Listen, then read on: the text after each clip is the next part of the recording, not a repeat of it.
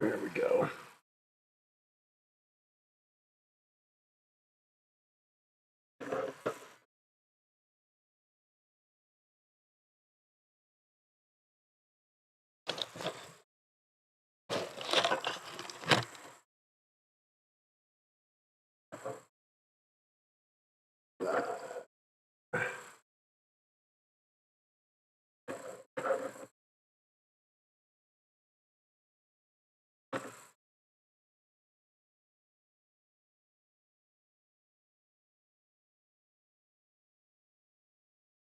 Who's the first victim?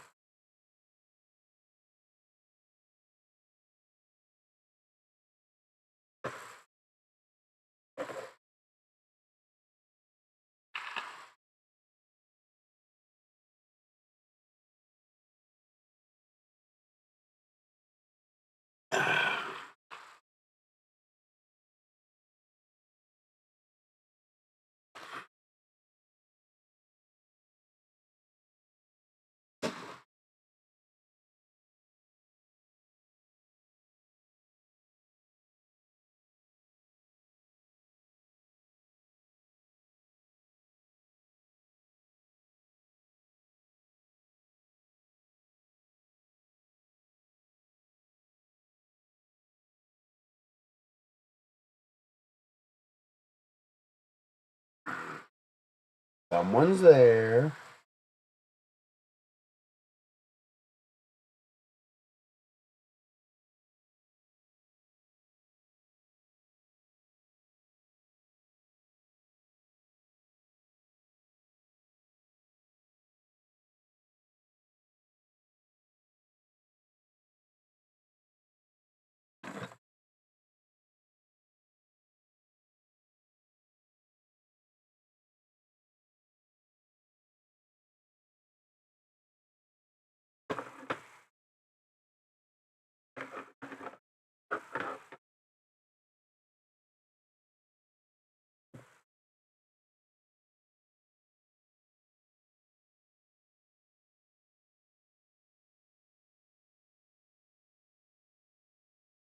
The victims.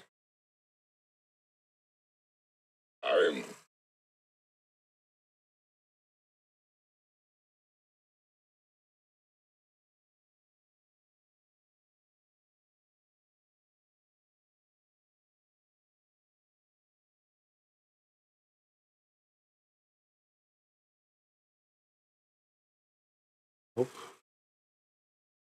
To be as explicit as possible when explaining it. Explicit as possible when explaining it. Explicit as possible when explaining it. Explicit as possible when explaining it. Explicit as possible when explaining it. How is that still doing that? Echo?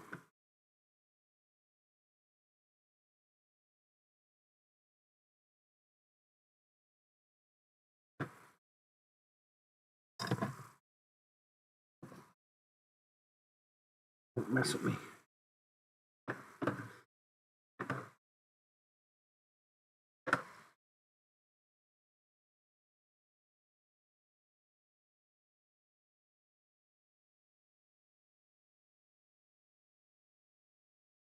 Come on, I see 4 victims. Somebody say something.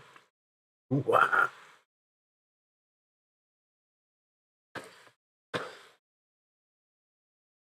One more minor correction. This needs to be corrected. Recatomic. Full name. How are you doing?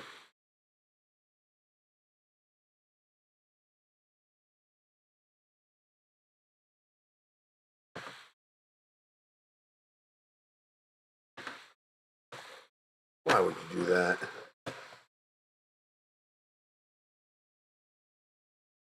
I hate when it selects everything. Like, it should know better. It shouldn't be that complicated, but it just insists on selecting everything.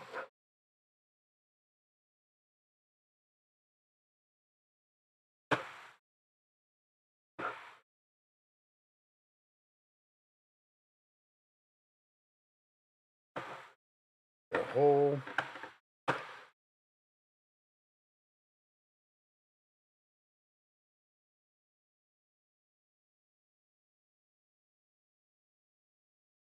I should be able to drop whatever I want in there. I got the final design done, except I found a new little tweak problem I have to fix. Little issue.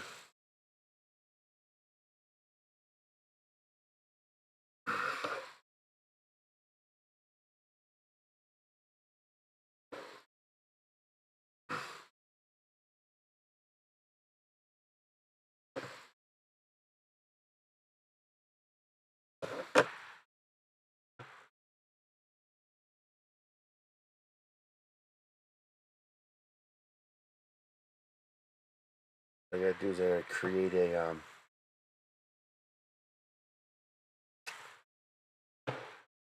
buffer, or not a buffer, a lip.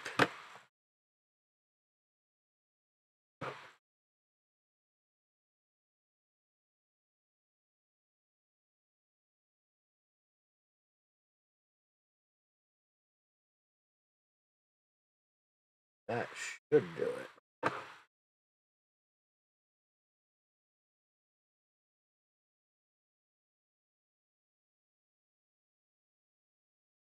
Duplicate that, rotate it.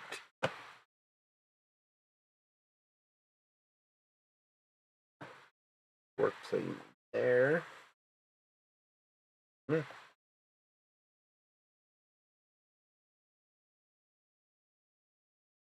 That way, printable.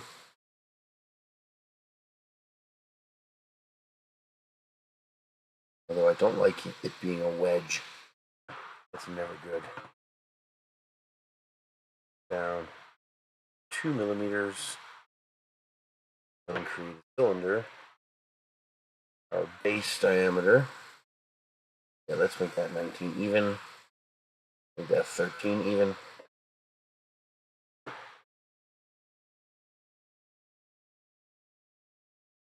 Hey James White, how are you doing?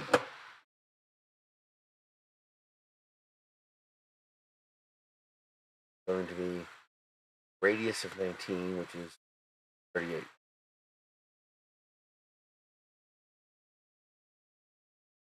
Millimeters thick. 38 will be correct. Why do you do that to me? Stay where I put you.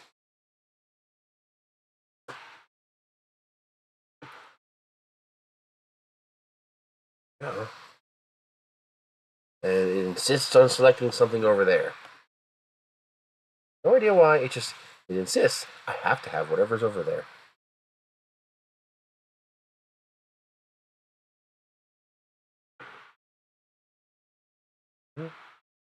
All I need to do is this, and join it. There we go.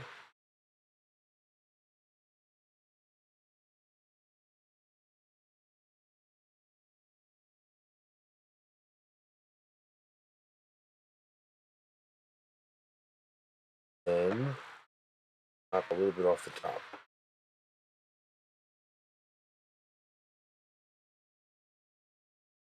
So we don't have sharp edge.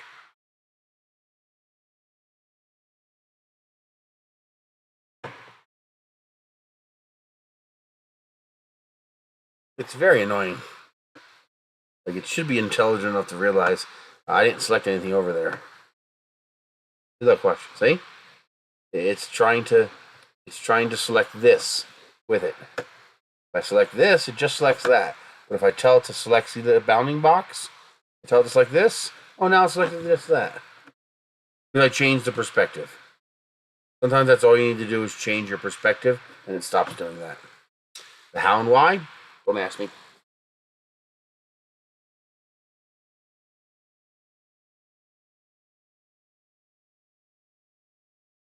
All right, that should take care of that problem.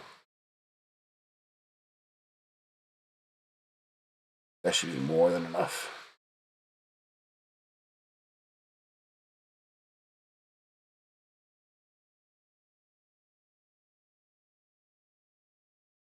Yep.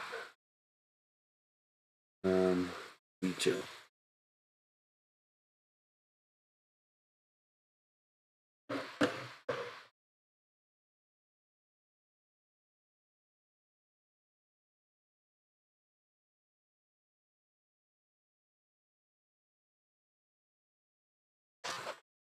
These little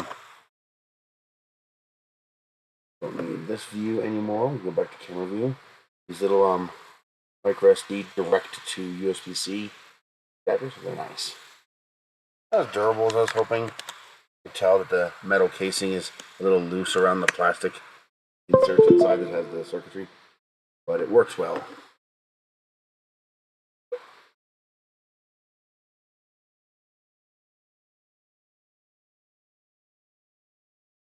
Did I download that? Yes. Rename this back to Dumbbell.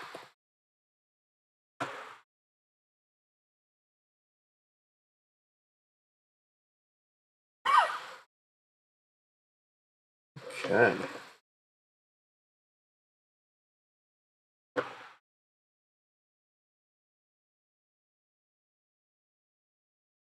Now Simplified 3D is being polite to me again.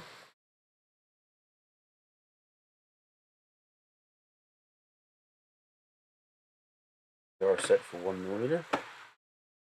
Their height of. I bet I can get away with 3, but we're gonna stick with 2.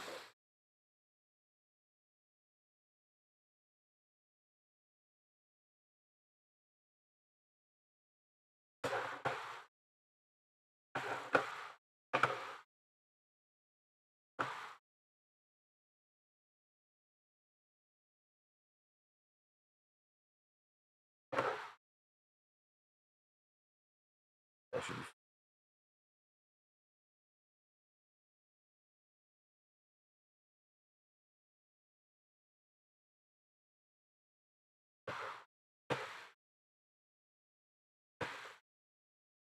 I'm in a bit early today, so it might take a little bit for people to join in.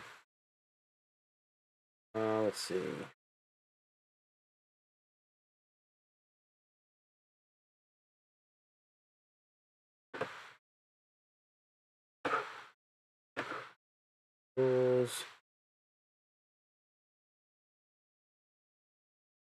How big did I make that bottom?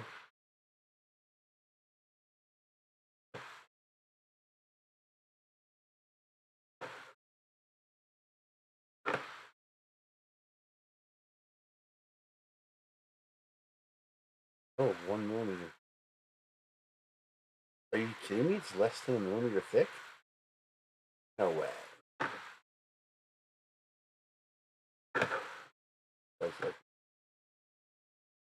No, it doesn't require supports. Why would you even think that?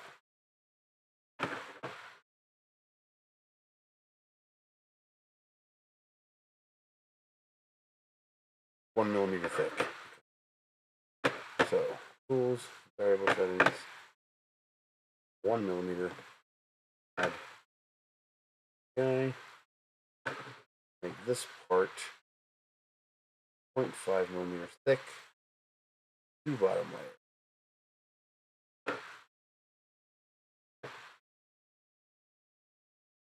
Section 1 has 0 bottom layer.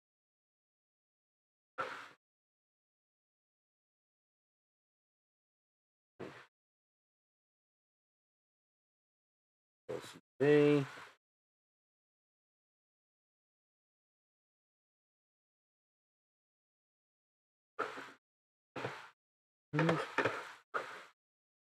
Range. There's my starting point.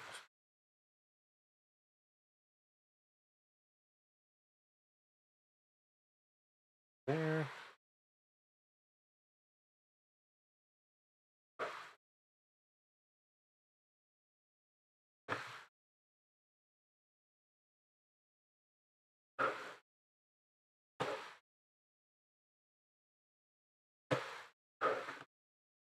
What I'm doing now is I'm setting up my sequential printing.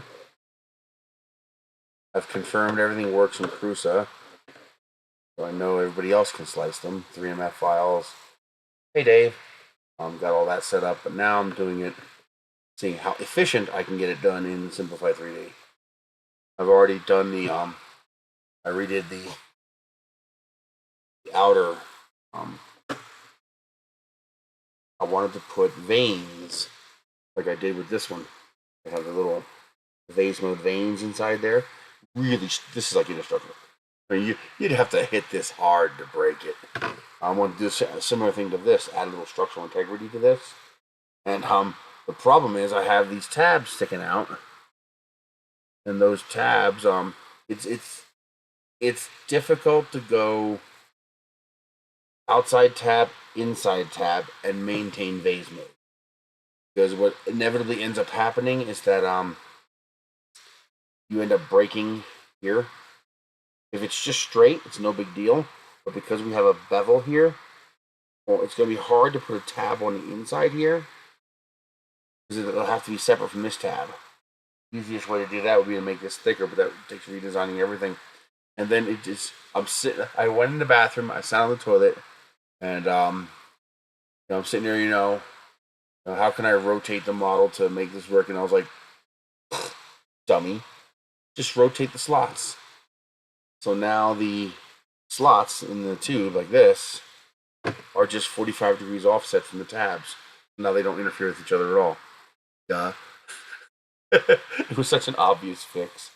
But makes the parts a little heavier, but they're also a lot more durable. This part should be able to hit the ground now and not be worried about cracking so much. And I also, with Simplified 3D, I could do variable. I can control exactly where I wanted to use what layer height and whatnot, and I got the print time down from like 3 hours to an hour and 5 minutes. All without going above 10 cubic millimeters a second. You don't want to go beyond for ETG. Just by using 0.8 millimeter layer heights. Well, this part, I'm pretty sure I can get away with the whole thing at 0.8 millimeter layer height. I'm going to try exactly that. This part, a little different. So the center tube here is 0.8 millimeters. This section here is 0.4, and then the threads are 0.2. Just because I need the threads to be clean enough to actually thread together.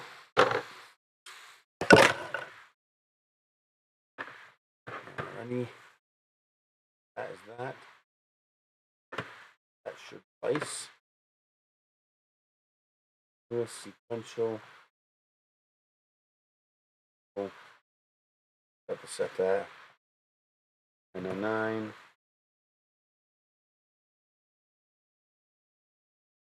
Go. 1 hour, 10 minutes. Nice. That looks nice to me. And by doing a proper sequential print, I eliminate all that issue of the hairs between the parts. Like rough line parts. Now that'll be gone. I'll include that G-code, and then my next step will be to figure out the optimal way to slice this using a 0.4 millimeter nozzle so that you'll still get the same result. Then to actually test printing that with a 0.2 or 4 millimeter nozzle, just so people who really just don't have a 1 millimeter nozzle can do it. I mean, the best way is with a 1 millimeter nozzle, but if you don't have a 0.8 or a 1 millimeter nozzle, then I'll figure out a way to slice it using 0.4. Just get rid of vase mode, use 2 perimeters, and tell the slicer to slice with a width of 0.5. This way, 2 perimeters at 0.5 equals 1 millimeter. So you'll get the same physical dimension. You should get the same physical dimensions, and should get the same mass and strength as well. Won't be quite as strong. I mean, the 1 millimeter single extrusion vase mode will be stronger than the 2 perimeter standard layer by layer print, but not by much. Hey, Ty Guy.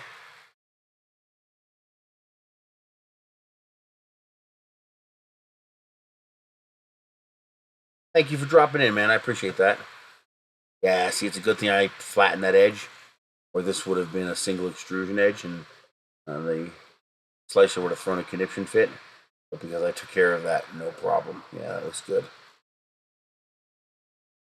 Yeah, I like that. That's fine. Okay.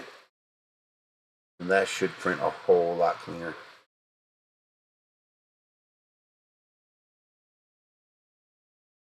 I love this Candy Blast color so much. Oh, it shows up good on camera too.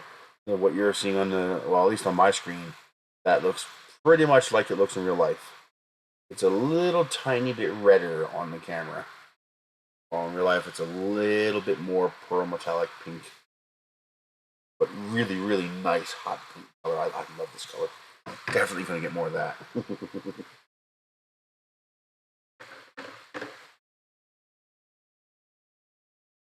Alright, let's save the factory file. Oh, I really should. No, we're going to save this to 1mm. Provide cap V2. Yes. I'll redo the outer as a sequential print too, so I can do all 4 one print. In fact, I could do that now. Let you guys see that.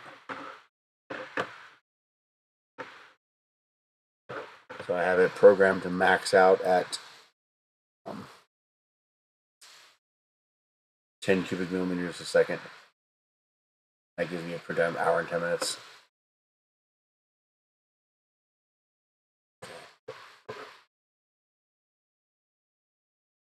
And I do not see any errant moves that shouldn't be there. So I'm going to call that good. I already have a button there. Cap V2.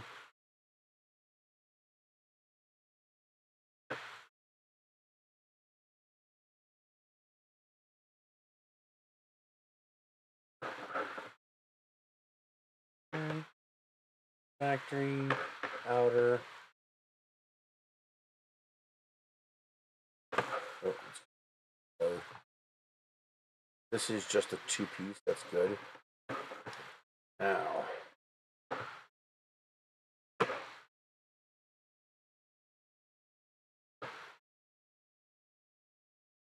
that is 4 of them. You are going to end up over here. No conflict, so you can go there. There. There.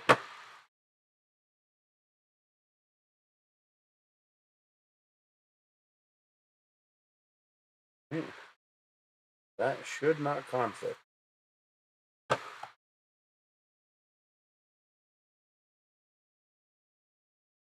Head is in front.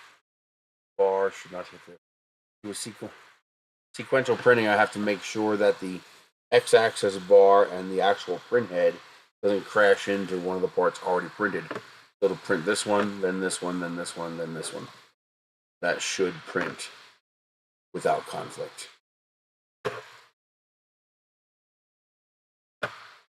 Okay, select models for you guys.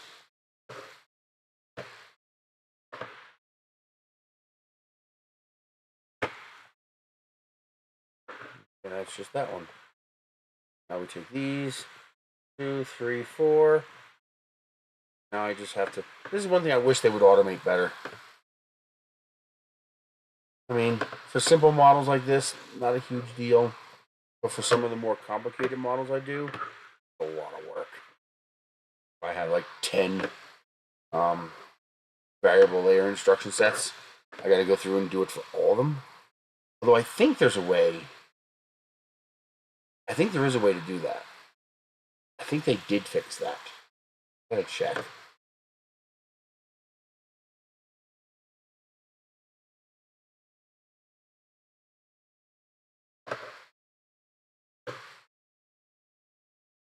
I think that was one of the changes for 5 that it did make that a little bit easier.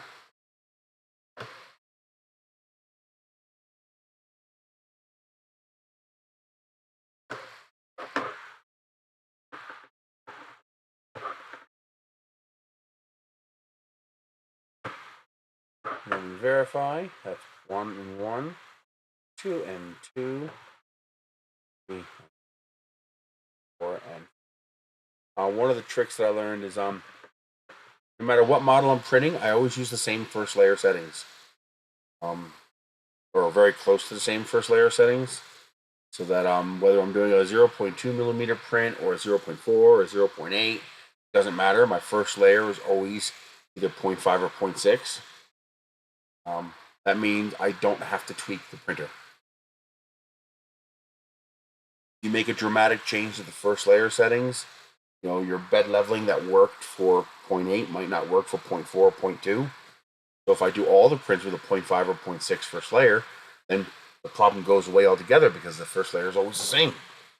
And so therefore the offset on the printer never has to change. No matter how drastically I change the model, as long as that first layer is the same, you're good. So I always do like the first millimeter of the print, the same settings.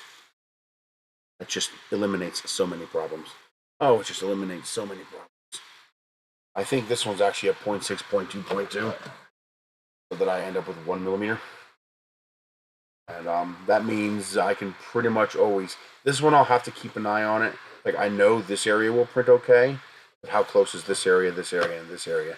They're closer to the edges of the print. However, I've done these, they stuck just fine. That covers 90% of that. But once you get the bed fully, you know, crammed properly, then you never have to touch it again. As long as you use the same first layer settings every time, and variable processes allows me to do that very easily. So this process here, you can see, is only 1 millimeter thick. That just covers my first 2 layers. I always maximize the extrusion, slow it way down, but just to make sure that first layer sticks. Because if, you know, the one Achilles heel of a vase mode print, which that's the same for any kind of print, is that if that first layer doesn't stay, you're done. Screwed, you're pooched. Okay. I am Groot. So you can see now I have veins on the inside, and all I did was offset them 45 degrees from the tabs on the outside. And by doing that, I don't have a conflict anymore. No more conflict. So that will, so 5 hours, 7 minutes, all 4 will print. And I don't have to go back to the printer and start the next one, I just tell it to print 4 of them and it's done. And it will do them sequentially. See, it'll do that one all together, then that one all together, then that one, and that one. And so I can still use vase mode. This is printing one at a time. Okay. So it's factory file, powder times 4.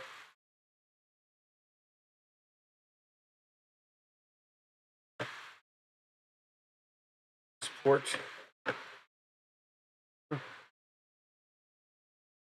Powder times 4.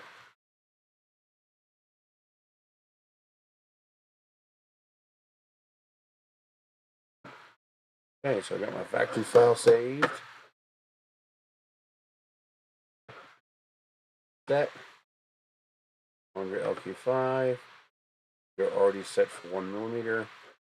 Already set for 5. This one I can go right to 0.8.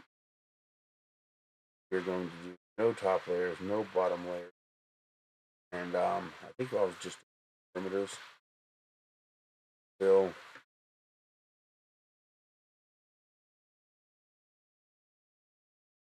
Full honeycomb. Just because it's more fun. Looks nice. I think I was at 7%. I'll have to check that. Infill extrusion width 100%.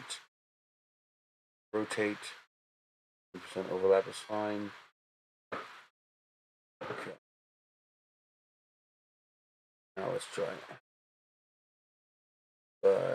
Boom.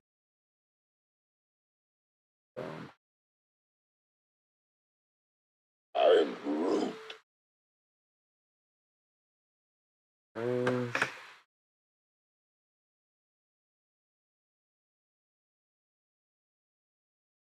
Is that the right pattern?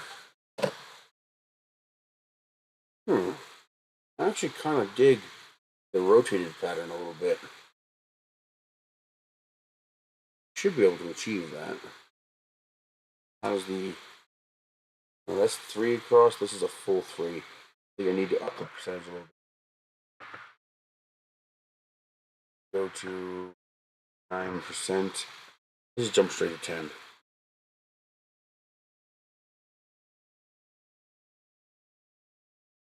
And let's do a rotation of 15 degrees.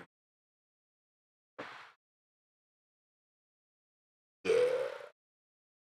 That is a little bit denser. No, that's about right. Pretty close to it.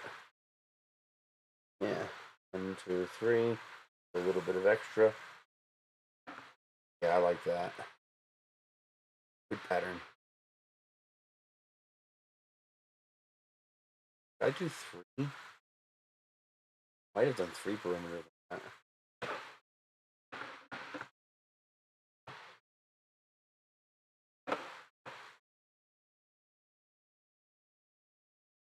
Yep. Yeah, that's pretty close to what I got here too. It was 10%. Yeah, I like the 15 degrees. That's nice. Just a nice pattern. I like that.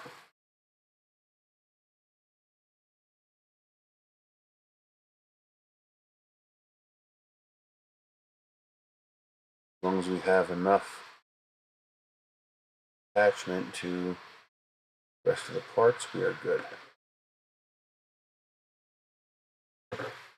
And we don't need to waste so much plastic on our skirt.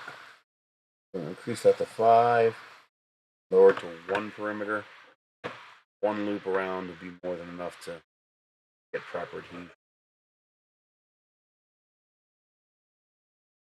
That nets me. Ooh, that's much lighter. What did I change? That's much, much lighter. Don't get me wrong, I like lighter, but why is it so much lighter? Is it just the efficiency of going 0.8?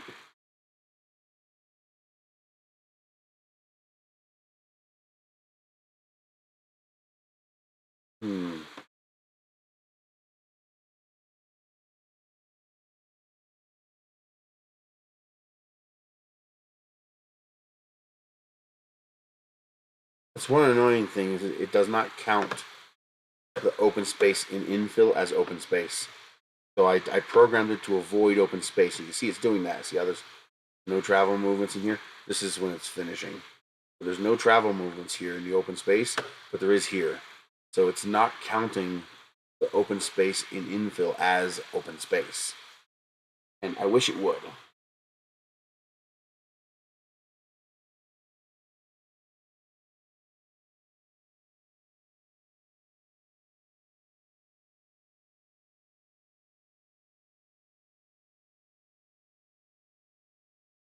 Just because when you're making a part like this where it's intentionally open grid like this, it'd be nice. It would keep it cleaner if it avoided the open spaces.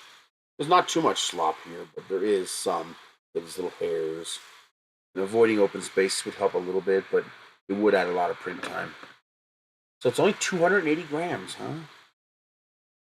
It's lighter than I thought. That's only 140 grams each. I'm okay with that. I'm very okay with that. The question is that too much of a... No, with the 3 perimeters, that is not too much of a horizontal translation. One problem you have is, how much do you translate per layer? So the higher the layer height relative to the nozzle width, the more gap you get. You see the this layer here almost completely misses this layer because the horizontal translation is so great, only the edges are touching. But because there's 3 perimeters, there's plenty. That should be fine. My concern is the bottom here. But again, with 3 perimeters, I think that'll overhang fine. Guess we'll find out when I print it, huh?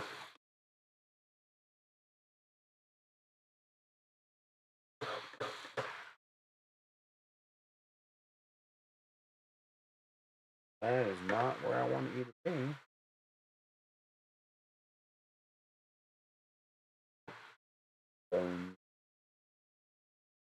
And export to USB drive.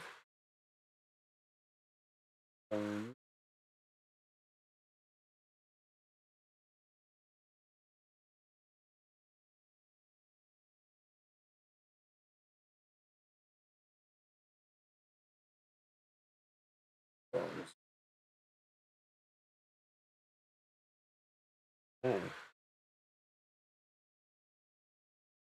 Caps is one print. Bones is a print. The outers is a print, and the. I wonder if I can squeeze center. I bet you I could. I bet you I can get all 5 of those parts in one print. We're gonna try that. Hey, Maker Viking, how are you doing? So that's done. Let's go back to outer V4. Now, can I rearrange this? Bet you I can. So I should be able to get this quite a bit closer. Should be able to get this one quite a bit closer. Means I should be able to bring this one in here. That, and then I can fit the 4th one right there. The last one right there. Simplified. Boy, no, I don't have to modify it now because I modified the caps. There.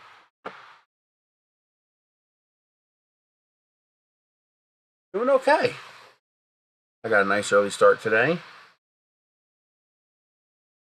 That should be okay.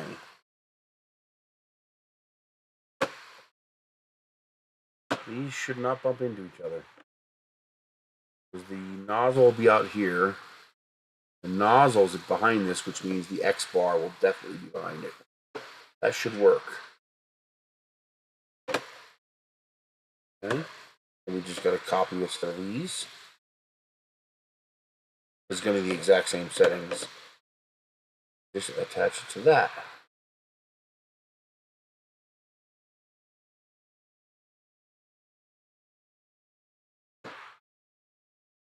Okay.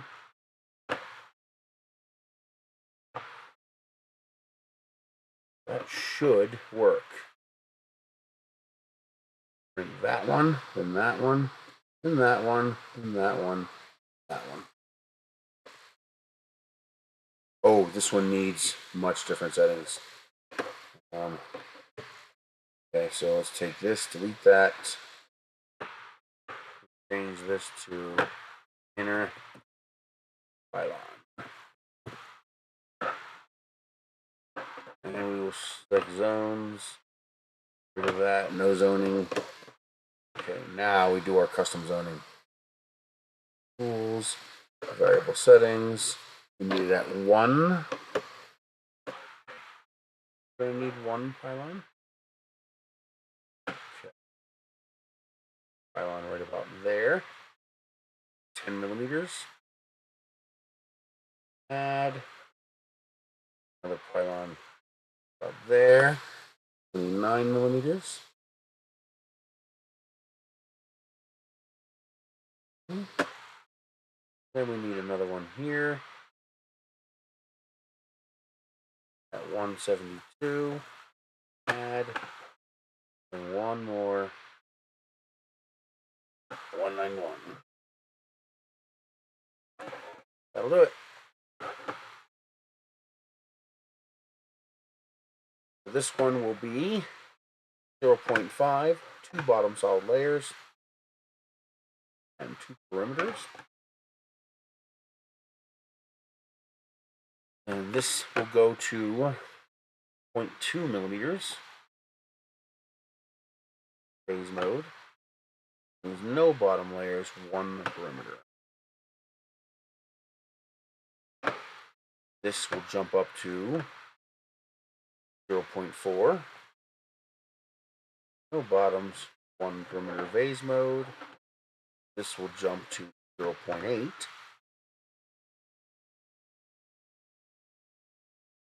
No bottom, single corkscrew. Then we jump back down to 0.4. And finally back down to 0.2. We only need the 0.2 for the threads. Okay. This is the wonderful, this is just, you just try doing this in Prusa or Orca or anything else. I mean, you might be able to get some of this done, but this is so easy here. It's just so easy. Okay.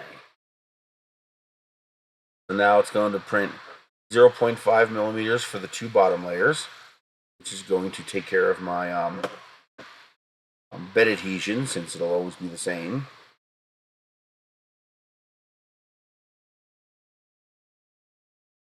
There we have our perfect. There we go. I got two perfect layers. Then we switch to 0.2 millimeters for the threads, 0.4 millimeters for the chamfers, 0.8 millimeters for the vertical shaft, back down to 0.4 for the chamfers, and back down to 0.2 for the threads. This way it's super fat layers where I really don't need fine detail, and it's super thin layers where I need the detail for the threads. And these looking okay so far. I don't see any problems. They should print just fine doing the whole thing at 0.8, except for, again, first 2 layers, solid, 2 perimeter, 0.5, when my bed level never changes. And that's assuming your printer is mechanically reliable, meaning your printer doesn't vary itself. It actually does the same thing each time. This is how you get walkaway prints, where I can hit print, and I don't have to sit there for the 7 minutes it takes the whole thing to heat up. I can just hit print and walk the hell away, knowing it's going to stick, it's going to stay. It also helps that I'm printing really fat layers. 0.2 millimeter layers are tough, because if you're off by more than 0.1, it doesn't stick. But with a 0.5 millimeter layer, I could be off by, 0.2, 0.3. That first layer still has a decent chance of staying put. So there. And that allows me to print all of them all at once. Good, good, good. Let's do save factory file as pylons. All pylons.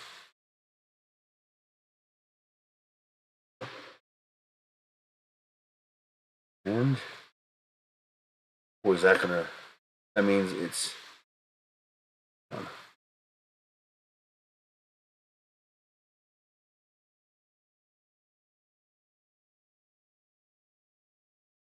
So now the whole thing is 3 prints. Oh, that's nice. I mean, sure, it's going to take 7 hours, but it would have taken more than that to do them individually. They would take, hour and 20 minutes to do each one, and I have to go back to the printer, heat it up again. This, I just hit go, and it's going to print that one, then that one, then that one, then that one, then that one. So 7 hours later, all 5 of them are done. Of course, one of the nice things about this model is you can do the parts in different colors. So if you want to do, the parts in different colors, then you can do that too. But if you're going to make multiple of them, what you can do is just print one full set in one color, then print another full set in a different color, then swap parts. So this is the ruggedized version. It has 10 screw caps for all the ends, which it's a pain in the butt. It's heavier. In order to modify this, I have to undo all 10 screw caps in order to take even one of these out. However, the result is this thing's like bulletproof. I mean, I could beat somebody to death with this. I have updated this one to include the veins in the pylon center and outside, so that this has the same improvements the other one has. Then, of course, now I have the new one, the simplified version. So this one has only 2 screw caps, and you only have to remove one to reconfigure the whole thing. Now, there is one change I did have to make.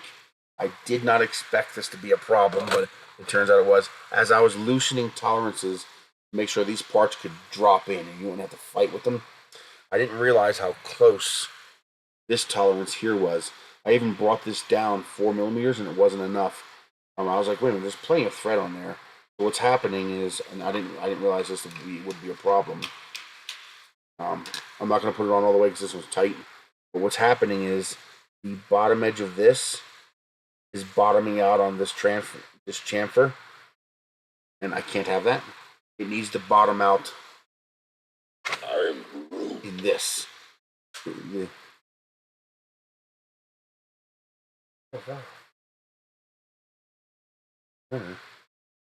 I need this edge to hit this so that I can compress it. And because this was hitting this first, it wasn't hitting this, it was loose in here.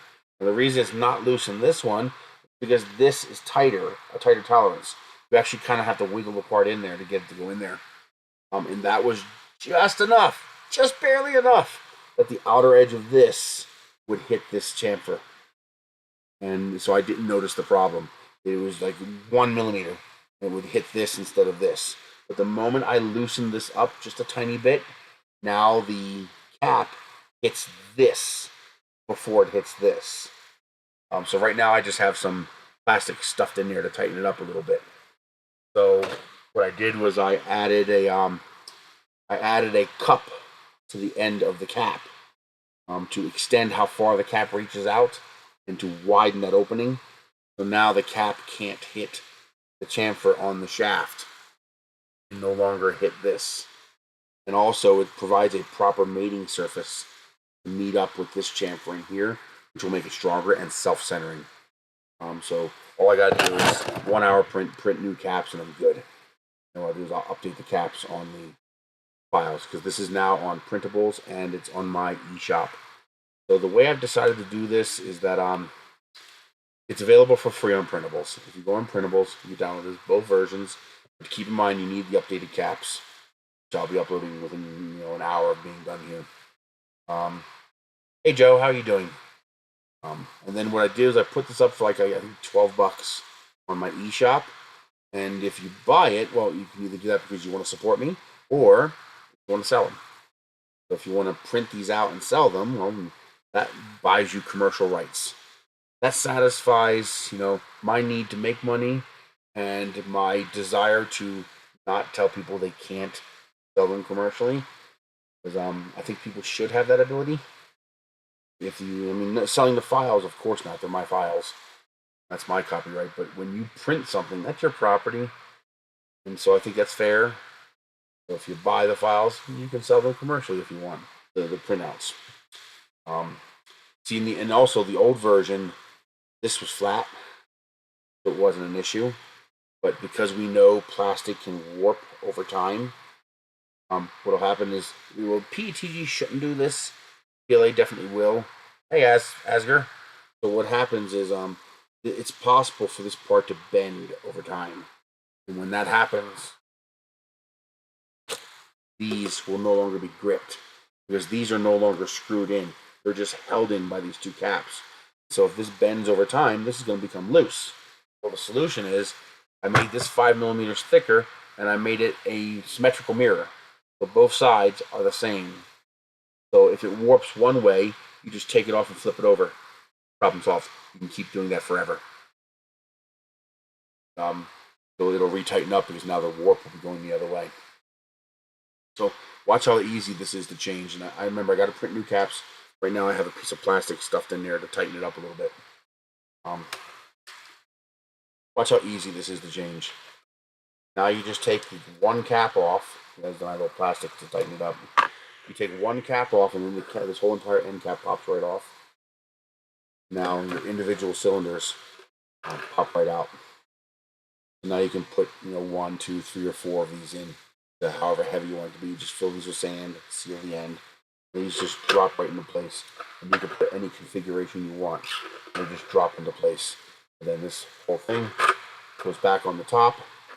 And then this just threads on. Problem solved. Again, these are a little loose because the cap is bottoming out on this instead of this, which the new cap design will fix. But yeah, that's fantastic. I'm super thrilled with that. I'm even thinking about expanding the wishbones, the dog bones, out so that you can put 4 more of these pylons on, and or better, have it come out this way. This. And just extend out. I don't know how far I can extend it. I got to see, because I can put it 45 degrees on the bed and make it bigger. I got to figure out which way. Because I am concerned about, that shouldn't get that heavy. But it'd be nice to be able to put more of these on here so that you can make this heavier. I could probably extend it out this way too. Only one end needs to be open for your hand to get in there. So I can put another pylon here and here. So if I extended, 2 more here, 2 more here, 2 more here. That would be 2, 4, 6, 8. I can go up to 10 pounds. I can make this up to around 10 pounds, which might be pretty cool. So I might do an expanded version, would allow you to fit more of them in there. I might blow this out a little bit more too, because most people aren't going to have this problem, but I got really big hands. And my hands, they hit that pylon right there. It doesn't hurt or anything, but it's annoying, especially if you catch your knuckles. And it doesn't hurt; it just slides. But yeah, if I can make that just a tiny bit bigger, so us big-fisted people don't have that problem. Yeah, I like this. This is cool. I love this color.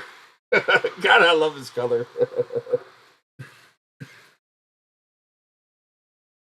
I wish Atomic did sponsorships, because, man, I'd print the shit out of their stuff. They make such cool colors.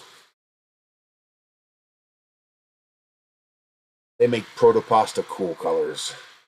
You know, except that it's only $33 a roll. And they and they almost always do the cool colors in both PLA and PETG. They're not cheap, but they're good. They're good quality.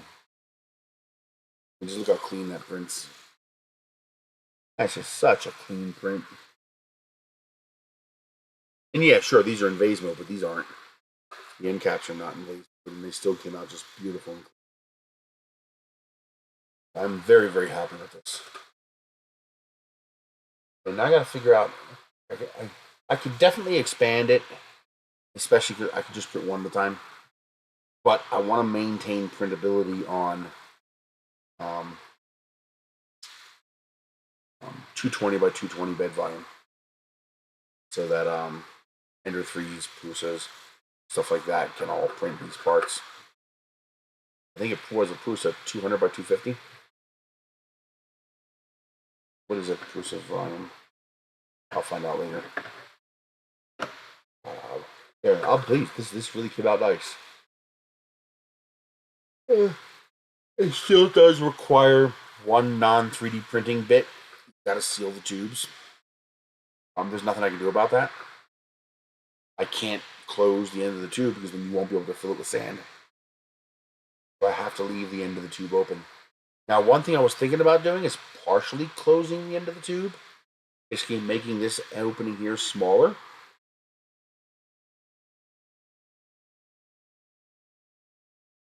What's that? I hate that. I really hate that part of that. Oh yeah, if you're overseas, I can imagine that'd be difficult. But damn, they're nice filament. This is their newest color. Actually, no, they do have a newer color now. It's like a blue-green color. But before that one, just a couple months ago, this was a newest color, Candy Blast. It's just a really nice hot pink. And it's got a metallic pearl going for it. Canada, it's the same thing. You know, a little bit easier than Europe, but still. You're with Atomic, you're probably better off placing a bigger order to amortize that shipping cost. They also have they don't always have it. You have to go on the waiting list, but they have cast-offs PETG and PLA pack, where you get 10. I think it's 10 rolls for $150, and you're guaranteed 7 kilograms of plastic minimum. So do the math. That's like what?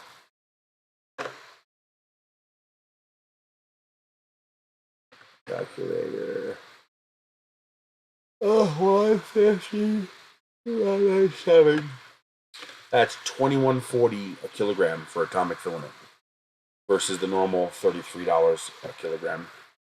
So that might be a big enough savings to justify the increased shipping cost. Just go on the waiting list. Now you don't get to pick the colors. You get random colors. I got lucky. I got 2 rolls of Candy Blast in this order.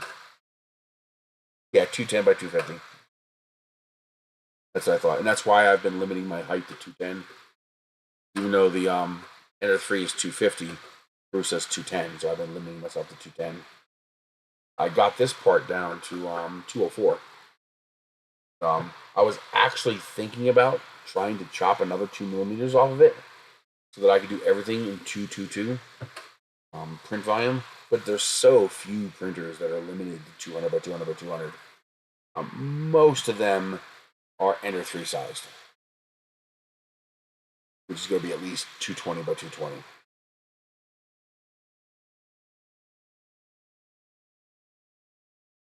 That's almost done. Nice.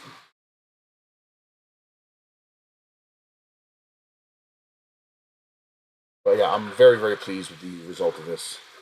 I just have to print the new caps, see how they come out. Should be it. Although I have pink, that's okay. I like the idea that the caps are a slightly different color. I want to do the center a different color too. I might do the center in bubblegum. Yeah, it's still pink, but it's a little bit different. Add a little bit of contrast.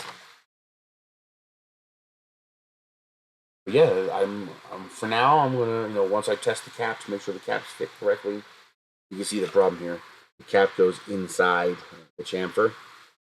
That allows the cap to bottom out on this before it bottoms out on this, so it never tightens up. But once I have the new cap printed, that'll go away. It's a dumbbell. So I originally came up with this model, and I realized that this model has a pretty serious problem in that, the idea is this is modular. You can configure this from 1 to 5 pounds or 1 to 6-ish pounds. I'm not worried about being precisely 1, 2, or 3 pounds, as long as it's roughly close to that. But the idea is you can unscrew these, and then you unscrew both ends, and you can take these pieces out. Now this is very strong, very rugged, because you've got 10 screw caps all compressing all this down. The only problem is, if I want to change even one of these, I got to take out all 10 screws in order to get that one out. Well, no, not true. You got to take all 5 of these, and then however many of these for however many you want to take out. So basically, you got to take out most of the screws to reconfigure. So that was a little cumbersome, especially because, your knuckles are going to rack on these other ones. So I was like, could I simplify it? And this is the simplified version. So these are now slotted. They fit in there. And you only have to take off one cap. So you take this cap off. That's it. And now, because everything's slotted in except for the center, just pop this end off. And now you can pop these out and reinsert them however you want. And they just fit right in there just like that. You have see that configuration on the end there. That helps keep them aligned. They just pop right in there. You put as many as you need in for however much mass you want, and then that goes on, and that goes on. So one screw and the whole thing reconfigures. It's a little loose because I got to redesign the cap. I already did that, but yeah, that's it. Now, why did I do this? I had a problem with my joints. I wasn't able to bend properly. I mean, it got so bad that I couldn't reach the key to the car to start the car easily. Yes, sand for weight. I was having trouble reaching the key to turn the car on. I was like, what the hell's going on here? They're open-ended. So you fill them up and then you seal the end with hot glue or epoxy. What I'm going to do is I'm going to fill them up almost to the top.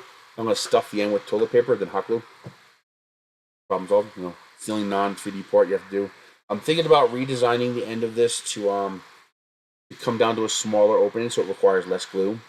And then I'll just include a little 3D printed funnel. Make it easy to fill with sand. But that'll dramatically reduce how much glue would be needed to seal the end. And I might even be able to make end threaded. So that you can put a small cap on there. Maybe that would be a good idea for reusing bottle caps. They're too big. Maybe not. But I wanted to be able to slide through. But I might maybe eventually design little caps so you don't have to glue. Because I like the idea of not requiring any glue at all. So we'll see. I got to work on that. So the doctor, since it takes a long time to get a doctor's appointment. Hey, Mike, how you doing? The doctor he prescribed me all the solutions. So he prescribed me physical therapy and he prescribed me water pills. See which one would do what. Turns out I didn't need the physical therapy. It was very easy. I mean, I didn't really have a flexibility issue. So it really didn't do anything for me. But the water pills worked almost immediately. Pissed like a racehorse for about 2 days, and then all my flexibility came back. But while I was at the physical therapy, I noticed that there were a lot of people who did need physical therapy, and they were struggling. They would have difficulty picking something like this up. Picking up a gallon of water was just out of the question for some of these people. Atrophy, age, disease, whatever. So they were at physical therapy to rebuild their strength. And so the people there, they're not weightlifting. They would never lift a 10-pound dumbbell. Never. They're lifting 1, 2, 3, 4-pound dumbbells. So I got to thinking, I looked it up, and I was like, okay, let me get a set of those for home. So Michelle could probably use them too. Wow, they're like $35-$40 each. And that's going the cheapest route, the adjustable one, which has a little weight you put on the end to adjust how heavy it is. I was like, damn, these things are expensive. It's like, I bet you I could print that for less. And it turns out I can. I can print that for about $6. Because this takes about half a kilo of plastic. You can get PETG as low as $11 a kilo. Just buy the cheap stuff. I mean, obviously this is, $16 if you use atomic filament. But you buy an $11 roll of PETG off Amazon, now it's $6. The bag of sand is $5, and there's probably enough sand there to fill 20 sets of these. So you're looking at 50 cents worth of sand each, if that. So about $5.50 in plastic, 50 cents in sand, looking at about $6 each. And if you can get plastic donated, or you have extra plastic, or you have a source for cheaper plastic, do it for less. I do not advise PLA. If you're going to print it for yourself, and you know how to take care of it, PLA's fine. But PLA, you drop it, it breaks. Okay, you leave it in the sun, it's done. Although, once these are all filled with sand, it's probably going to be pretty durable to heat deformation. Since the sand will be a big heat sink. Yeah, you probably could do PLA, but I would probably want to do PETG if I was giving this to somebody else. And the idea is, well, print a set of these and donate them to a local community center or therapy center. And tell them, hey, if you have a customer who's needy, give these to them. It's not for the therapy center to keep. They have funding. They can buy their own weights. This is so that they can give a set of these to a patient who can't afford to buy a set. And now that patient can have this at home. And what's better is it only costs $6. Because you don't need to give a pair to a patient. Most of these patients aren't going to be doing double arm. I'll sit here and I'll do double arm all day, but most of them are going to do one arm, and then they're going to switch and do the other arm. So one is plenty. And all you got to do is show them how to unscrew it and change the weight. Start off with one. Start off with nothing. And, just the frame, and you're at about a pound. Not quite. Then you add one, now you're a bit over a pound. Then you add another one, you're a bit over 2 pounds. Add another one. You see, you just keep adding more until you get the weight, until you can handle more weight. And so the idea is that people could, print a couple of these to donate to people who can't afford to buy them. You can buy dumbbells more affordably. The cheapest I found, I think, was $19, and that's if you go to 5 and below, and you can buy 1 pound, 2 pound, 3 pound, 4 pound, 5 pound. And that total comes to like $19 or $16 or something like that. But for example, for patients up here, well, it's $16 plus $20 in gas, because the nearest 5 and below is a 70-mile round trip. So yeah, I mean, if you live in Bensalem, 5 and below is right there around the corner. But if you live in bumfuck nowhere, Western U.S., the nearest 5 and below is going to be it's done. The nearest 5 and below could be quite a distance away. So this is a very, very affordable way. Exactly. So now, I think it was $3 for the 1 pound. It was like $4 for the 2 pound. It was like $6 for the 3 pound. When you added it all up, so you can do the different, because what they do is they start off with a 1 pound weight, and when they're comfortable with that, they switch to a 2 pound weight. And these are people who are recovering. They're in physical therapy. They're not doing physical training. They're not doing fitness training. These people, they would struggle with a pound or 2 pounds. They start off with the lightest, and they do those for weeks on end until they rebuild their muscles. And then they switch to the 2 pound. So these are people who are probably never going to go beyond 5 pounds. They're trying to restore normal physical capabilities. The ability to hold a bag of groceries, the ability to pick up a gallon of milk and put it in the fridge, the ability to pick up a bottle of laundry detergent and pour it in the washing machine. Normal activities that we take for granted. These people are also usually either poor, financially challenged, or on a fixed budget. Social Security, for example. If you know anybody who's on Social Security, who wasn't fortunate enough to have a pension, they're barely surviving. So, if I could print out, even 3 or 4 of these a year and just donate them to my local therapy center with the understanding that you have a needy patient, give them one. I'm doing good. Health issues, but working through it. Financially, things are not that great right now. And, half of that's COVID, half of that's a downturn economy, half of that's just my fault. Not doing my job right. Trying to fix it. I'm going to Rep Rap Fest in Denver this weekend, so I'll be at Midwest Rep Rap Festival in Denver. I'm really looking forward to that. Hoping to drum up filament support for my walls. I have a ridiculous amount of filament, but it's almost all PLA. I can't use that outdoors. It perform in this weather that I get here. I live in the high desert. So I have 300 or 400 rolls of filament. It's like 99% PLA. So I can't use it for this. Well, I can use it for these shadow facing walls. So I'm actually going to start making bricks out of PLA. Because number one, I can do them faster. I can do 15 cubic millimeters a second instead of 10. But also, the color also doesn't matter if it's not in sunlight. So the building's going to be building, if the one's going to be sitting right against the carport. And so the blocks that are actually facing inside the carport will never see direct sunlight. I can use PLA for those. So I'll be digging out the PLA to start using PLA for those blocks. But any outward-facing blocks that'll ever see sunlight, those have to be petchy in order not to warp like crazy. So hopefully I'll drum up some filament support. I'm going to be bringing the blocks that I printed, bringing my little shed walls. I still haven't quite figured out a way to attach a roof and a ceiling to it. Still haven't quite figured out a way to do that. It's one of those things I just got to sit down and play with it and go. And at some point I'm going to go, oh, I can do that. But I have to sit down and have that aha moment. Hang on a second, let me get this going.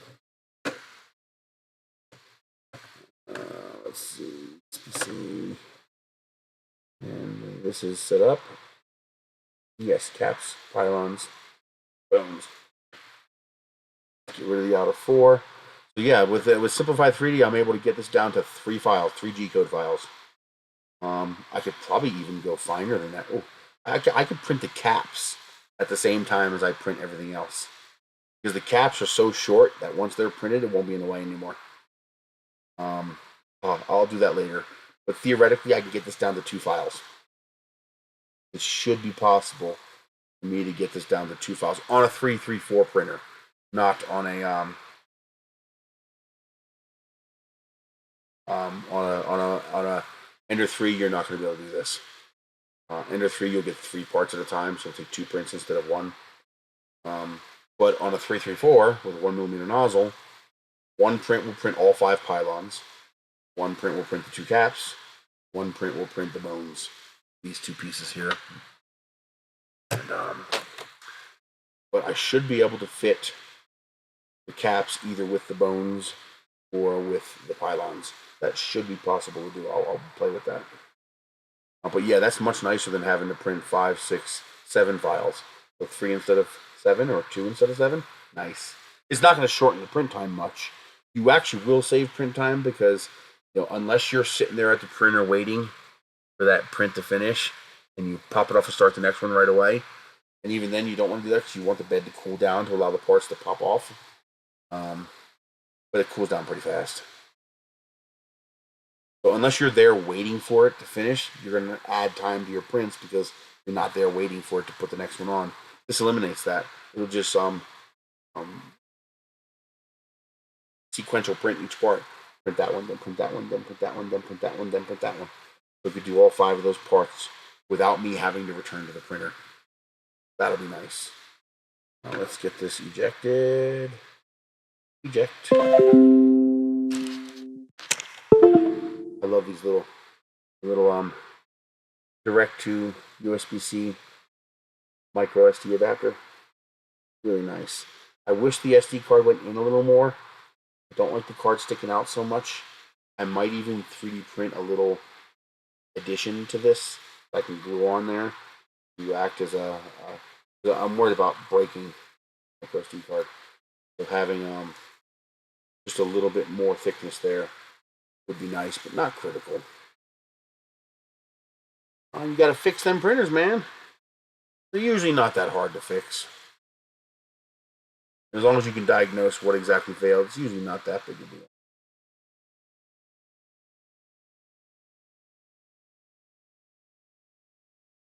And my hair's going crazy again. It's on its own. That was all neat an hour ago, and now it's like, give me a second. I'm gonna go get the caps fitted. Oh yeah. This chair is too short. Bends my legs at a weird angle because the chair is too low to the ground. Oh yeah. And my knees are telling me in no uncertain terms that they do not like that. I'm bitching at me, saying, "What are you doing?" Thanks.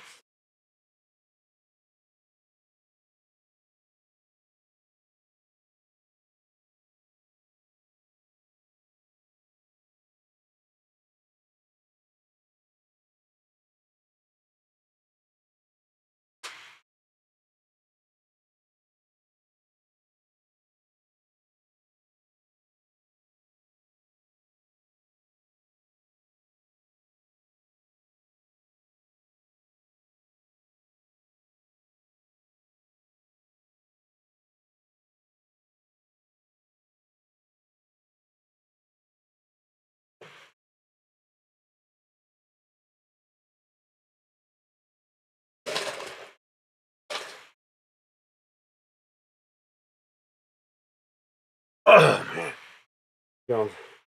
And that printed fine. So this one was printed the whole thing at 0.8 millimeters instead of 0.2. Difference. So that's got a much smoother finish. While this has a much thicker layer of finish.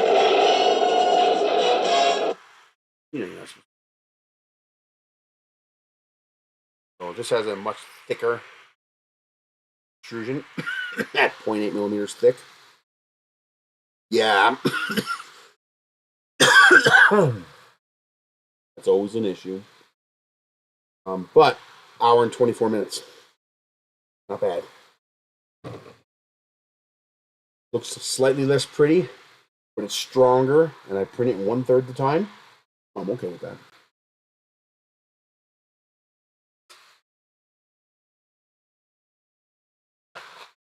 Of course, if you're printing it for yourself, you just print it as pretty as you want.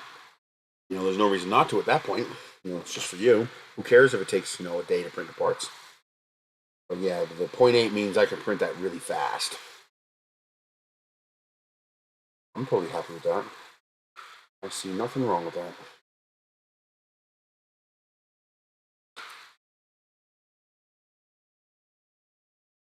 Let's make sure it fits right.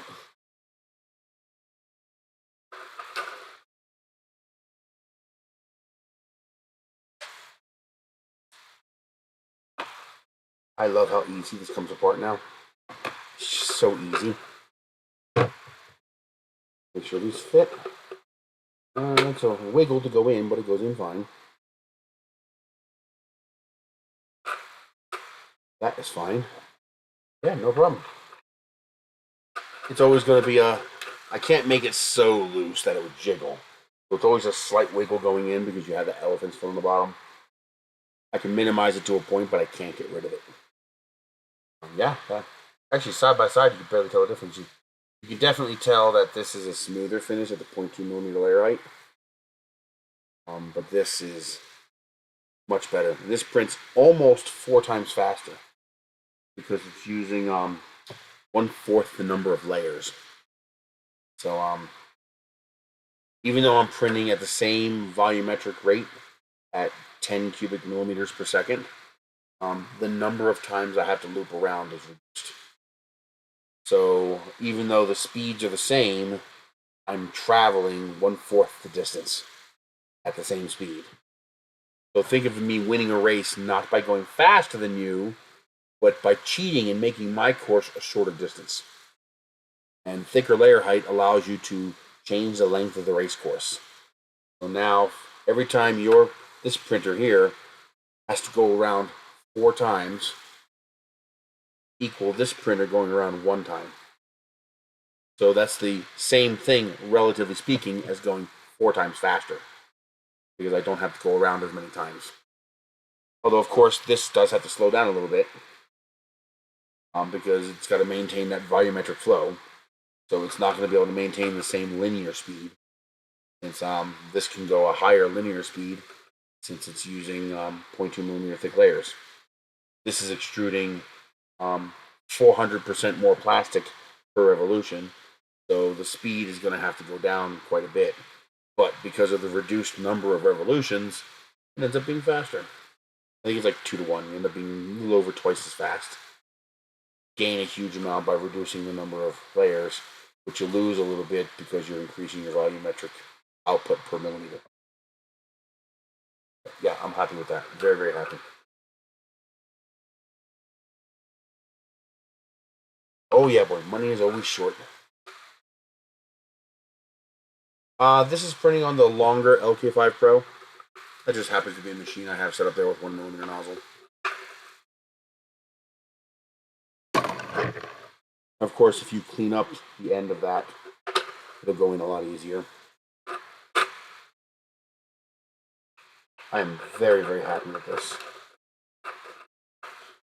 This came out, it really came out pretty nice. I'm really pleased with it. I have no complaints really. As I said, the only change I might make is to partially close this in to like maybe that center opening there, maybe an 8 or 10mm opening. Then I'll include a model for a little funnel. Put a little funnel in there to pour the sand in. Good funnel, doesn't have to be very difficult. That would allow me to partially close this end, which means less glue would be required to seal the end. And I might even be able to get rid of glue altogether by printing little caps. No problem, Riff Raff. You have a great day. Go.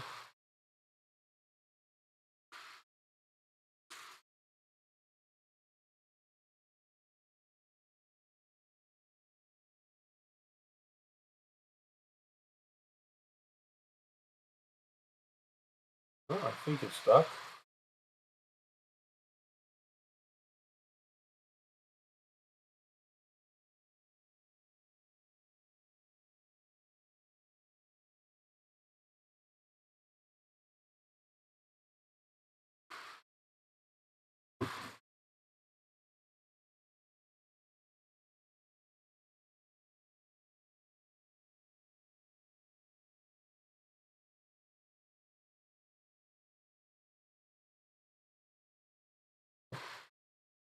But overall, very pleased. I'd like to maybe try making some of these. I like the way this works. The way it's a little cookie cutter. Then you're gonna push the cookie out, but also that allows you to make sure you push an imprint into the dough, so you know you're going to get that that detail in your print. So you can push it down and give it a couple bops. You can push it down and give it a couple bops, make sure you have your detail. And then when you pick it up, you can pop out your little cookie. We need to try to make these.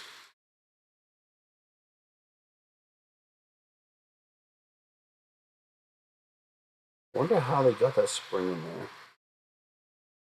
How did they assemble? This one screw? I don't want to break it. Not willingly.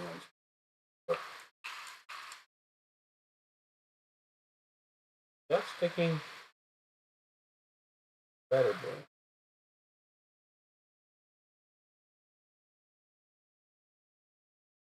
I think it is. I don't see nothing flopping. Maybe I can't really see it too well. Maybe you get a camera set up in there.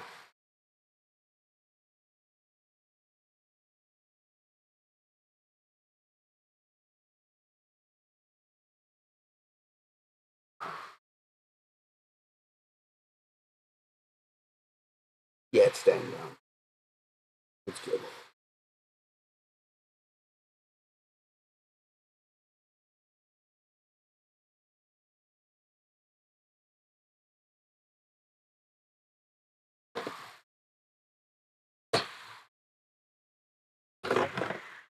Come on.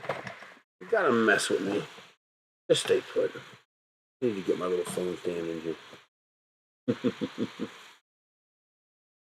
But, it looks nicer with the 0.2 layers, but that's only because I'm looking at them side by side. If you're not looking at them side by side, you'll never know the difference.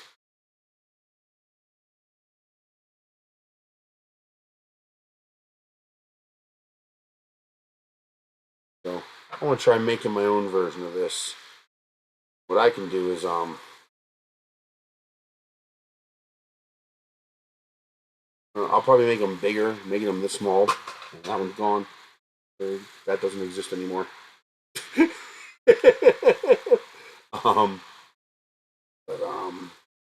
the only way you're going to get that kind of detail, this size, is with a resin print. A resin print would definitely let you get that kind of detail. But what I'd probably do is have I technically don't need a spring. I could just manually push, pull. But I technically don't need a spring. That would simplify it. I could just make print this part, have this snap on at the end. In fact, if I print this with 2 rings on it, my fingers to stick into, it'd be very easy to push and pull this. But I'll probably just keep it simple. But I'd like to make my own designs. Although I imagine designing all of that is probably a skill in itself. With the right PNG files, I can just create layers like I do with a multicolor print. If I could do simple designs, it would probably take people with more skill than I have to do more complicated designs. To get the idea started, like the articulated stuff, I was able to come up with the mechanism to make that easy to do, and then everybody else, they came up with the cool stuff. But it'd be nice to be able to make my own cookie cutter design. I can make nice, detailed designs like this. That's cool. What else we got here? Cement truck.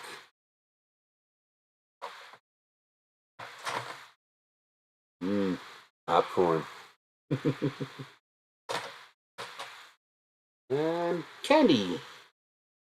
There's your little candy. Also, I got these off AliExpress.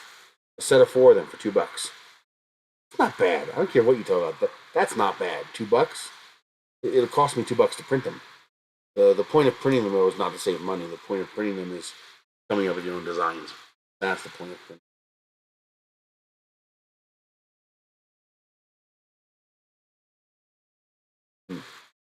I definitely want to play with that.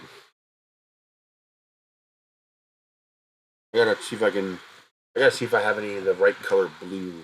I used that right there as the right color blue, and I used it all. I don't think I have any more of that blue. But I want to print a. I have a 3D printed tie I wear at the show. I want to print a Miku tie, just because the blue and a little Sharpie for the black stripe to be done with it.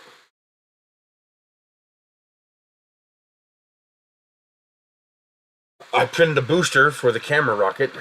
So that is a 13mm boost engine, a half A engine.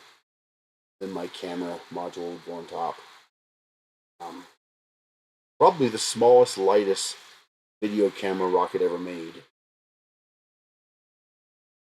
Most of the time you can't fly it. Silicone, this food safe idea is largely bogus. I mean, is a 3D print food safe according to food safe standards? No, it's not. And it has nothing to do with the plastic. It has everything to do with the 3D printing process. 3D printing process makes layers. Those layers are the problem. Those layers are little nooks and crannies where creepy crawlies can live and grow. But when you're dealing with dry ingredients like cookie dough, it's a non-issue. It just doesn't matter. You rinse the part off.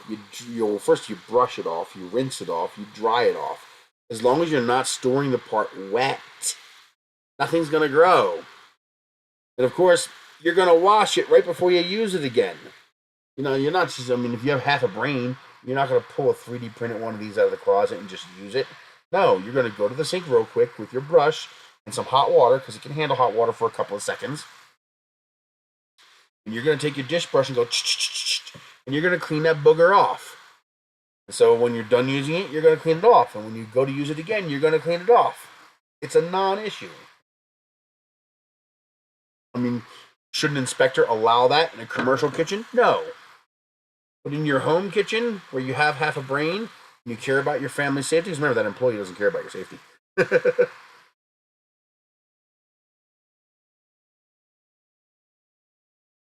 New flavor from Walmart, cherry slush. Really good.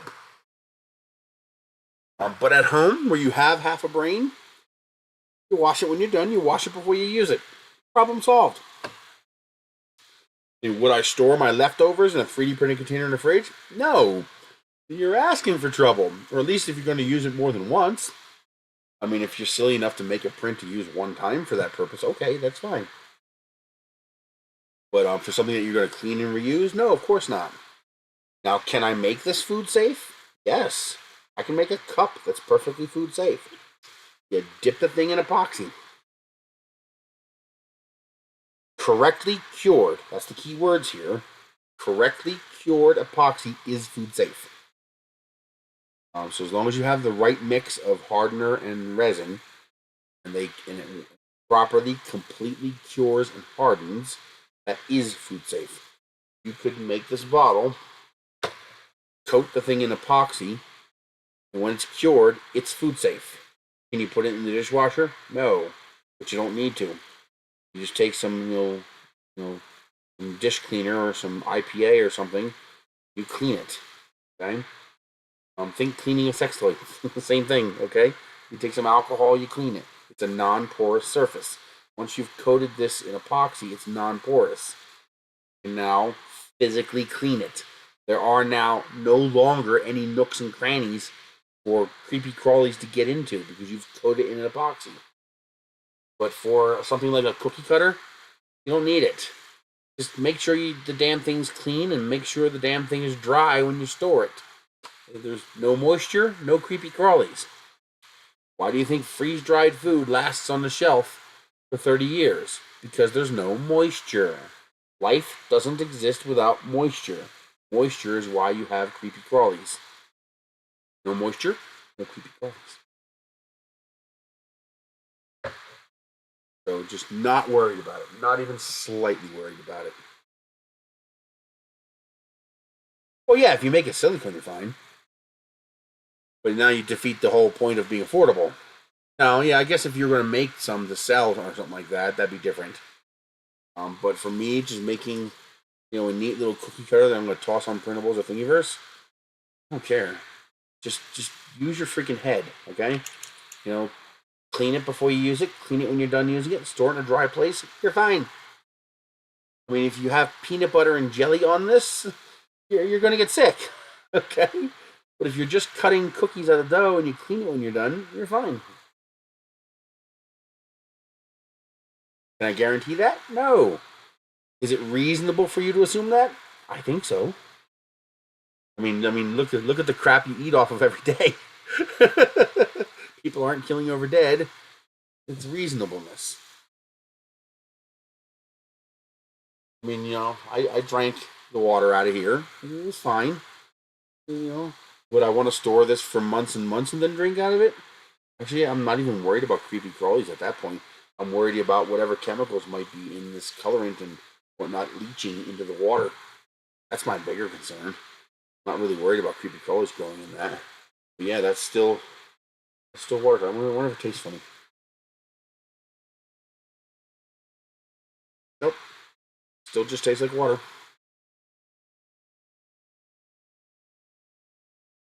But that's neat that that's still holding water.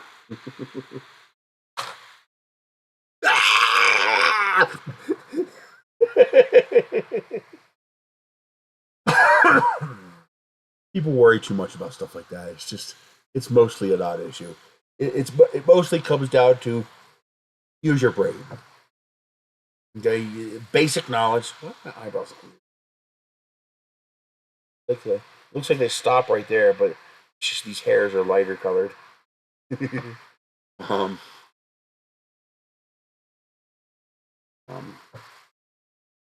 for the most part, it comes down to basic knowledge. Okay, clean, dry, no moisture. Those are your three criteria there. Clean, dry, no moisture. All life requires moisture, no matter what it is. Even life that can survive in, complete moisture-free environment, they have to go into a form of stasis to do that. Like tardigrades, they have to shrivel up and go into a form of stasis in order to survive without moisture. In order for them to come back from that, moisture is required. Okay, so life requires moisture. If you can deprive the environment of moisture, then the creepy crawlies can't grow. Okay, and then that's where that potentially is an issue. That's why I wouldn't use this for things that are wet. If it's 3D printed, because it's possible for a chunk of wetness and goo to get stuck in one of those layers. All right, and that's where it becomes dangerous. But when you're dealing with flour and cookie dough, which is essentially dry, brush, get all the chunks off, rinse it off under hot water for a split second. A little bit of hot water is not going to melt it. Then, make sure, shake that thing dry. Make sure it's completely dry. Hi, baby. How you doing? Good boy? Huh? You see something?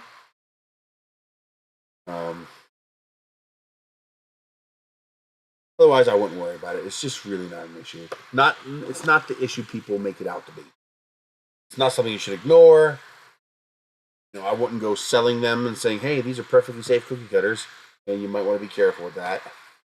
But a proper warning, an assessment. This person's a moron. Maybe I shouldn't sell this to them. Morons are not hard to spot. They're usually pretty obvious. But you can usually tell if a person has some level of intelligence. Go from there.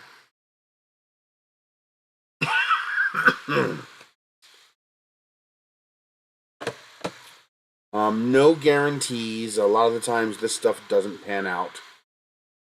But there is a slim chance, a little chance that FL Sun might be sending me their T1. That's their answer to the bamboo lab printer, and Reality K1. So they're fast Delta with a pretty decent build volume. Hoping they send that because I like FL Sun printers. I still use my SR and my Q5 daily. I love those printers. They're just good machines. Now, if I want to print something with nice fine details that's small, like if I were to print this, for example, yeah, it's the Q5. That's what printed this. The Q5 printed this. I love my Q5. The only Delta I suggest for beginners. It's the only Delta that works so well right out of the box that I'd be okay telling a beginner, if you really want a Delta, get that one. It's so easy to put together. It's so reliable. It's a good design. So I'm hoping they send me the T1. I'd really like to get my. Trying to figure out a way to get Elegoo to send me that orange Gigastorm. Oh, the things I could print with that. Oh, god damn, I want that so bad. I could print giant blocks. Jesus. I could print, 600 by 800 millimeter blocks with that.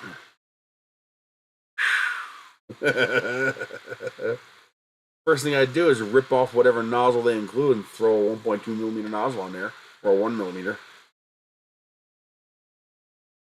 If you're printing this kind of stuff on an Orange Storm Giga, you're mental. That's simply not what that machine was made for. The machine was made for printing bigger. Imagine being able to print,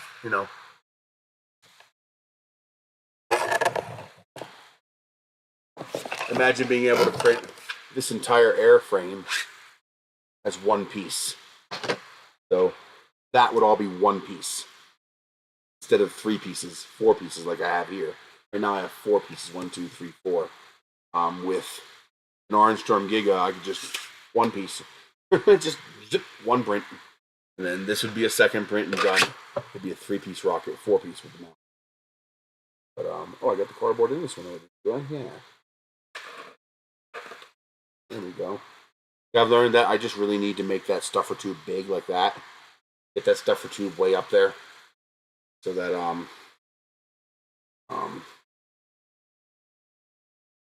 the exhaust gases have a chance to cool down before they get to the plastic. Yeah, I just need to use a big stuffer tube. I'm not worried about that. I'm just not, because my prints are not likely to fail. When I print an 800 millimeter print, it's probably a vase mode print. I designed my parts to be vase mode, and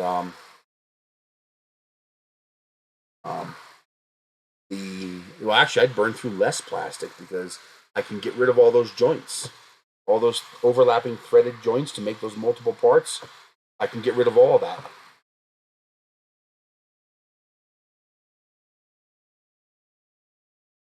Oh, cat's messing with something. And because my prints are vase mode, failure is massively unlikely. As long as that bottom layer sticks, failure is improbable because there's no retractions, there's no travel moves, there's no Z lifts. The extrusion doesn't even slow down. It's just one continuous extrusion. That's why I do that. That's why I go through so much effort to make this like that. This is a part that has 3-dimensional fins with airfoil, a integrated motor mount, ribbing throughout, an inside and an outside wall, and chamfering everywhere. This is not a single wall print. This has got multiple complex surfaces, but it prints in vase mode because they're all connected. That allows me to basically make it failure proof. Now of course, if a hot end fails, or a thermistor fails, or a stepper motor fails, there's nothing you can do about that. And worse, if that does happen, I can't resume a print. If something like this fails, as long as I keep the homing area of the print bed clear, I can resume the print by simply slicing from there up and let it print right on top of itself. In fact, I would slow it down to come on, cat, really? Really? Really, you wanted to jump up on here? I would slow the print down to 5 millimeters a second, so that print head was going, and then I would manually tune it. I'd grab the stepper motors and just go, and I'd get that nozzle exactly where it needs to be. I've sold a few models, not too many. I've made maybe $100 selling rocket kits, but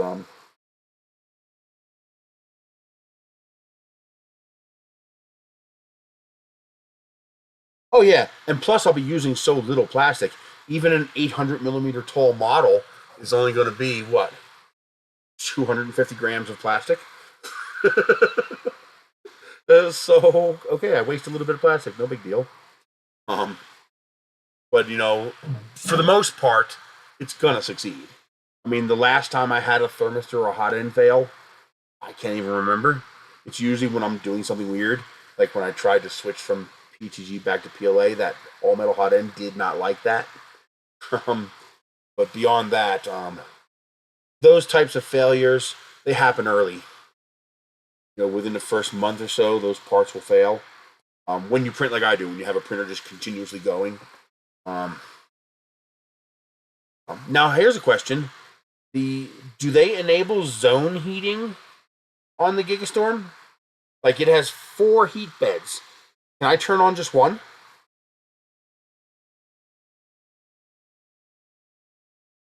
So like in the firmware on the printer, can I say, you know, just turn on bed 1 for heat? Because all I have to do is move the model. Woo! That sucks. But if you're using PLA, that's like $10. You know, that's the price you pay for, you know, trying to do something crazy like that. 3.5 kilograms. Wow. And with only 5% infill. You're ballsy. When I do big prints like that, if there's any infill, I usually go overkill on the infill just to make sure it succeeds. But yeah, at 3.5 kilograms, you're trying to reduce as much as you can.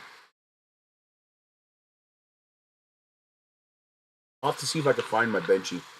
I have a big giant Benchy signed by the guy who designed it. I don't think it was 1200%, but it was big. It seems like that big.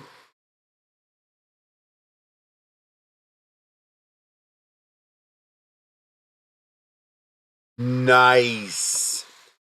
Now, is it smart enough to recognize contact patch or overall shadow? So, for example, this one doesn't apply because this is physically touching, but actually this prints like this. So this part prints like this. So even though the model takes this much area, only this much area is actually touching the bed. Is it smart enough to do that? Like, will it use, like if this part here overhangs a second plate, is it smart enough to know, yeah, but it's not touching the plate, so it only turns on that one plate? Is it smart enough to do that? Or can I manually do it? Because obviously I'm going to use Simplified 3D. My personal prints. Well, I guess worst case scenario, I could disable thermal protection and have an individual switch for each power supply. Because there's 5 power supplies, 4 independent power supplies for each heat bed. So I could just physically turn off the ones I don't need.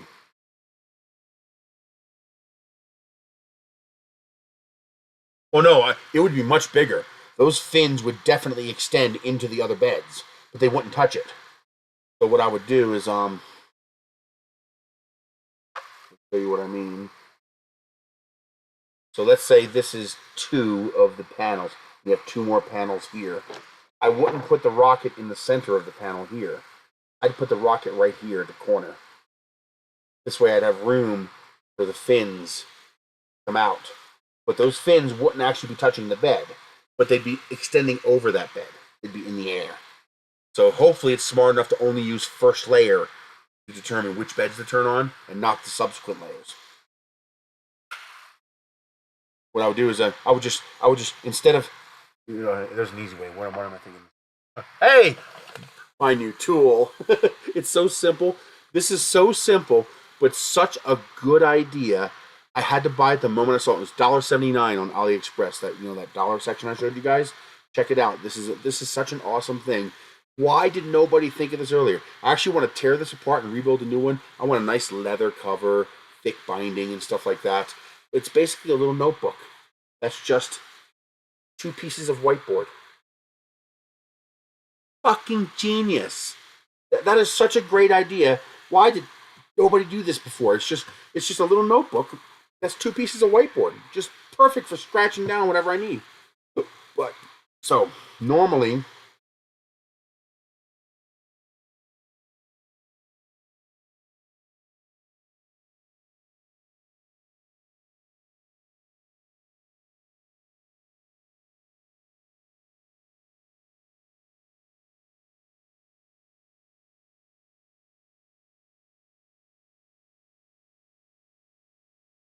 you'd do this. You'd have your 4 print beds and you'd have the rocket in the center. But what I would do is I would just offset the rocket a tiny bit so that the base was only over one of the print beds. Of course, as you can see, the fins are still going to be over the rest of the print volume, but just by offsetting, 1.5 inches X and Y, I can now put the tube on just one print bed.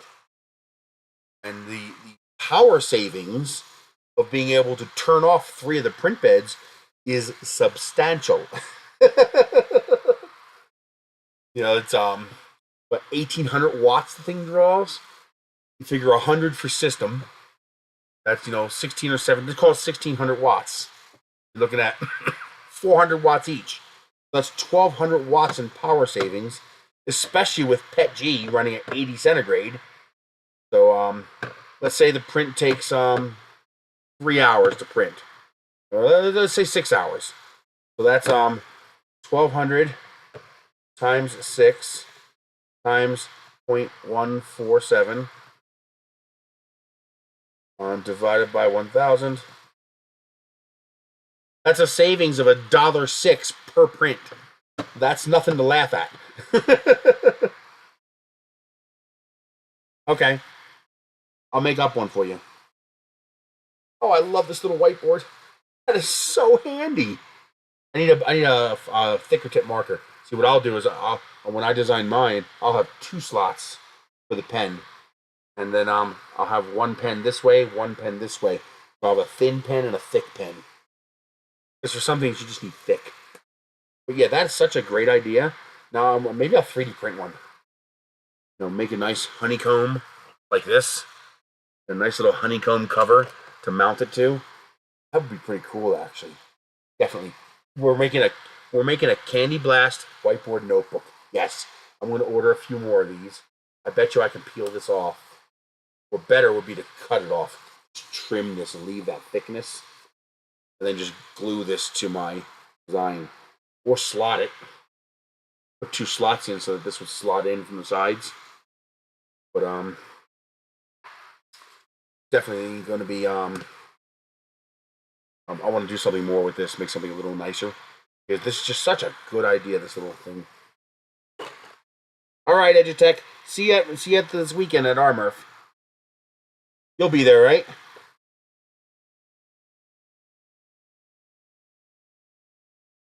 I gotta try to convince Eligu to send me one of those.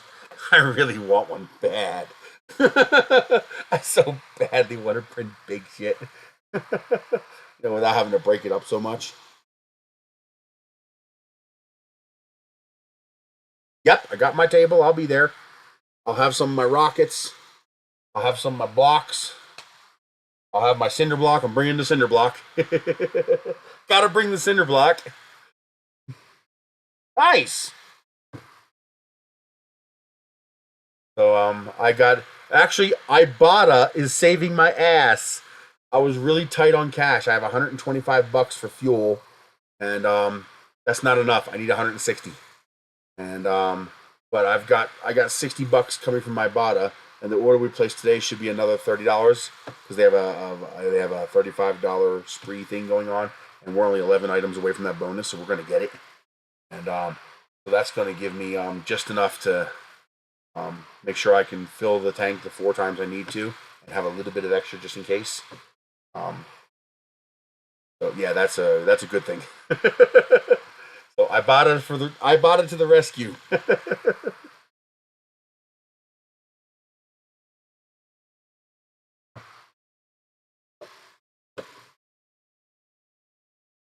Already paid for the table, so I don't have to worry about that. But yeah, I was worried about the gas. I'm staying at my friend David's house in Denver. So I don't have to, because I can never afford a hotel. They're like $200 a night. Yeah, right. That's crazy. Even the $50 hotels are now charging $125 a night. It's like, what? That's insane. But what are you gonna do?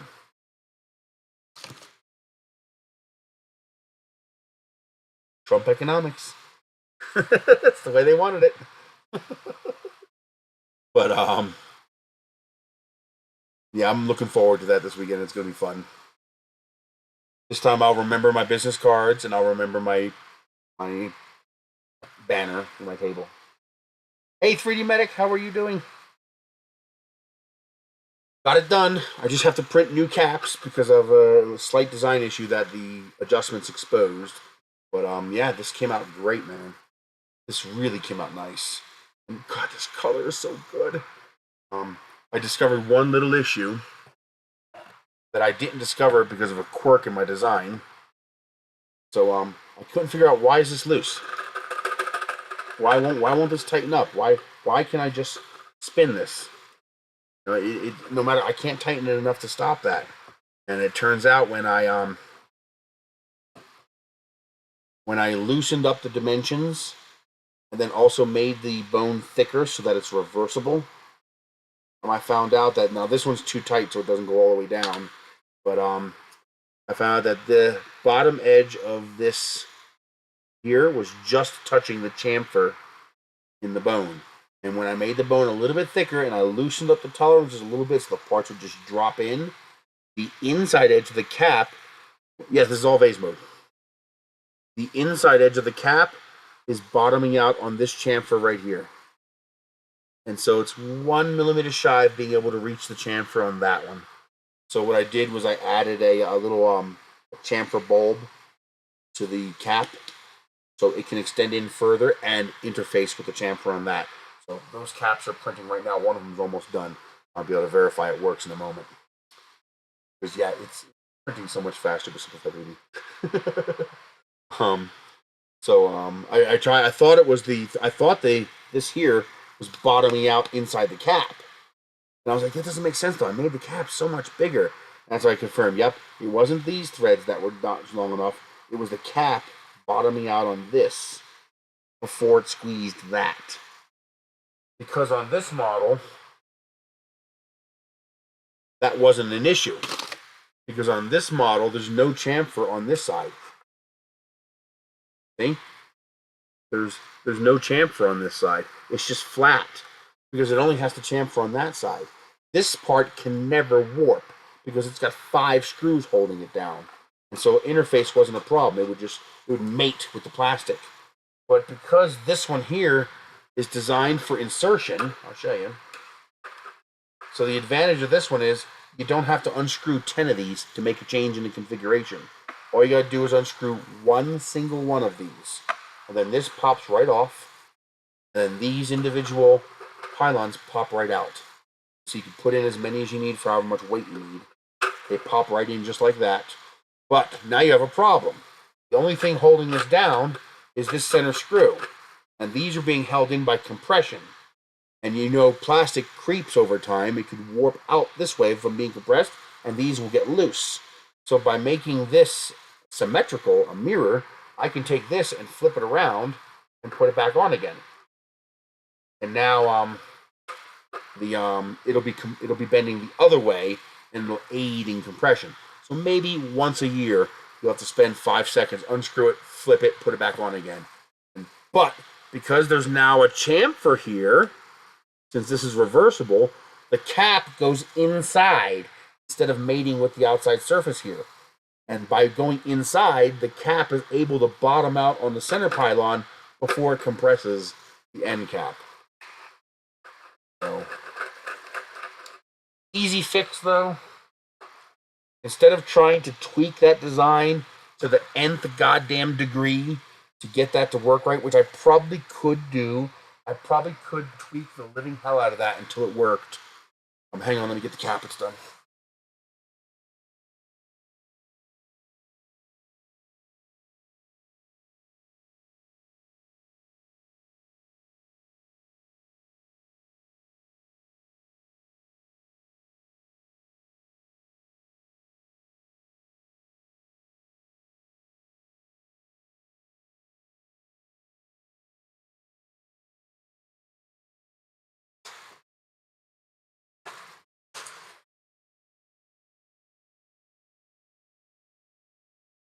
God almighty, I tell you, I love, as much as the company drives me crazy because the creator of Simplified 3D has a mental health condition regarding piracy.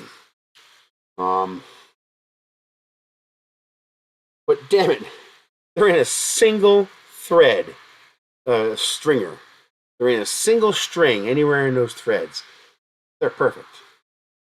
So instead what I did was I did this. I added this chamfered surface here to the cap. So now the cap will go in further without bottoming out on, ooh, yeah, it should, okay. It'll go in further and interface with the chamfer before the cap can bottom out on the pylon. Well, let's test that. See if it works. Worst case scenario, I might need to make that part here a little bigger. Oh, that thread's on so nice. Oh yeah, perfect. Nice and tight. There we go. That's what it's supposed to do. I think I might make that bulb a little bit bigger. Just bulk it up a little bit. Oh, that's so much better. But there you go. Now it's nice and tight. Now there's no jiggle. And once I put the one on the other end, all that jiggle will go away. So I'll just have to update the model files to include the new cap. I bet you I can make that shorter. I bet you I can make that cap a lot shorter.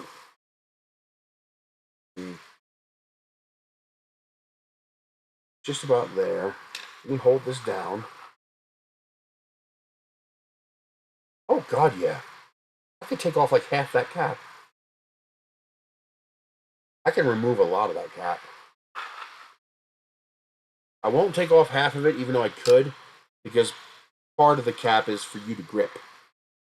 So if I take off too much of it, it's going to be hard for you to grab it. So you need enough meat there for you to be able to grab that cap and hold on to it. So I probably won't take much off, but I could probably take off, just enough plastic to equal what I added, and that'll keep the weight the same. Yeah, this is coming together. I'm really liking this.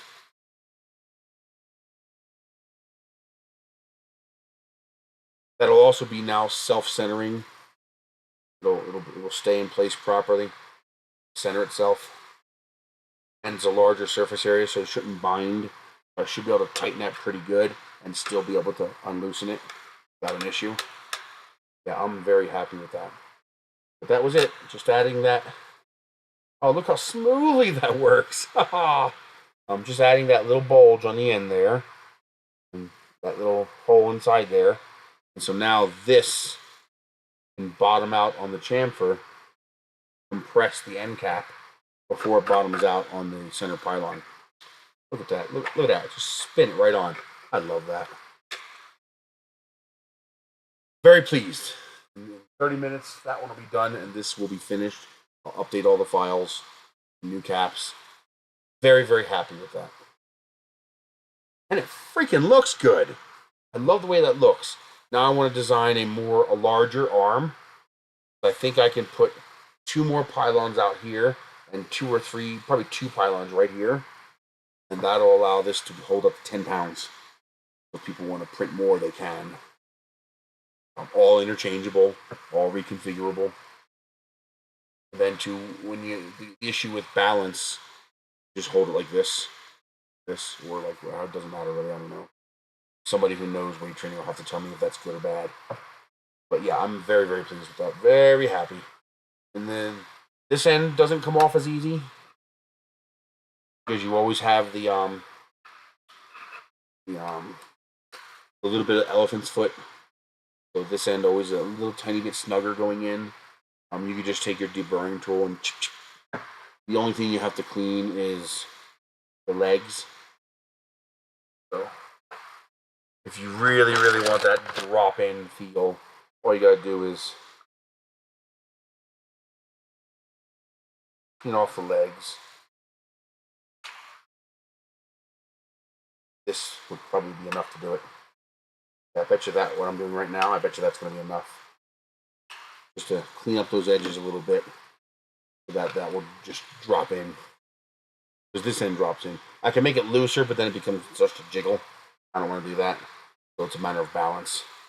But yeah, or your deburring tool, just those 4 little tabs, clean them up a little bit. Or fix your squish. It's not a problem. This is not a problem because I have a chamfer. But you can't put too much of a chamfer on the 4. Oh, I could. I could have those 4 feet and not touch the print bed. That would solve the problem. Then the fins would be layers other than 0, other than the first layer. That would solve the problem as well. In fact, I will do that. Because those little feet aren't going to make a difference whether it sticks to the bed or not. They're just not. So yeah, I'll do that. That will fix that problem completely. And then we won't have to worry about insertion force. We'll just erase that altogether. Nice. And if you have a 1mm nozzle, you could print it with a 0.8mm layer height, and that prints in 1 hour and 24 minutes. Not bad. 90 grams of plastic in 1 hour and 24 minutes. Not bad. And of course, with a 334 printer, you should be able to, assuming you have a well-tuned printer, if your center is tuned, you just print one part at a time. Print 4 of these, print 1 of these, print the 2 caps, print the 2 dog bones, you're done. But if you have a well-tuned printer with a good bed level, then you could print all 4 of these and this all in one print. And I might be able to add the caps to that print as well. So you might be able to load up 2 G-code files and print everything. So if you have 2 334 printers, you can have one do all the pylons and caps, and then the other one do the 2 dog bones. And in 6 hours, you're done. The whole thing's ready. In theory. If you're doing it with a 0.4mm nozzle, which is what I have to do next, I got to figure out what the settings are. Print this with a 0.4mm nozzle. That's going to take substantially longer. You're talking, instead of 6 hours per plate, you might be looking at 18, 20 hours per plate. Just because you're limited by how much plastic you can lay down per revolution with a 0.4. Like even this right here, you're going to quadruple your time by quadrupling the number of layers. And then you're going to double your time again because now you need 2 perimeters instead of 1 perimeter. So it's going to be roughly 8 times as long. Well, you'll require 8 times as much linear motion. Now, you won't take 8 times as long because you're going to be able to go faster. So let's assume you can double the speed. You're still looking at 4 times as long. You print with a 0.4mm nozzle, but it should be doable. Yeah, we'll go from there. I'm also going to look into. We'll see if it makes sense. A way to bring this down to a finer point. We'll close this up a little bit so that I can't do that with this thing because I need that footprint to make it stable, but I don't need to. It's got fill. But if I can bring this down to 1/2 that opening, you just need a tiny dab of hot glue or glue to close that up. And if I do it right, I might be able to thread it on the outside just like this. And then 3D print 4 little caps that screw on there. That would be damage prone. Careful, because that would then become the weakest part of the print. It'd be very easy for that to snap off if it hits the ground first. So right now, if you drop this, the frame, either these caps or the frame are going to hit the ground because the ends of these are protected by this dog bone cage. But if you had a cap sticking out like that far, you could hit that cap, smacked it on the ground and dropped it. If that happens, even with a 1mm print, that might be thin enough to snap off. So that's something got to be careful with. Boy, that works so well. Man, that worked well.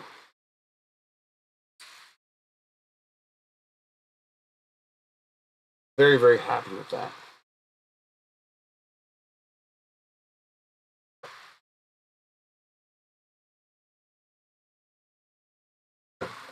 We were originally going to use soda caps because we were originally going to try filling them with water.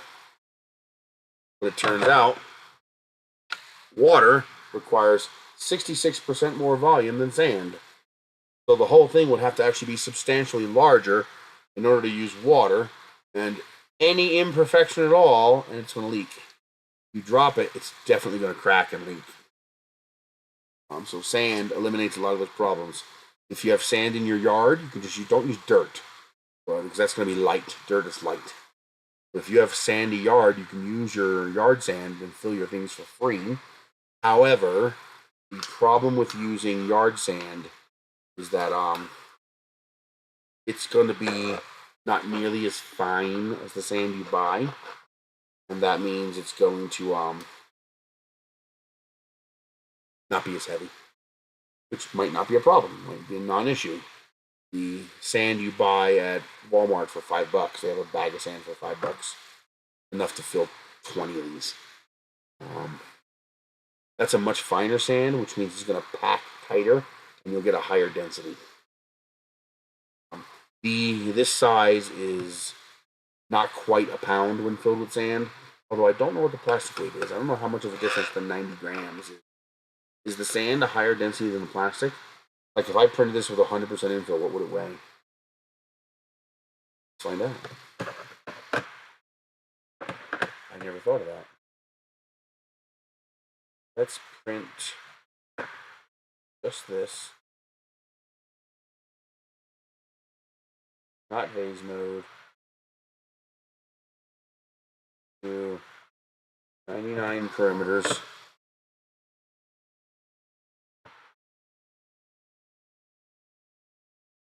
It is 333.99 grams, so 300 and that's not perfect because of the cuts, but it is filled. Yeah, it is totally filled. Close enough. So, how much does that weigh? 334 gram to pounds. I know you need 1.1 pounds is 500 grams. That's 0.73 pounds if you were to print this solid. So that means the plastic is pretty close to the mass, the density of the sand. A little bit lighter.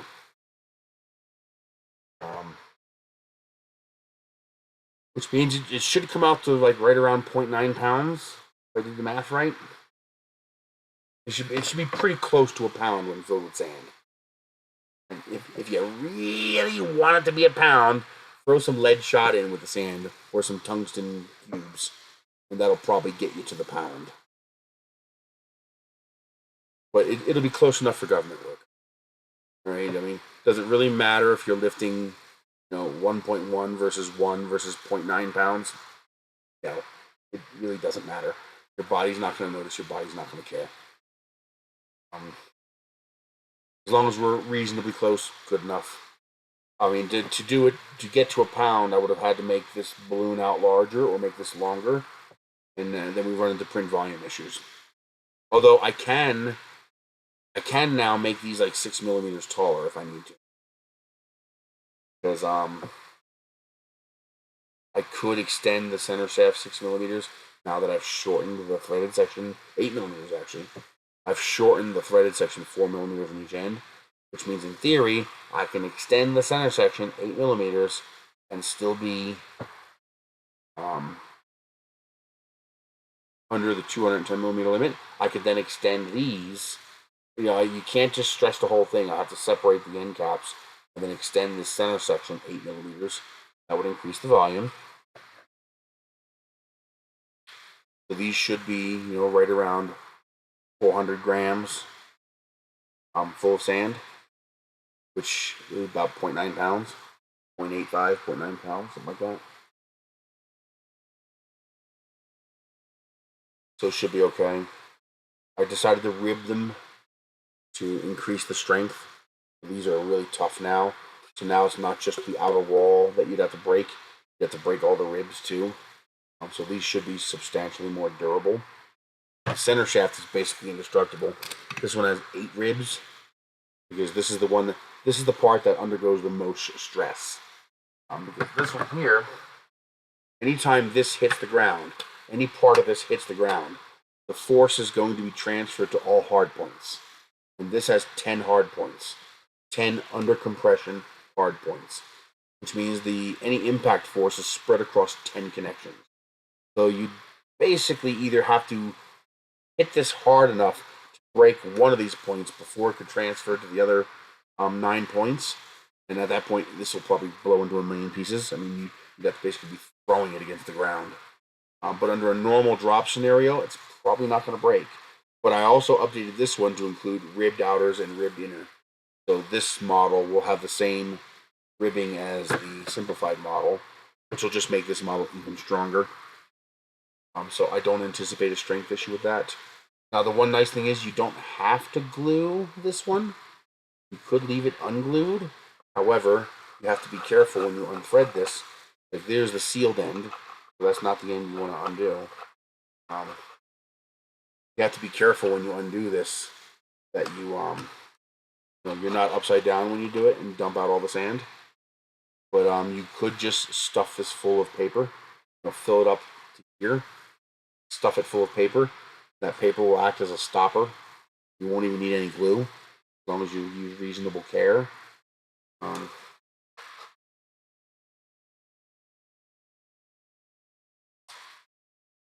Yeah, that one's done. That one's uploaded. It's in a folder called Rugged. That'll be this model here with the updated ribbing. This model I have to add the new caps to the model for it to be complete.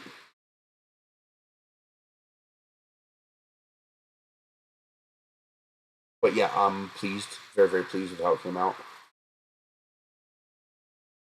That'll be nice and tight once I get the new cap on this end.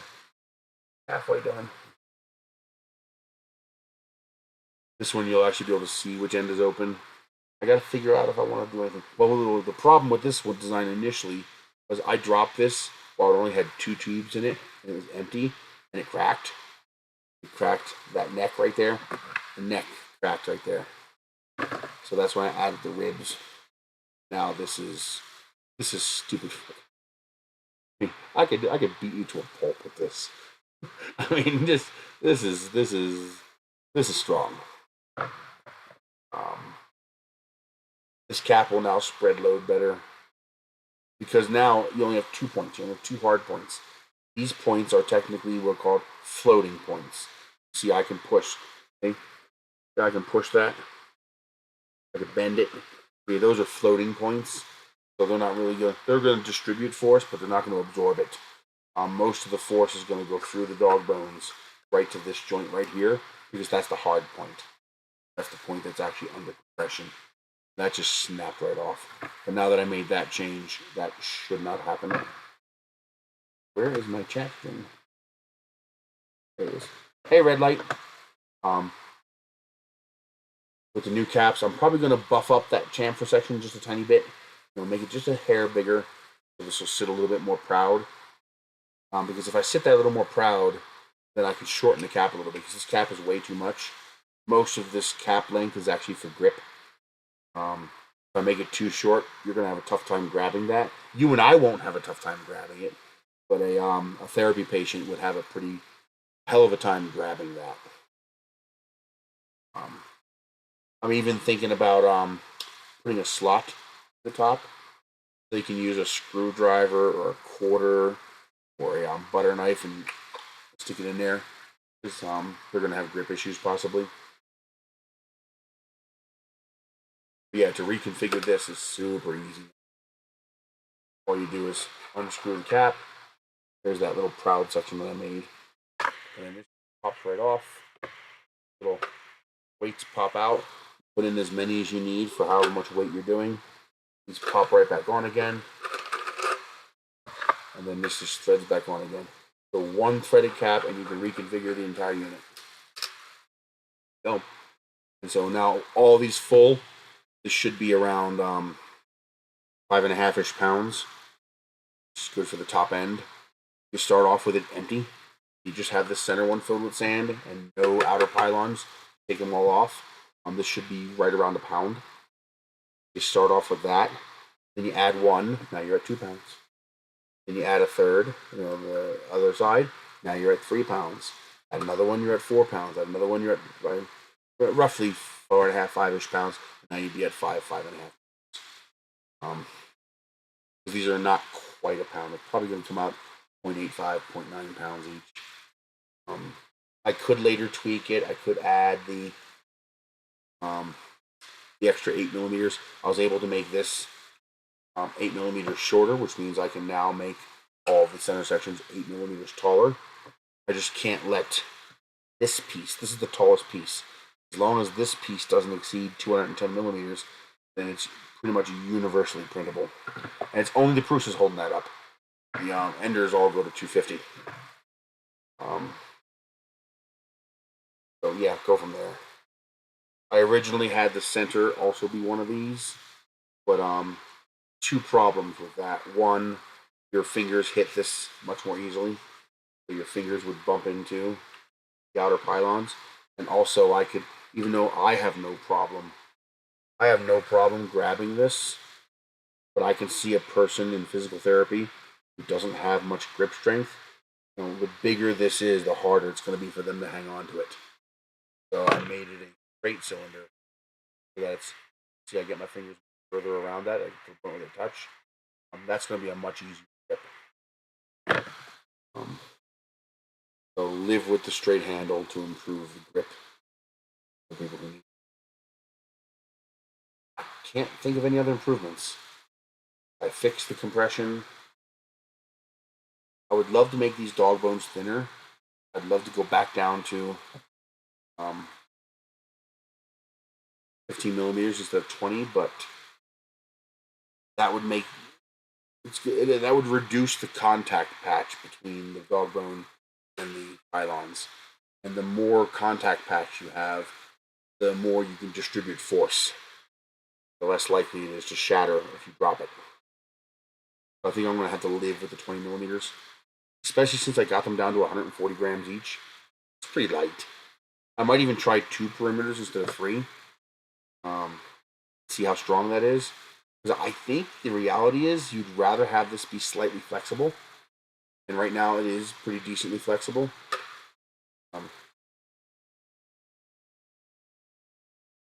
Let's see how flexible this is. I might try that. So this is, it's got a decent amount of flex. And you kind of want that, but it's strong as hell. I gotta put more than 10 pounds of force to make that do that. Hey Joe. But I think the reversibility is important. Well, that first layer really does have too much squish. Not that bad though. I'll have to lift that bed up a little bit. But that reversibility is important. So if this creeps over time and bends, just flip it over. And it also means it doesn't matter which way you put it on. It's going to fit no matter what. If I shorten this, I reduce the contact patch. I think that's bad. Now, what would be interesting is to print a whole one of these out of TPU. It would basically be an indestructible clump of plastic, but it would double the cost. Now you're looking at $12 per dumbbell instead of $6, because you're going to be paying, $22 to $24 for a kilo of TPU. The only problem with the TPU is the caps, which might not be a problem, but I'm concerned that the caps and the threads might be able to jump, because they're able to flex. How smoothly that goes on. Such a clean print. You can see the inside of these prints are pretty mucky. They're pretty muddy. You can't see that. But Simplified 3D does such a nice job. They weren't assholes. It really, really pisses me off that they reduced the PC license to one PC. My primary concern now is hoping a hacker deems it worth their time to crack V5, because they changed the DRM on V5. I'm hoping a hacker deems it worthy to. I'll donate to that effort. I don't know where I'm going to get the money, but I'll figure out where to get it. But I'll donate to that, because my biggest concern now is that if Simplified 3D goes under as a company, I won't be able to use my software anymore. And I can just see him having the creator of the software has a mental illness regarding piracy. He's hyper concerned about people. How dare them steal my software? Dude, the people paying you $200, they're your loyal fans, not your enemy. And you're just slapping them across the face. I mean, really? I can only run my fucking $200 software. I can only run it on one PC at a time. And now they're threatening me for using the tool to change it. Let me show you.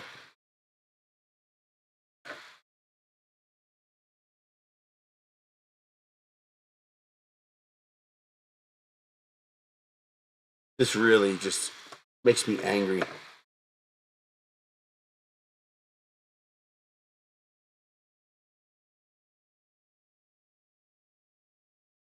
Oh, it's gone? Or do I have to click it? There it is. Read this.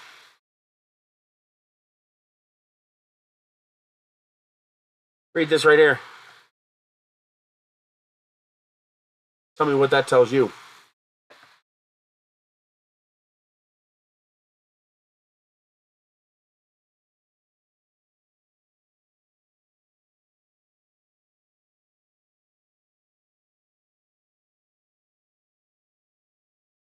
God, it always switches to top messages. I don't ever want to see top messages. Like, never, YouTube. I never want to see top messages. If I could never see top messages again for the rest of my life, I couldn't be happier. Anytime you make any change, it re-defaults back to top messages. It's like it's almost like it's allergic to showing you all messages. So it says, please note. Here, let me switch back. It says, please, in an emergency situation such as a stolen computer or crashed hard drive, you may use the option below to remotely remove your license from that machine. Because I can only use it on one machine now, I have to come in here because fuck you. I'm not going to go to that machine, uninstall it, and go through the process of deactivating the license. Fuck you. I'm not doing that kind of work. I'm going to hit this fucking button, erase the license, and then reinstall it on a new machine. That's exactly what I'm going to do. But they're threatening me, not me, but everybody. It says here, please note that use of this option is limited, so it should only be used in emergency situations. Does that sound familiar? Do you guys all remember where that came from? Remember the debacle where they were locking people out of the ability to download printer profiles because they downloaded too many? To them, access to those special printer profiles. There are no special printer profiles for Simplified 3D. I mean, that's one of the benefits of Simplified 3D. You don't actually need a printer profile. It's one of the reasons I love Simplified 3D.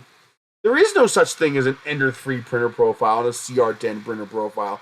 The only difference between my Ender 3 profile and my CR10 profile is build volume. That's it. Telling the machine what the build volume is. Otherwise, there's no difference in the profiles. One of the core advantages of Simplified 3D is that it does such a good job at slicing that the only thing I have to adjust is for what I'm printing. I don't typically have to make any adjustments for the machine itself. Now, of course, if you have different materials, you have to adjust temperatures for that and volumetric print speed for that. If you're switching between obviously a Delta and a Core XY and a Cartesian printer are going to be different. But those are mechanical differences. That's no different than me telling, oh, this printer is 220 by 220 and this printer is 300 by 300. That's just a mechanical outline. But for the most part, there's no profile difference. I'm gonna configure each of those profiles the same because my profile settings have more to do with what I'm printing and less to do with what I'm printing on. That's one of the advantages of Simplified 3D. But they saw their ability to download ready-to-go profiles for their software as an advantage. Like the reason why printer manufacturers don't like complying with the open source requirement to release the source code for their firmware when they take Marlin and use it on their printers, because they think they have some magic sauce in their firmware. You see here, okay. This is a weird one. We're getting into a little science fiction now, but it trust me, this makes sense. This is a little weird, but it makes sense. In a post-need society, think Star Trek. You've got zero-point energy, you've got fusion reactors, you've got matter replicators, or you have, if you don't have replicators, maybe you have nano fabricators. Feed it either just raw energy or you feed it the raw materials, and it can make you anything you want. You want a pair of nippers, you walk up to the computer and say, computer, 1 pair of nippers, please. And it fabricates a pair of nippers right in front of you, and you have your nippers. Oh crap, I need a memory card for my camera. Computer, 1 2 terabyte memory card, please. There you go. There's your 2 terabyte memory card. It costs you nothing. That's a post-need society. You need that kind of technology to have a post-need society. Because the whole point of a post-need society, what defines a post-need society is no labor. The reason we need money, and money's not a bad thing. It's not a bad thing. Inanimate objects do not have intent. Inanimate objects cannot be good or bad. They cannot be right or evil or right or wrong. They cannot be that. What's the opposite of evil? Good and bad are opposites. But what's the opposite of evil? Altruistic? I don't know. But anyway, people are evil, not things. Things can't be evil. A virus can't be evil. A lion tearing you limb from limb can't be evil. Because in order to be evil, there has to be conscious intent. Not instinctive intent. Not survival intent, but conscious intent. To be evil. So, labor and money and stuff like that, capitalism and feudalism and all that, they're not evil. They can be used by evil people, but they can also be used by good people. Open source doesn't really work in a monetary environment. That's why open source projects keep failing. That's why open source projects always struggle. Because open source can't work with a monetary system. Not easily. A monetary system, you need money. If you don't have money, you die. That's not hyperbole. That's literal. You are not allowed to live off the land. Living off the land is illegal because everybody owns all the land. There is no land in the U.S. not owned by somebody. So you can't go to some patch of land and say, I'm going to live off this land. It's illegal. You're stealing. You're taking something that doesn't belong to you. It belongs to somebody else. Come onto my land and take my firewood. That's my firewood. I use that to heat my house. Okay, you're stealing from me. And you're not even allowed to fish in the ocean anymore. You now need a permit to fish in the ocean. Oh, yeah, but you can go offshore and fish only if you eat it offshore. If you bring the fish back to shore, you need a permit. Oh, and by the way, the canoe you dug out of a fallen down tree, well, you're going to jail because you stole someone's tree. And that dugout canoe, yeah, it needs a permit too. It needs a registration number. So you can't live off the land. Again, that's not bad. It's not good. That's not evil. That's just the nature of our society. It's all owned. There's no more open territory. Everybody owns it. The only place you're going to find open territory is territory you can't survive in. I mean, you just like think the northern territories of Canada. Technically, it's all owned. No one's going to care if you go to try to live there, but you're going to die. Okay, it's not hospitable to life. There's a reason all of Canada lives on the border with the U.S. because that's the only part of Canada that's livable. There's because of the way the borders are shaped, there's actually more Americans further north than there are Canadians. It's because there's little bits of America that are high density that are above higher latitudes than the parts of Canada that dip down. It's weird, but the point is you can't live off the land. That's no longer an option. That ceased to be an option 100 years ago. So now you need money or you die. That means for a company to make a product. So, a company wants to make this. Let's pretend this is a 3D printer, okay? So you want to make an Ender 3, okay? Why is the Ender 3 so popular? Because Creality is huge and it's $100. Well, $200, but you can get it for as low as like $130, $99 on sale with coupons. It's cheap and it's good. But in general, unless you're a Goliath like Creality, open source is a danger to your profits. Because when you have something that is two things, both open source and constructed of easily available off-the-shelf components, that's a second criteria that's kind of important. You could theoretically have an open source phone of a decent design, and that could maybe work, but it runs into its own problems. I can't just form Chris Taylor Phone LLC and say I'm going to knock off that phone, because I would need a fab, factory capable of producing 20 nanometer electronics and shit like that. All the rubber overmolding and shaping and machining. It's pretty complex to make a phone. But a 3D printer? That's nothing. That's off-the-shelf parts with almost zero custom fabrication.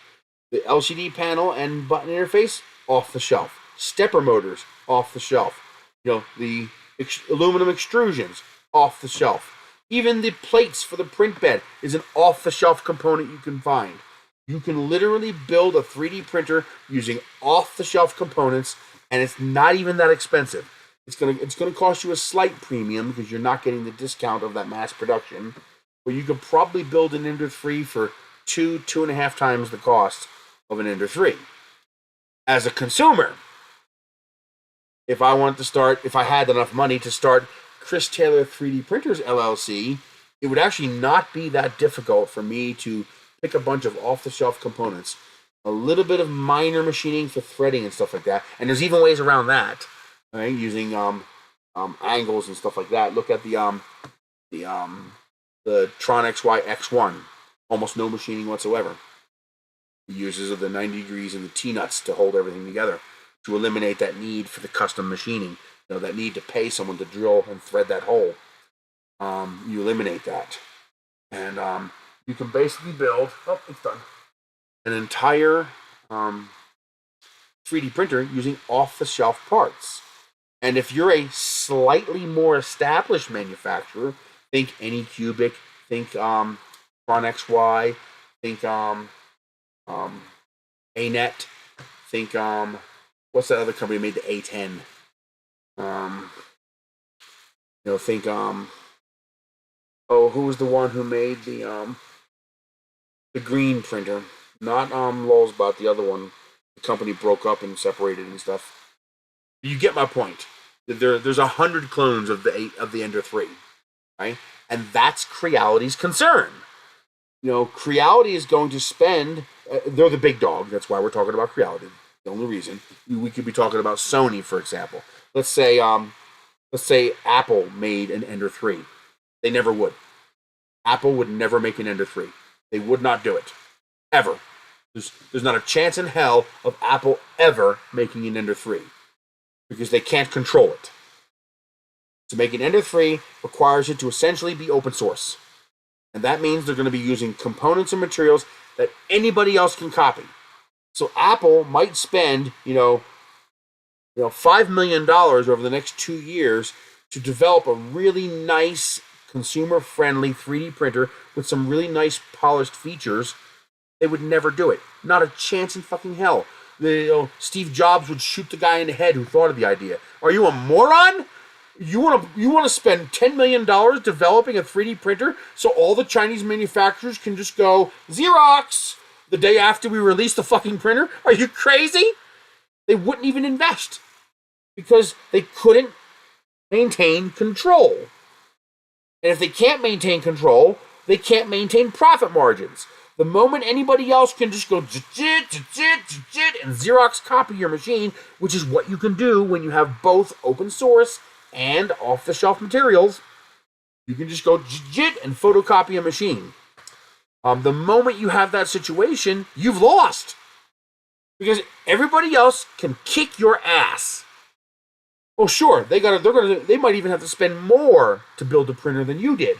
Because you're going to mass produce the printer. So you're going to have massive cost savings. Like reality.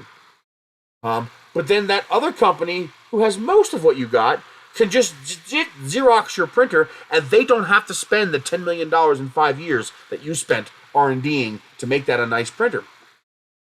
These people aren't dumb. I mean, as some of these people are evil. Steve Jobs was slightly evil in my opinion, but he's not stupid. He is a certified genius, and for all intents and purposes, he has a working brain. He'll look at that project and go immediately, nope, that's a dead end. It's open source, the customer, it's a dead end.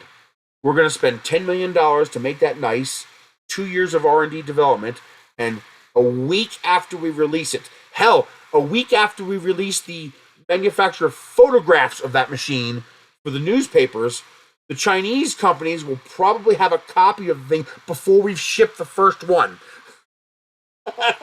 And then the moment we ship it, they're going to rip the firmware, and they're going to put that firmware in their own printers. And there's all of our advantages. Will our machines be nicer? Yes. They're going to have better quality control. I mean, look at some of the cheaper clones of Creality printers, or the cheaper clones of Anycubic. Well, here, look at the difference between a Creality Ender 3, an Anycubic Ender 3 clone, and a Tron XY Ender 3 clone. Is the Creality printer the best quality of the three? Well, actually, no. There's the other problem. Creality put all that work into the Ender 3, and then Anycubic came out with the competition to the Ender 3. What was it called? Cobra. The Anycubic. No, it was the predecessor to the Cobra. What was the printer right before the Cobra? The Cobra is the new name they gave it. There was a name for that printer. No, it's just something we started talking about. If somebody posts a comment, we'll jump to that. We were just talking about why open source is dead end for the future. Even though it should be the future. It's a catch-22. The Anycubic version, what was the name of the Anycubic printer right before the Cobra? It's the Cobra. They rebranded it Cobra, because then it came out the Cobra Max and the Cobra Pro. But there was the name for the one just before the Cobra. It was actually superior to the Ender 3. Better frame, better hot end, auto bed leveling. It was actually better. And they were able to release that pretty much the same time the Ender 3 released. That's the problem with open source and off-the-shelf components. Anybody can copy you. And so, unless you're a Chinese company who can survive on thin margins, how many US Ender 3s have you seen? How many US produced Ender 3s are there? How many Czech Republic Ender 3s are there? German? France? England? Canada? Why? Because they can't make any money. There's no way they can undercut China. They can't. There's no way a US company could ever make an Ender 3 clone for $99 or $129 unless they literally just bought Ender 3s. If they put any R&D or investment into making the printer nicer, like Bamboo Labs did, okay, they would have to close source it. They would have to have intellectual property protection to be able to, if they can't stop the Chinese manufacturers from making the printers, they can stop them from importing them. They have to. They don't have a choice. That's not evil. They don't have a choice. You can't spend millions of dollars in R&D and years of R&D and just to have the Chinese company go and crank out copies of your machine. You're dead. Your company fails. You go bankrupt. Because they're going to make a machine that's 95% as good as what you made for half the price. Chinese, look what happens with Chinese printers. The best size printer out there is a 334. That's your best bang for the buck is a 334. If you can afford it, 444. Think Anycubic Chiron. That extra 100 millimeters on the X and Y is really nice. A 444 is nice. But a 334 will cover 99% of everything you need to do and cost less money. If you can get a 444 for a similar price, do that.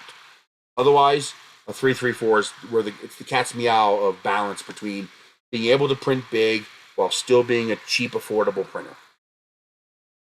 And also without being a hassle. Once you go above 400, it starts to become a hassle, or materials quality control has to go up enough to compensate for that hassle, and now the price of the printer dramatically rises. One of the reasons the CR10 S5 was such a pain in the ass is they kept it cheap, which meant thin warping bed, finicky mechanicals. They were good. They were good quality parts, but, this is not flexible. You will never bend this at all.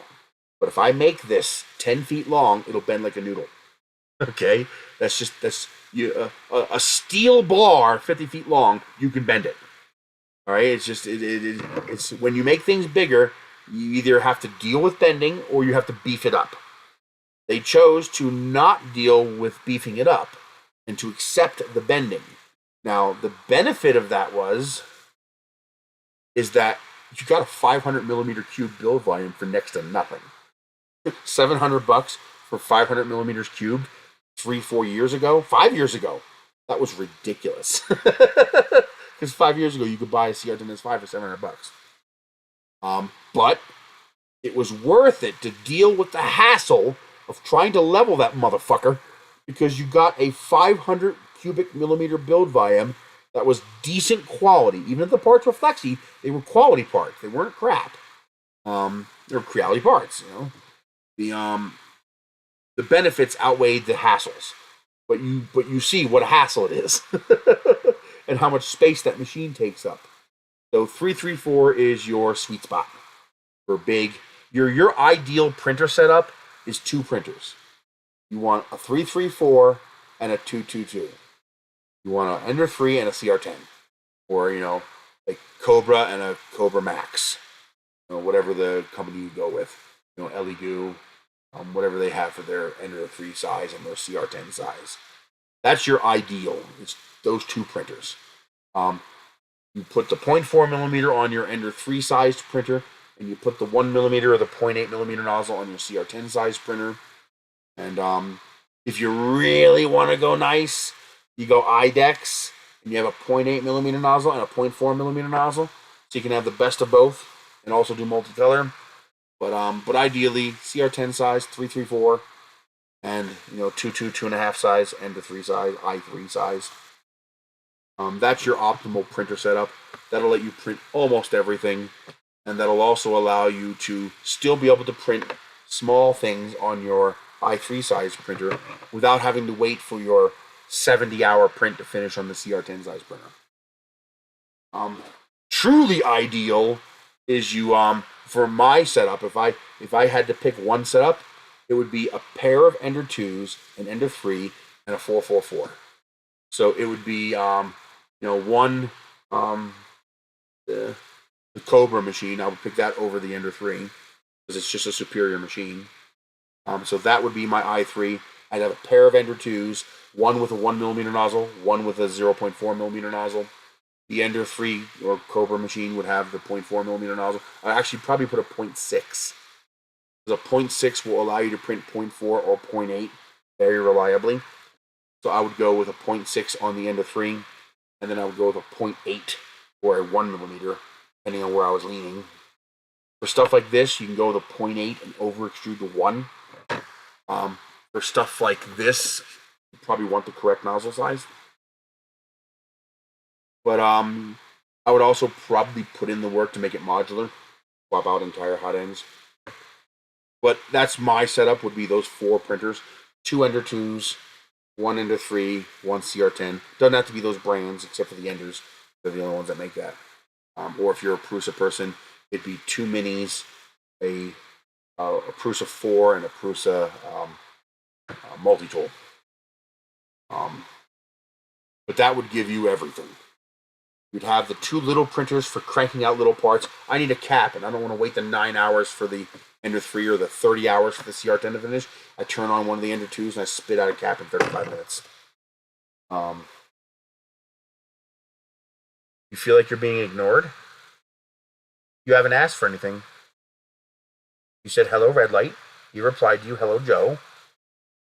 You then said, you seem to be responding to comments, but I don't see those questions. Am I missing something? I responded to you and explained that no, you didn't miss anything. Then red light said, what would you say is the best mid-size printer? I assume you meant printer out there, and that's why we're talking about that. So if you said some other comment in that, it didn't come through. Meaning nobody else saw it. So if you had a link in there or something like that, YouTube hid your comment. And they tend to do that. YouTube will stealth scrub your comment. Like, you'll see your comment, you'll think your comment got posted, it never did. So if you asked a question or something, it never came through.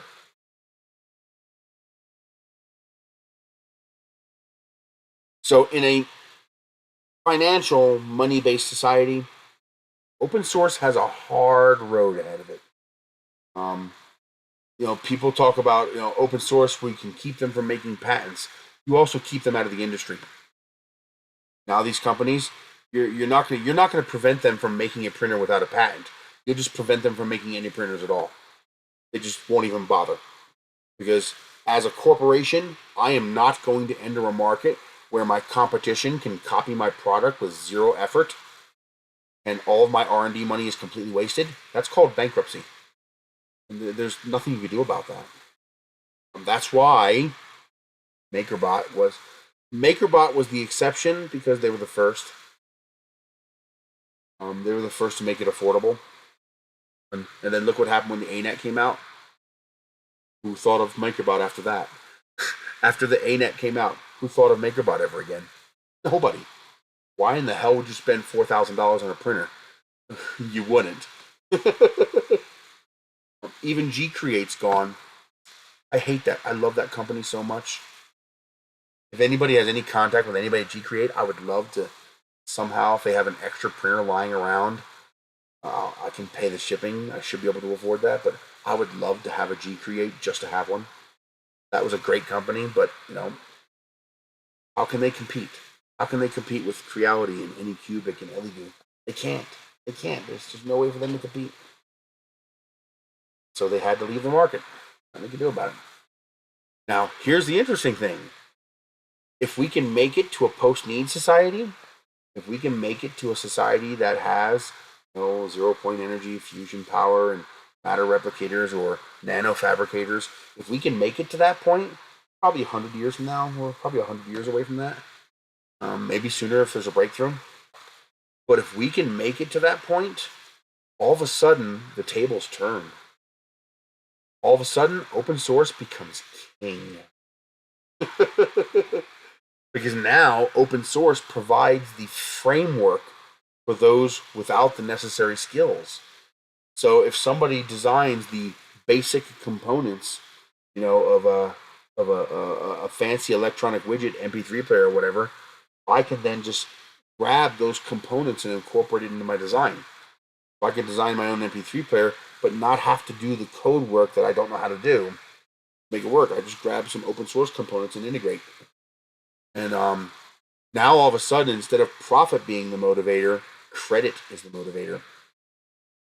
Yeah, I'm let's say, what do you call it?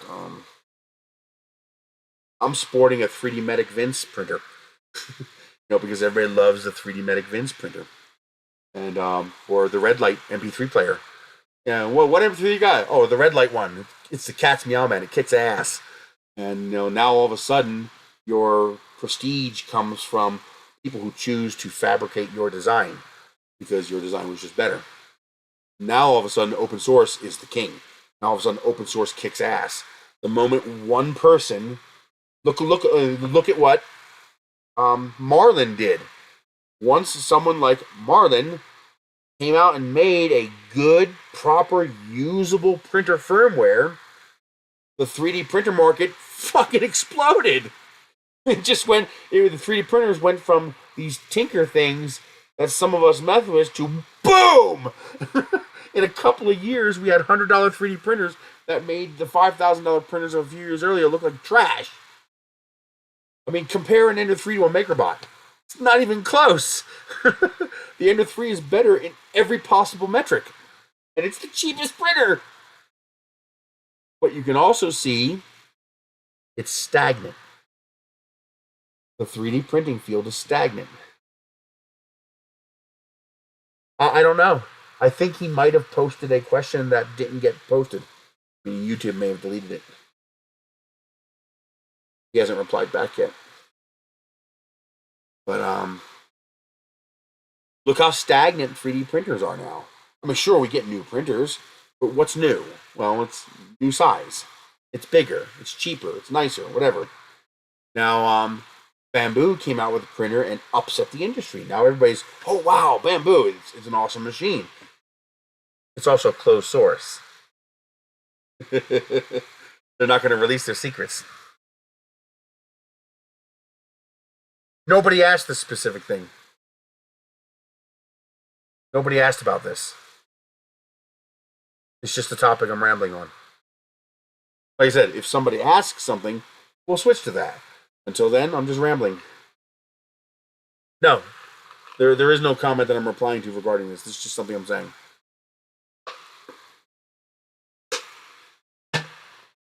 Oh, I love the cherry slush. And it's 0 sugar. Which is nice. No, this topic of open source and stuff, there's no comments for that.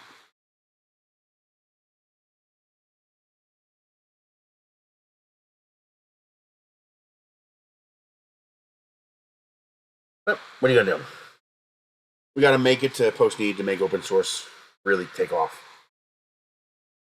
But now you understand why there's no first world manufacturers, besides, Ultimaker, Prusa, making these printers. I'm still wondering how Ultimaker is surviving. Yeah, Elegoo makes the Neptunes, Anycubic makes the Cobras, Reality makes the Enders.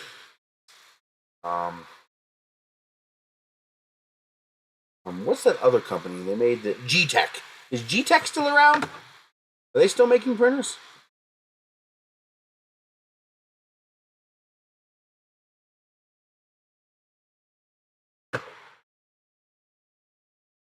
They're still available, but I don't know if they're still making anything.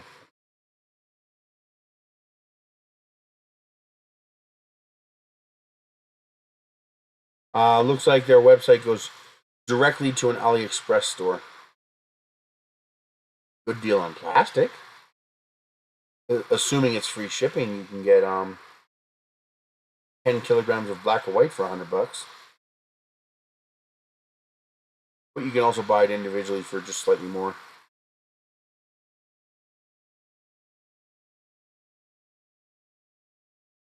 Wow, a kilogram of black PETG for $9.99, but I don't know if that's shipped or not.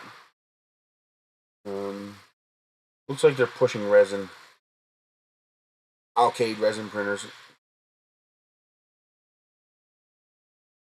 Their newest is the Mizar M dual extruder multicolor. Is that a dual extruder or an IDEX? Looks like a dual. Otherwise, it's still the A30. Yeah, it looks like they're not really into it. They're not making like really hot new stuff. They just have their models from a couple years ago, besides the Mizar. They're not on the leading edge anymore. No, they're not making new models. So it looks like it's Creality, Anycubic, and Elegoo. Are there any others that are making? And Soval. Soval is still making new models. Good ones too. That new SV08 looks pretty hot. That looks pretty nice. Otherwise, manufacturers are attempting to move into Bamboo's market. They're trying to figure out the high-speed stuff because that's the new thing.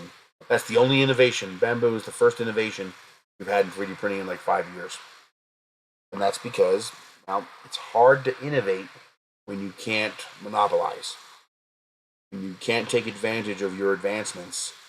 You know, as much as we hate monopolies, as much as we hate patents and copyright, they're necessary for innovation. They foster innovation because a copyright or a patent means that I can secure my return on my investment. If I invest a lot into R&D and production and manufacturing, if I can't at least get a return on my investment, I'm not going to do it. It's just I can't make any money, and that it's very hard. That's why 100% of the competition you see in 3D printers is Chinese, because they have low enough margins that they don't have anything to recoup. And that's also why Bamboo is closed source. That's why they're not an open source project. So it'll be interesting to see if the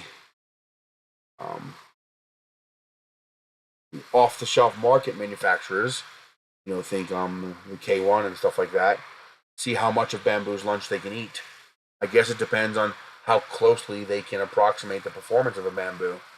If they can't, then Bamboo will still have an edge. That will allow them to recoup their investment, even as small as it might be, being Chinese.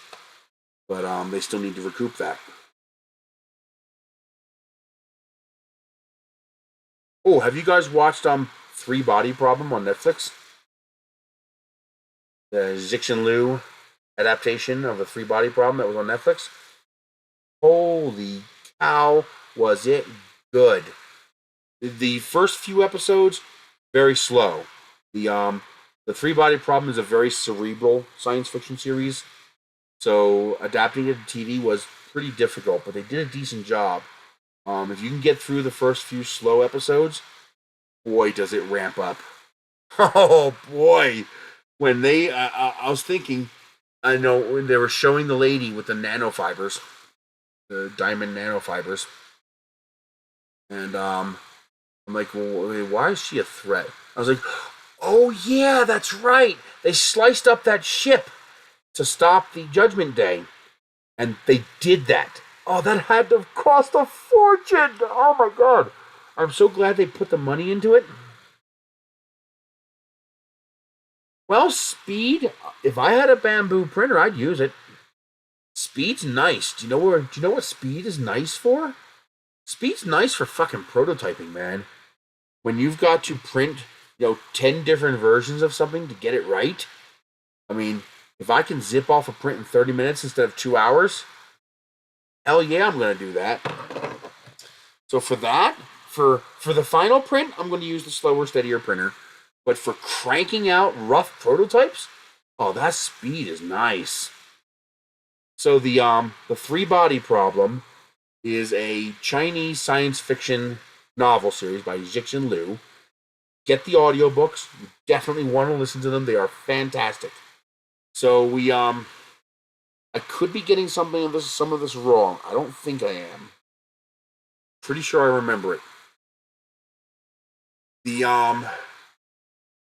They figure out a way to transmit a signal to the sun, and the sun becomes a resonator to propagate that signal out into the universe.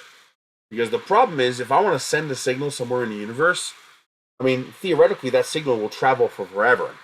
But that signal is going to spread out as it travels. It's going to become weaker and weaker and weaker. And eventually you're going to get to the point that, can you distinguish the signal from the background noise? I can tell there's a signal there, but can I get any data out of it? So what you need is a more powerful signal. So they use the sun as a resonating bell to create a signal. And 4 light years away, another civilization answers. So we have first contact. Now, this civilization is in a pretty messed up situation. They live in a trinary star system. And somehow they evolve a way to survive the chaotic times when it's either melting lava or freezing. But their society, spends a lot of time trying to predict when will there be stable times and when will there be chaotic times, so that we can bring our people out, procreate, and advance. But most of the time we spend our time rushing back to, they call it dehydration, but that's just a metaphor, to their stasis condition in order to survive the next chaotic period. So what took humanity a few hundred years to do technologically took them millions of years to do, because they spent most of it hiding from their absolutely ridiculous situation they live in. And unless you know the starting conditions, it's difficult to impossible to predict a 3-body configuration for very long, because it's so chaotic. The audiobook was great. Yeah, the audiobooks were fantastic. If you like cerebral, hard sci-fi, you're going to love it. And this covers time scale to the end of the universe. The actual books go to the end of the universe. We're talking Big Crunch, Big Bang again, reset the universe kind of stuff. Well, here's the problem. The Satine realized that Earth is a stable system. But then they realized that, we're liars, and we have a lot of evil within us, and they don't want to coexist with us. So they think we're bugs, and they're going to come take Earth from us. But there's a big problem. It's going to take, they can get their fleet to 1% light speed, which is a phenomenal achievement, mind you. That's incredible. 1% light speed is really hard. But even at 1% light speed, it's a 400-year journey. I mean, think about this. We went from hardly anybody having electricity, hardly anybody having cars, airplanes don't exist, to landing astronauts on the goddamn moon in 65 years. From 1904 to 1969. Wright brothers flew in 1904, landing on the moon in 1969. In less than the lifespan of one average person of 68 years. One person could have been alive for the Wright brothers flight all the way up to the moon landing. One person. We did that in 65 years.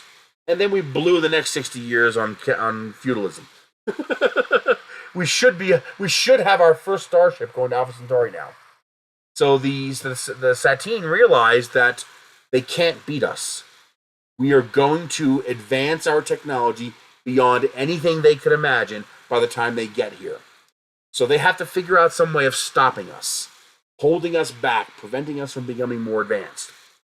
Well, if they could send something to us at the speed of light, it'd be there in 4 years. So that's what they did. They unfolded a proton.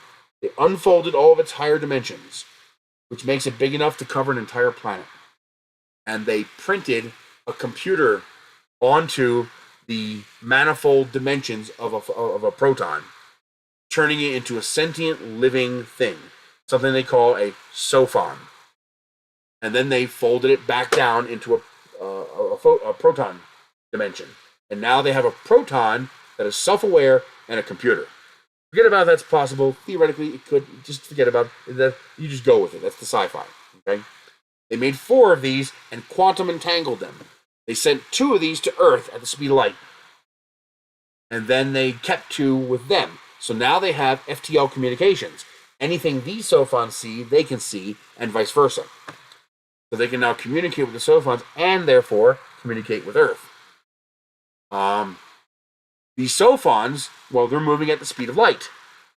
So they destroy all of our physics. Our physics on Earth becomes impossible. We cannot learn anything from physics anymore. The only knowledge we can gain from physics is the knowledge we already have.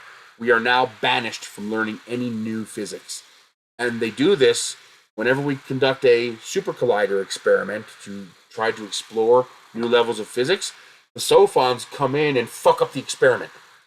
All the particles that come out of the super collider event, the Sophons come in and whack them all. And so that all we get out of our computers is garbage data. That effectively locks us to our current level of technology. And then they start fucking with people to prevent any further advancement.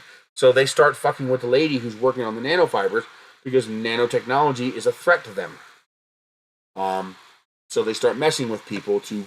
Basically, they're trying to hold us back scientifically, prevent us from advancing, so that they will still be more advanced than us when they get here to Earth. And they can invade Earth and take our planet from us. We develop... if you don't like spoilers, you probably don't want to listen to this. But if you're a sci-fi geek like me, spoilers don't bother you.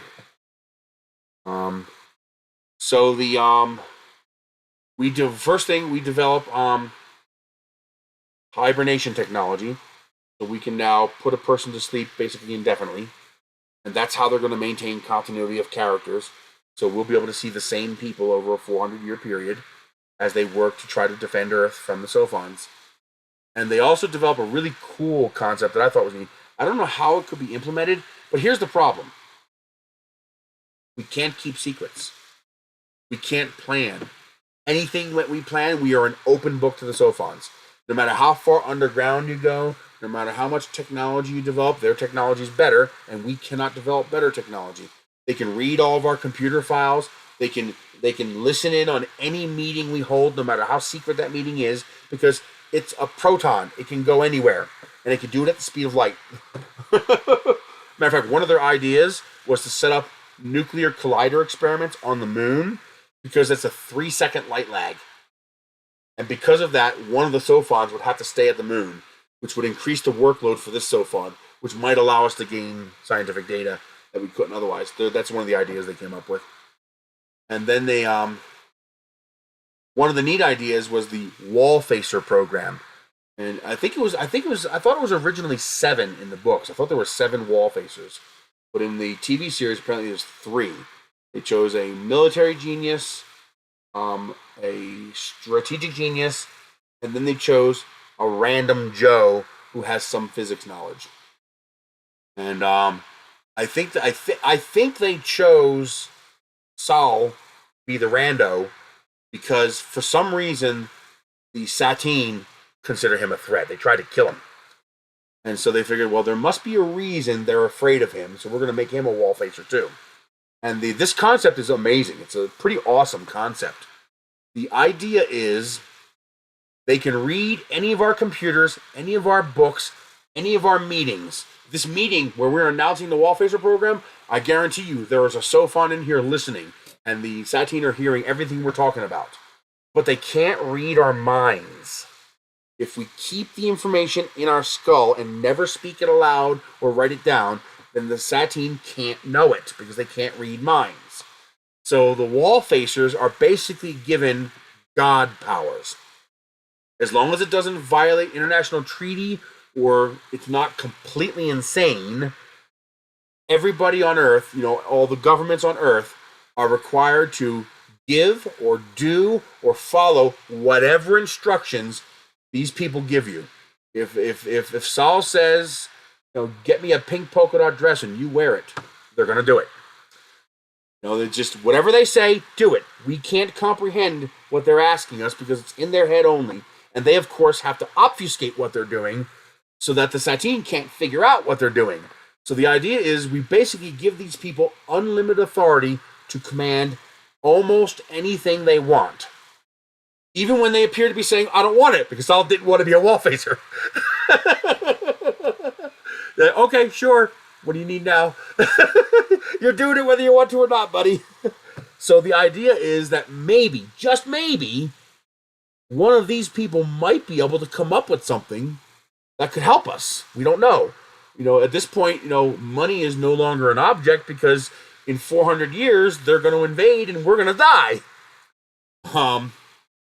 So they even freeze a brain of a guy and send it off into space, but that fails. But I thought they recovered it anyway.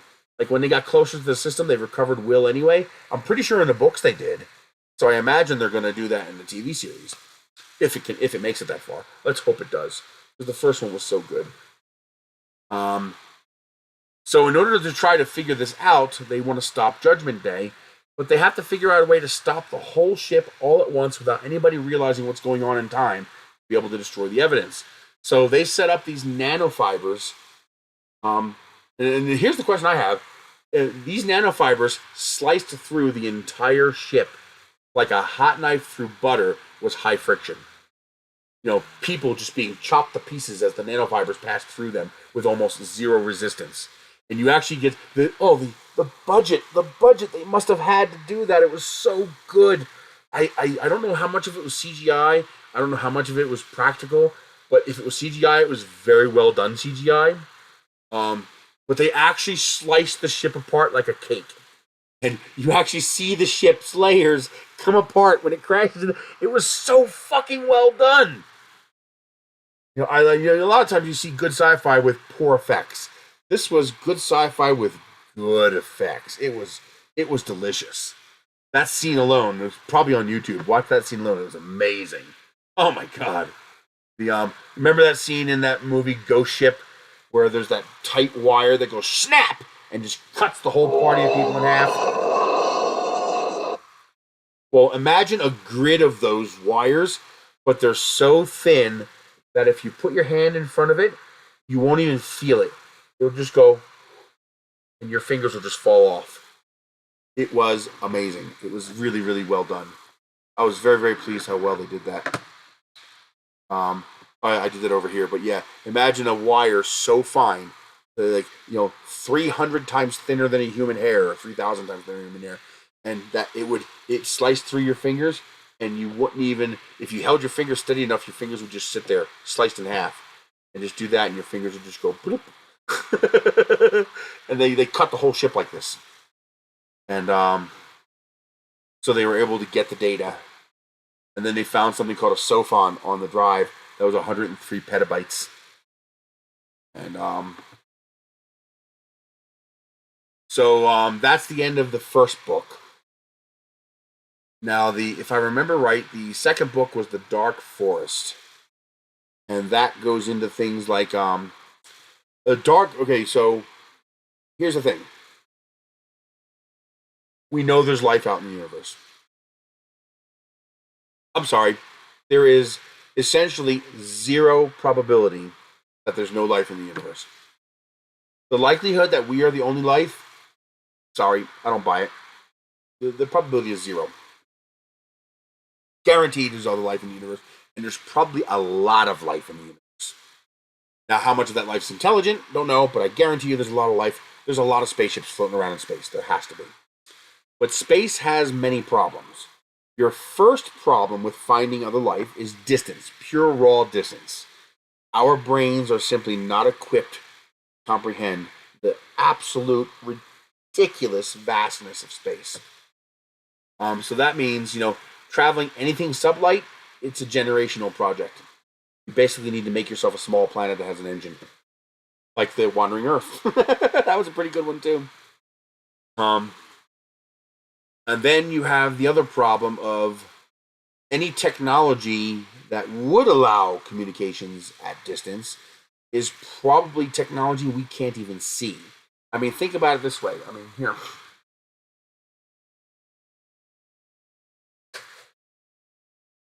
Okay, so let's think about it this way. Let's say you are, where is that button?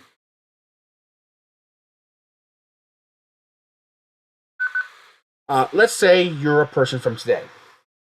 You go back 150 years. We're industrialized. We have steam engines, and they try to see our transmissions to detect us advanced people. Hey guys, can you hear me? Oh yeah, you can hear me, right? Little radio. What is England going to see 150 years ago? What is the U.S. military going to see 150 years ago? Nothing. They don't even know 400 megahertz exists. They have no way to see it. They have no way to measure it. They have no way to know it's even there. So as far as they're concerned, we don't exist because they can't see us. Well, the idea is that whatever these aliens are using to talk to each other, it's equivalent to what this radio is to humankind 150 years ago. It's something we don't even know exists, something we can't even comprehend yet. It's not on the electromagnetic spectrum we're aware of. Maybe it's a dimensional fold, maybe it's subspace, who knows what it is. It's something that we can't even see. We don't even know it's there. We don't even know where to look or how to look. So it could be that there's chatter all around us. Aliens talking about this soap opera and that soap opera, and look at these funny humans. That's pretty cool they invented that, and we don't know because we can't see it. Okay? And then the third idea, this one's a little scary. Okay? This one's a little scary. The third idea, okay, so in science fiction, we have something called the Kardashian scale. I think I said that right. So you could be a K1, K2, K3, K4, K5 civilization. So a K1 civilization, which, by the way, we're not yet. We are not a K1 civilization. We're not even K1. We're like K.6. A K1 can utilize 100% of the resources of its planet. A K2 civilization can utilize 100% of the resources of its star. And so on and so forth, galaxy, universe, etc. So the jumps are pretty big between, K2, K3, K4. So the idea is that in a dark forest scenario, there's K4s and K5s out there. And these aliens are functionally immortal for all intents and purposes. Very likely. They might even be partially artificial. And these aliens will see the end of the universe. They will live long enough to see entropy realized. And they want to live as long as they can.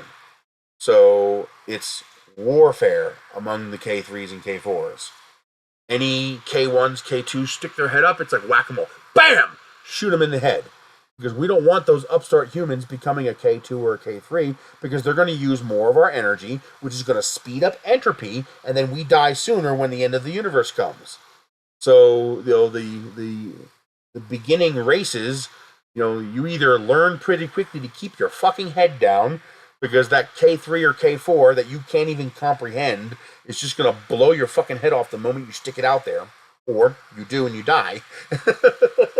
And so, I believe in the books, the Satine told humankind, stop using the sun to communicate.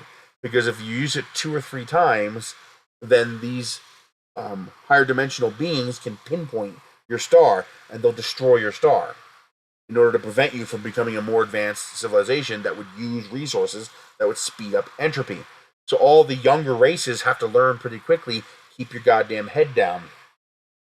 And that is what one of the wall facers figures out.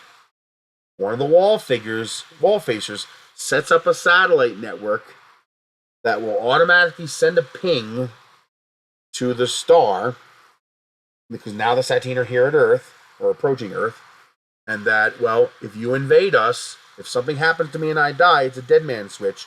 Your sophons cannot reach all these satellites fast enough. One of them is going to transmit the signal to the sun. The K3, K4s are going to see it, and they're going to whack Earth, and you're going to die with us. So we're going to commit suicide, and we're going to make sure you die with us. And that stops the Satine. I'm pretty sure that's what he came up with. What was it? I can't remember the guy's name. He was the regular dude. He was the Sol. And that's what he comes up with in his for his wall facer project. Genius. It's really fucking good. And then eventually we become higher dimensional beings as well. We can create pocket universes. I remember one time they can change the rate that time passes in the pocket universe. So we can go in this pocket universe, create a little utopia, and then let time accelerate like crazy outside and pop out and see what happened. Stuff like that. It becomes very interesting. If cerebral. And then a call goes out. They have a way of sending out a signal across the entire galaxy. And they tell everybody the universe is dying. There's no longer enough matter in the universe for it to gravitationally come back together into a new Big Bang. This is before modern science. So they start begging everybody, says, for all of our sakes, empty out your pocket universes. Because what's happening is we create these pocket universes, and then of course other races do the same thing. We create these little perfect pocket universes, but we're taking matter from our universe and putting it in the pocket universe to build what we want to build. Think of it like a holodeck, but using actual matter. So they ask everybody to dismantle their pocket universes and put that matter back into the universe so that the universe has enough matter and dark matter to recompress, and then it can recycle. Otherwise, it's going to expand forever and we all die. It works. They do it. And we get to watch the Big Bang happen and the universe form. So it's a very, very, what do you call it? There's a name for books that cover just that huge range like that. That's the third book. And apparently there's a fourth book, Redemption of Time. I'm looking forward to getting hold of that one. But yeah, if you like hard sci-fi and you like truly majestic time scale, mega time scale sci-fi, and you love that really cerebral type sci-fi, you're going to love the series. It's very, very good. If you just want Transformers action, you're probably going to be better off watching a highlights reel, after the series runs, which it did now. But if you can muddle through the cerebral parts and enjoy them, it's really, really good. And the TV adaptation is rushed. You tell they compressed a lot into a very small volume, but they did it good. The corners they cut weren't deal breakers. They didn't destroy the story like they did with Ender's Game. They ruined Ender's Game. They ruined that. Don't watch the movie. Well, watch the movie. The movie is cool. I love the effects. Watching the dragons take on the fucking lizards. The gate is down. The enemy's gate. That was just awesome watching that. The battle scenes were incredible, but the ethos of the series was ruined. They destroyed the core ethos. What made Ender's Game so special? They ruined that. They took it out. Probably not even fully intentionally. Matter of fact, if you watch the movie, you're not going to notice it. But if you read the books and then watch the movie, there are scenes where you're going, oh yeah, I remember that, but what the fuck? It's not going to make sense because they're mixing the two ethos. They're mixing their adult-centric, idea of the universe with events that are very child-centric for the new generation. And because they're mixed, they don't jive. It's like, wait a minute, that doesn't work together. What the hell? Because they were the book part that they kept correct conflicts with the way they made the movie. If you read the books, you'll know that. You'll see it right away. So absolutely read the books, audiobooks. They have shown scientifically that listening to an audiobook activates the exact same portions of the brain as reading a book. So when you listen to an audiobook, you're reading the book. And the voice acting, if it's done well, adds so much depth. And Ender's Game was well done. Yeah, get the Ender's Game series. Go to, what's the site? If you don't want to buy it. If you can afford to buy it, buy it. We'll go to audiobookbay.lu. You can download it all there. Sign up. You can create magnet links, torrent downloads. There's no DMCA for that kind of crap. Nobody's watching audiobooks. Movies, they're watching TV shows, they're watching. But yeah, the Ender series is badass. And of course you can get if you have Audible, you can get all this. I wish I still had Audible. I love my Audible account. But Audible is nice for that. You can get the Six and Lou series, the 3 Body Problem series. I believe there's 4 books. There's 3, but I think a 4th one just came out. But the Chinese have a very different outlook on the world. Their reality is a little bit different from us. And so their science fiction is different. And some of it is very good. As fanciful as it was, I love the Wandering Earth movie. I thought it was great. The effects were just mega scale effects. I mean, Earth engines to move the entire goddamn planet. Would it work? Fuck no, it wouldn't work. Are you crazy? The goddamn planet would rip apart.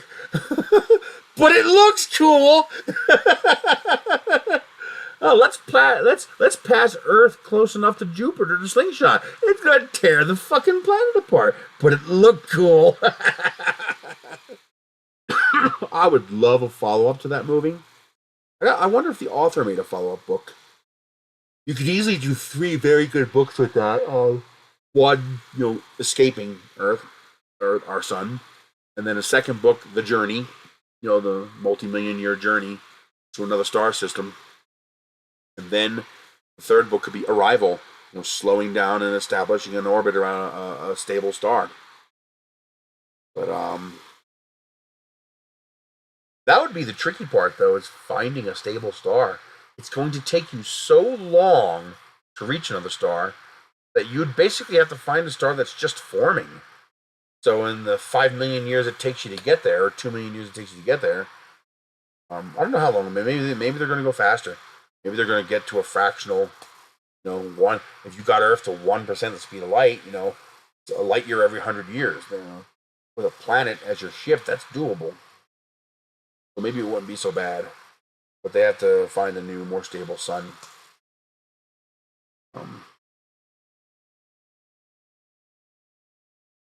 Yeah, the Three Body Problem, great series if you like that cerebral sci-fi. The Ender series is also a great series. It's if you like hard sci-fi, you like that kind of stuff, you won't regret reading those books. What other books are good if you like hard sci-fi? Anything Stephen Baxter, great. One of my favorite books was Flux, a wonderful book. The Ringworld series were also very good, though be careful, some of the audiobooks are absolute junk.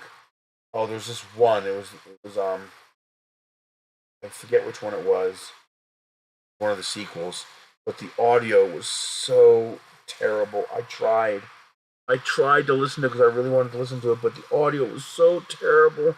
After half an hour, I gave up. I deleted it. I couldn't listen to it. It was so bad. It was so bad. But those are really good series. There's also what's the ones with Dragon's Egg? I think it was. Yeah, I think it was the Dragon's Egg.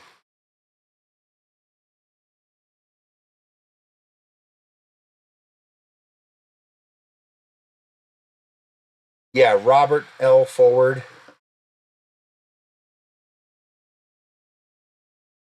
Yeah, and there's a couple of books in that series. What's the name of the critters? Cheetah. The Cheetah. Chela. It's about an alien species that but the cool part is they live on a high gravity world where humans have a difficult time existing. And the Chile, they do not have roofs. None of their buildings have ceilings because ceilings equal death. The gravity is so high that if a ceiling were to collapse, you wouldn't even see the ceiling fall. The gravitational acceleration is so great that it would just be squish. You'd just be gone instantly. So none of their buildings have ceilings. They're deathly afraid of ceilings. But you get to see through the books as humans find them, interact with them, friendly. And later the Chile figure out space travel and go into space. And, but very, very cool. Now these kind of books here, like Robert L. Forward and Stephen Baxter, they're what we call hard sci-fi. And hard sci-fi is where they try to get almost all the science as right as we can. They try to base all the science fiction on as close to what we understand true physics and chemistry and whatnot to be. So they try to make it as real as possible. If this were possible, this is probably how it would be, kind of thing. They try to minimize the number of plot armor devices like warp drives and Heisenberg compensators for teleporters.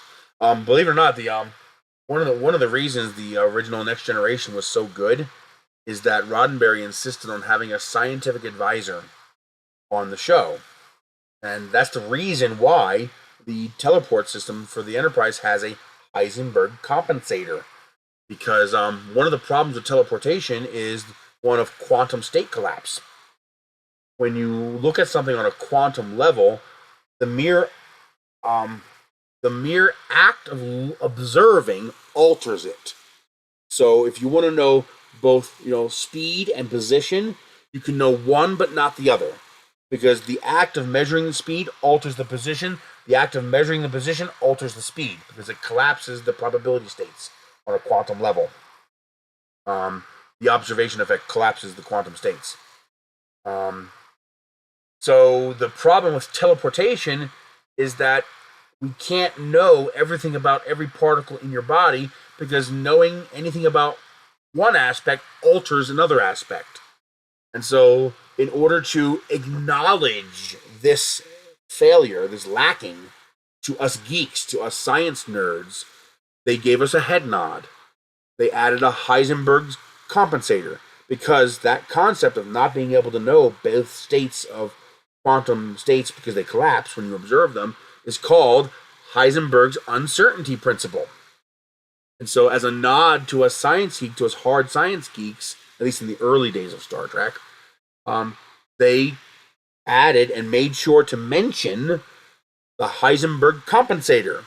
So if you're a geek and you knew what Heisenberg's uncertainty principle was, and you knew about the quantum state collapse problems of the observer effect of enabling a teleportation system, then you would be like, nice, they acknowledged it. They understand that there's a problem there. And they created a plot armor device to explain it. So they tried to do a lot of that back then. And Roddenberry had a very utopian view of the future. He did a lot of things on Star Trek that were really pushing the envelope. One of my favorite things was, I don't know if I'm quoting it exactly, but I'm close.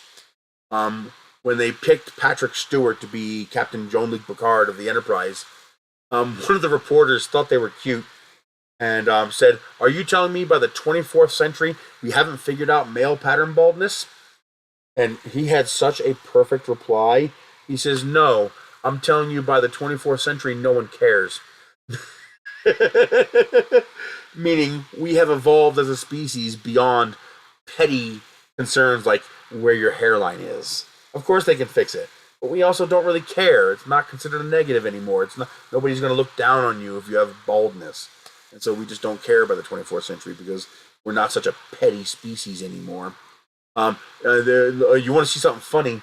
Look up something. Look up the Star Trek Next Generation Scant, SKANT.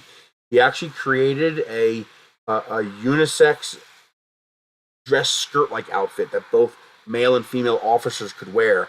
And if you watch the first episode, Encounter at Farpoint, when they're trying to move all the personnel onto the saucer sections where they can separate, you'll actually see some of them wearing that, men and women. That got taken out. The audience just wasn't ready for it. So they took that out. But this is the kind of utopian future he was thinking of. He was thinking no one's going to care. The comfort, fashion, whatever. Those things don't have genders. We assign genders to them. And so he was trying to portray that kind of a utopian future for mankind. And that little nod to science was a nice one. Of course, as we all know, they eventually gave up on that, and technobabble became the rule of the day.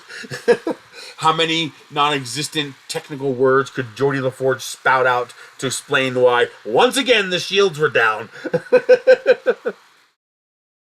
And then sometimes they slap you in the face with it, like the Star Trek episode when he had to go up against that Section 31 ship or whatever it was. Sometimes the ignorance of the science is so grotesque it takes you out of the fun. The movie was great, but that one scene where they are where the ship loses its ag field, and so people are floating because the AG field is down, artificial gravity field, and the ship is tumbling, and they're running around the outside walls of the corridor fighting, in that combat. It's like, well, first of all, that's not how that works. The AG field is down. That means there's no gravity. The only direction you would be attracted to is the opposite direction of whatever direction the ship is being pushed. You wouldn't run around the walls of the corridor. You couldn't. it's 0 G. You would just be floating. You could kick off and push off, but you can't run around like a cylinder. There's no fucking gravity.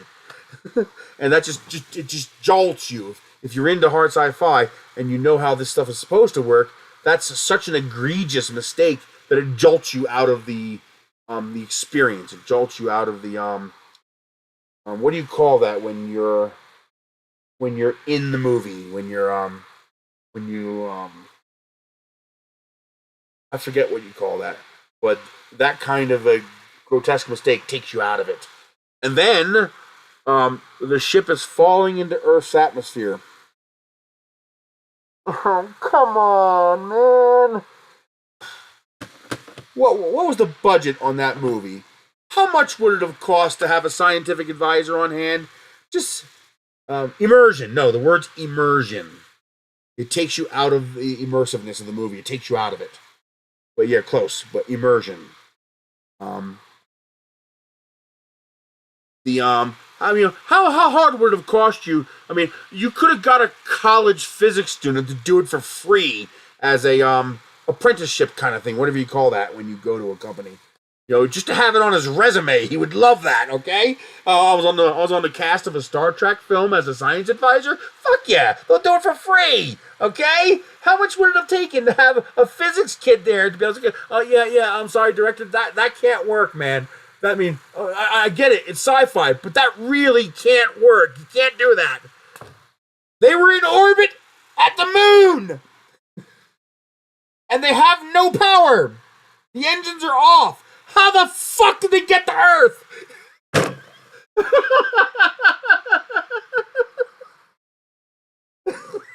I mean, come on! I mean, sure, the ship wasn't actually in an orbit. An orbit is only required when you need to be stable ballistically. You don't have to orbit the Earth. You know, if I put a non-Newtonian engine with a unlimited fuel fusion power plant on the space station, I could just sit the space station at Leo right above Pennsylvania, and it would be fine. You just keep the engines on, okay? So you only need orbit when you want to not power your engines. You want to just free fall in orbit. Okay, otherwise you don't have to be in orbit. So you could argue the Enterprise is not orbiting Earth. It's just sitting there next to the moon. Okay, so fine. Now the Enterprise is in free fall, and it's going to be attracted to the Earth at 33 feet per second squared, or 32 feet per second squared. Do you know how long it's going to take to accelerate to get to Earth? If you go 10 times that fast, do you know how long it's going to take to get to Earth? More than the 3 minutes in the movie. It's like, oh my God, it's one of those things that's just such a huge error. It's such a huge plot failure, a hole, that you can't forgive it. Believe it or not, Back to the Future had one of those plot holes. I saw it when they did it. It took me right out of the movie, and right there in the theater, I said, "What the fuck?" Because I understand why they did it. They couldn't figure out a way to fix it. They had editorial-wise, they backed themselves into a hole, and they couldn't fix it. So they had to have one thing that was impossible happen. So Biff steals the time machine and goes back to 1955 and gives himself the almanac. Stop! Forget it! Marty goes back to 1985, and now it's completely different. Biff is in charge of everything. What happened? Well, Biff went back to an earlier time and did something and gave himself something or whatever. Okay, let's go back to 2015 and stop him. We can't. That 2015 doesn't exist anymore. That 2015 is now part of this new timeline. So we would get to the new 2015. We can never return to the 2015 we came from. Then how the fuck did Biff return the DeLorean? He can't. When the moment Biff handed himself the almanac, the 2015 that he left from with the stolen DeLorean ceased to exist. He could never return the DeLorean so that they could then get home. He can't do it. they don't even allow for a temporal propagation wave. In a movie, The Butterfly Effect, temporal changes actually took time to propagate. You would make a change, and there'd be a temporal wave that would pass through the temporal continuum. And when that wave went over you, the changes would be enacted. So in theory, you could get to a future time if you did it before the wave got to you. They didn't even allow for that, because otherwise they could have used that to go back to the 2015 and stop Biff. So they couldn't allow that. And that's why when Biff comes back with the time machine and he breaks the his cane, and then you see Biff disappear. Well, excuse me, the cane should disappear too, and it did except for the broken off part. You think time cares if that piece of the cane is separate from this piece of the cane? That piece of the cane came from the non-existent 1955. It should have also been deleted. But they had to leave it there so that Marty and what's his name? The scientist. I forgot his name. Lloyd, the character Lloyd played, the scientist. Doc Martin. So Doc Martin and Marty noticed the cane, and that's how they figured out what that Biff must have stolen the time machine. But that's two fatal flaws. Biff couldn't, Biff had no way of getting back to the 2015 where Marty and Doc were to return the DeLorean, because that 2015 doesn't exist, and even after that mistake, breaking off the cane would not stop it from disappearing from the timeline, because it was part of the temporal infraction. So all molecules that were from that temporal infraction would disappear, whether they were connected or not. If he spit up in the air, his spit would disappear too, because it was all part of him. But they backed themselves into a hole. The only way their storyline could work was if Biff was able to steal the DeLorean, and he had to be able to return it. Otherwise, Marty and Doc would have no way of getting back to 1985 to discover that he did all this. So they created this. That's why I said, what the fuck? Because I immediately realized that can't work. They're breaking their own rules. They've already established how time travel... to forget about the fact that time travel is impossible. We accept that the time travel happens as part of the plot. But that plot includes rules about how that time travel works, and they just threw those rules out for that one scene, because they realized, fuck, we need this to happen in order for the plot to continue, but we're breaking our own rules doing it, so let's break the rule and make them fizzle out. Oh, man. What are you going to do? But that's similar to what happened in the Star Trek, where the violation was so grotesque that it yanks you out of your immersion. But what are they gonna do? They're creating fanciful things, and they make mistakes. Rewrite the entire script because we made this one little mistake. Fuck it. Let them come back. We'll deal with it.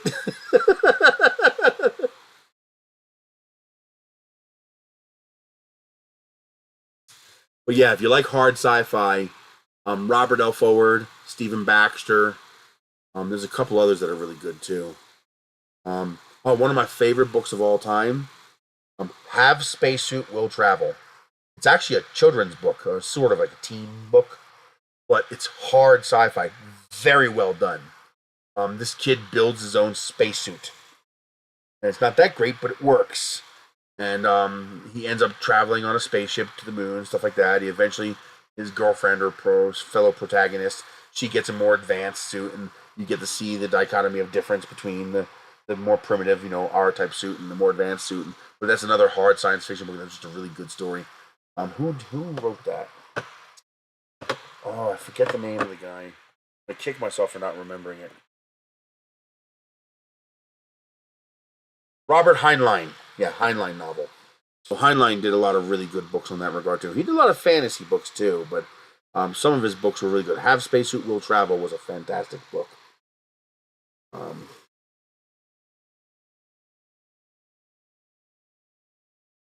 yeah, if you want to read some hard sci-fi, some Heinlein, Stephen Baxter did some great stuff. Robert L. Forward did some great stuff. If you like that really hard science fiction, which I love the hard science fiction. I also love the military science fiction since it tends to be a little on the hard side. The only problem is a lot of the times the military science fiction can get very repetitive if the author doesn't have the imagination to, or just the time, whatever. It can sometimes get a bit repetitive. Like there is a series called Star Carrier. Very good. I enjoyed it. It's very good. Although each book was basically the same book with different time and characters. Wasn't a whole lot of difference between them. It wasn't bad enough to not want to read it, but it was enough to notice. That was fantastic. The concept of high-speed travel in that book was using singularities. So here's the idea. You have a ship, and you project a virtual singularity, basically a black hole, right in front of the ship. Just for a nanosecond. Your black hole goes, but for a moment, your ship is drawn to the black hole. And then you move that black hole forward a little bit. You keep projecting these nanosecond black holes just in front of the ship, and it drags the ship along the gravity well. And because the ship is being drawn toward a singularity, there's no force of acceleration. So these ships could accelerate at 10,000 gravities. A carrier-sized ship can accelerate at 5,000 gravities. Fighters can accelerate at 10 and 15,000 gravities, and missiles 30, 40,000, 50,000 gravities. So you could accelerate at just ridiculous speeds. Like you could get to light speed in 8 minutes kind of stuff. They still couldn't go faster than light, but they can get right up against the light barrier very quickly because they can accelerate at tens of thousands of gravities. And because the singularity affects all of the mass of the ship simultaneously, like Earth does, you're in free fall. So your ship is being accelerated at 10,000 gravities, but so is every single molecule of your body. So because every molecule is being accelerated at the same time, there's no force of acceleration. Acceleration comes from a different gravitational potential. So something's pushing, and now your body resists being pushed, and the car pushes you along, and you're feeling that delta. You're feeling that difference. But if I could grab you and the car at the same time and yank all of your atoms forward at the same time, you wouldn't feel anything. And so you can accelerate at ridiculous speeds without everybody becoming, wet paste on the nearest bulkhead. Now the way they handle that in Star Trek is by creating a device, and Stargate did the same thing. It was the IDF, the inertial dampening field, basically a way to reduce inertia so that you wouldn't experience the acceleration, because otherwise the ship going to warp would result in every organic thing in the ship becoming a wet paste on the nearest bulkhead.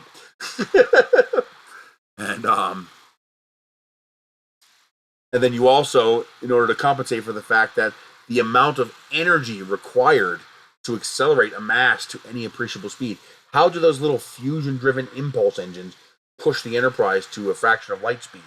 Well, the inertial dampening field also reduces the effective mass of the ship. So it basically makes the ship lighter. So now you don't need as much energy to move the ship. So they were pretty consistent about that. But in the Star Carrier universe, they use singularities. So a fighter could make a super tight turn because they would just project the singularity over here instead of over here. They'll project it on the side of the ship, and the ship would swing around the singularity. And because the singularity is acting on every atom of the ship and the pilot at the same time, there's no acceleration felt. Another good series, it's what is it? War for Old Man? Old Man's War. Old Man's War. Oh, this is a great one. By John Scalzi. Called The Old Man's War. Fantastic series. Definite must read. What else is good?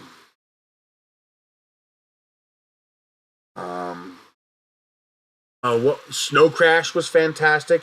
That's information singularity and nanotechnology. I love nanotech. Nanotech is my my pudding because we're going to have nanotech long before we have replicators. And nanotech could give us the stepping stone between 3D printers and replicators. They could give us fabricators. So a fabricator is like a replicator. It can give you anything you want. It will build what you want atom by atom and put it together using nanotech. But you have to feed it the raw material. It can't turn, sand into gold and gold into oxygen. So if your ship needs gold, you've got to have gold raw material. If your ship needs steel, you have to have a steel raw material. And you would have hoppers of raw material, like a 3D printer. And then nanites would take atoms of that raw material and build whatever you want. That's called a fabricator. We'll have that long before we have replicators. We could theoretically see primitive fabricators in our lifetime if there's a breakthrough in nanotech. If someone develops a breakthrough in nanotech. The problem is, I suspect true nanotech is going to require higher dimensional understanding and manipulation in order to fit that much computational power in something so small. Or a way of having a quantum computer be able to talk to a slave network of nanites, but you would need quantum level computing technology because you'd be talking about billions, if not trillions, of nanites, and none of our computer tech could manage that kind of network congestion. They would never be able to individually address that many individual network nodes. We would require a pretty big computer advancement. That's essentially what a sophon is. It's a proton that was unfolded. Its higher dimensions were unfolded into our dimension, so they can print however they did it in science fiction. Turn it into a computer basically, and then fold it back up into a proton. Now, of course, a proton weighs next to nothing, so it's pretty easy to go bink at the speed of light and send it to Earth. It was a fun show. They did a good job. The sophon effects were fantastic. The unfolding of the sophon was great, and the slicing apart of the nanoships with the nanofibers, fantastic. I wish the nuclear propulsion to send out Will was a little bit more successful. Like maybe they got halfway through the bomb string instead of just 3. That would have been cool. That was a little bit more effective. Impossible the way they did it. There's no way in hell you're going to thread that needle. Like, give me a break. You're gonna pass that bomb through a hole. Yeah, we're not that good. We are not that good. But Old Man's War was a fascinating take. Oh yes, they could. Oh, absolutely they could. Remember, they were one after another. They were almost right on top of each other. They didn't have to go out very far. They probably didn't even have to extend much farther than the moon's orbit, if that far, because all it was a daisy chain reaction. Boom, push, boom, push, boom, push, boom, push. That's why they were only a couple seconds apart. I mean, that is okay. Could we do that? No. Is it theoretically, feasibly possible within something similar to the scope of our technology? Like maybe 20, 30 years from now? Yes. It's on the edge. It's what we would call blue sky technology. We can't do it now, but we could see with effort in 5 years, 10 years, we could do it. So yes, that was within the realm of possibly, where like 1 in a million shot, maybe you could pull it off. So on the one hand, I'm glad it failed. It shows that it's not ridiculously perfect. But I wish it was a little more successful. Because I like the storyline where Will is with the Sateen. It's a pretty cool storyline. Well, they let them launch them. Well, first of all, these people can unfold a proton higher dimensionally. Nukes are not a threat to them. Yeah, nukes are as much of a threat to the Sateen as Indians tossing twigs at knights in armor. Okay? Actually, the twigs will be more effective because you might be able to poke a knight in the eye with a twig. Okay, that's how ineffective nukes would be against the Sateen. Where the Sateen are not worried about 20th century man. 20th century man is like modern army and marine soldiers going up against savages. Okay, it would be there wouldn't the soldiers wouldn't want to follow orders because it would be such an absolute one-sided bloodbath. Okay, it would be there is no chance, zero, not 0.1, zero. Okay, we have no chance against the Sateen. What the Sateen are worried about is what we will develop in 400 years, considering what we've developed in the last 100. If we continue that rate of acceleration that we've had for the last 100, for the next 400, we will more than surpass the Sateen by the time they get here. Because remember, their technology is now frozen because they're stuck on starships at 1% the speed of light traveling to Earth. So their technology is now frozen. There won't be any more development until they're on a planet again. So what they're currently, 1,000 years ahead of mankind. But at the rate that we accelerate, because we are on a stable planet and a stable solar system, we'll be 1,000 years ahead of them in 400 years. So the whole point of the Sophons was to stop us from developing. And most future development is going to require understanding of higher dimensional physics. And because the Sophons can interfere with high energy collider events, they can prevent us from experimentally discovering any aspects of higher dimensional physics, which means they can prevent us from developing their kind of technology and becoming a threat. That's the point of the Sophons, is to stop us. They basically put mankind in a scientific cage and we're frozen. We can perfect the science we have, but the science we have is nothing to the Sophons. That's why we had to use the threats of the K5 civilizations to stop them.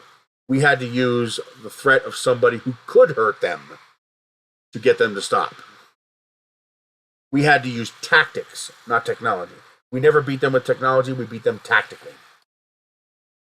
And it's like if, imagine if, well, actually, please don't take any political meaning from this, but imagine if Russia wanted to crush Israel. I mean, Israel is, even with their technology, they're nothing to Russia. Russia would walk all over them, okay? If they actually put a concentrated effort into it. But then Israel just says, well, I know how to piss off the U.S. I can send out a signal that's going to piss them off, and they're going to erase Israel from the map, and they're going to erase you with us. Okay? That's what Earth does. Earth says, you know that big giant monster over there? I know how to wake it up, and I'll do it. But you'll die, but so will you. We'll both die together. That's how they beat them.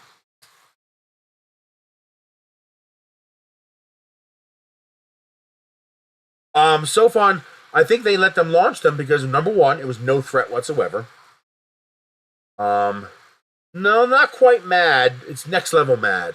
I'm going to use someone else's mad on you. Because the mad is mutually assured destruction. We both have equal technology to kill each other. This is, I'm going to get that big bully over there to wipe us both out. A little bit different, but yes, same concept. Hi, baby. How you doing? Want to say hi? They probably can't see you. I don't even know what camera I have on. That one. Yeah, they can't see you, baby. He wanted some petting. So, similar, yes. The concept is the same, but the dynamics are a little different. But that's the kind of stuff I like. I like that hard sci-fi stuff. I like that very cerebral sci-fi stuff. I love the operatic type fiction where it just covers massive time scales. It's amazing. Old Man's War was interesting. It's why I want to rename my Alexa to Asshole. I want to go, asshole, what's the weather tomorrow? I really badly want to do that. If you you're probably thinking, what the fuck? Read Old Man's War and then you'll understand. So Old Man's War is a very interesting premise. Earth is involved with galactic affairs and other civilizations. Yes, Expeditionary Force. Is that the there's a couple of books similar to that. Is that the one Earth starship that escapes the invasion and they have to try to fight back? Yeah, I think the AI that was on the moon. I didn't know his name Skippy. I thought it was Travis or something like that. Yeah, I've been reading some of that. Might be a different one, but I'm probably just. I know there's two AIs, so I might be just thinking a different one. Yeah, and one starship escapes.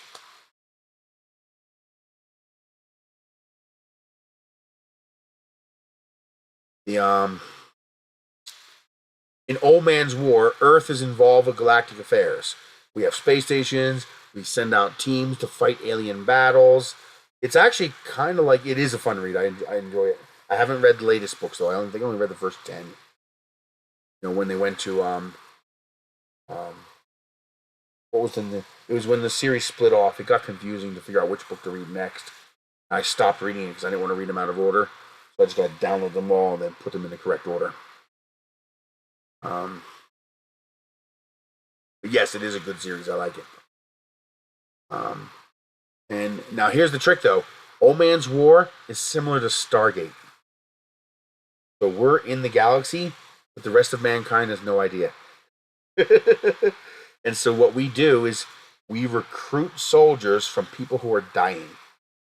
So a guy dies from cancer or old age on Earth. We take him up to the space station and we give him an opportunity.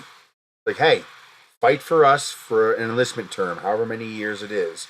We'll put you in a new body, green body, and alien, super strong hybrid body. And if you survive your term, yeah, Craig. I remember the author Craig. So it is the same series I'm thinking of. If you survive your term fighting for Earth in the galaxy, if you survive that and you fulfill your term, like let's think of it like a 5-year enlistment into the army or a 10-year enlistment into the army.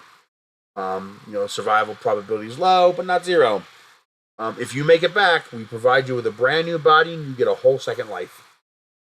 And so they obviously they're about to die, so they say yes. And they get in. Maybe. So yeah, it's kind of a similar concept to RIPD, but military, not heaven, hell, and ghosts. So they also get a brain implant that's basically a personal assistant, AI, an AI that helps them, helps them control their technology, helps them navigate the world. Think of it like having a tricorder, a scanner, and a computer all in one, but it's in your head and you talk to it.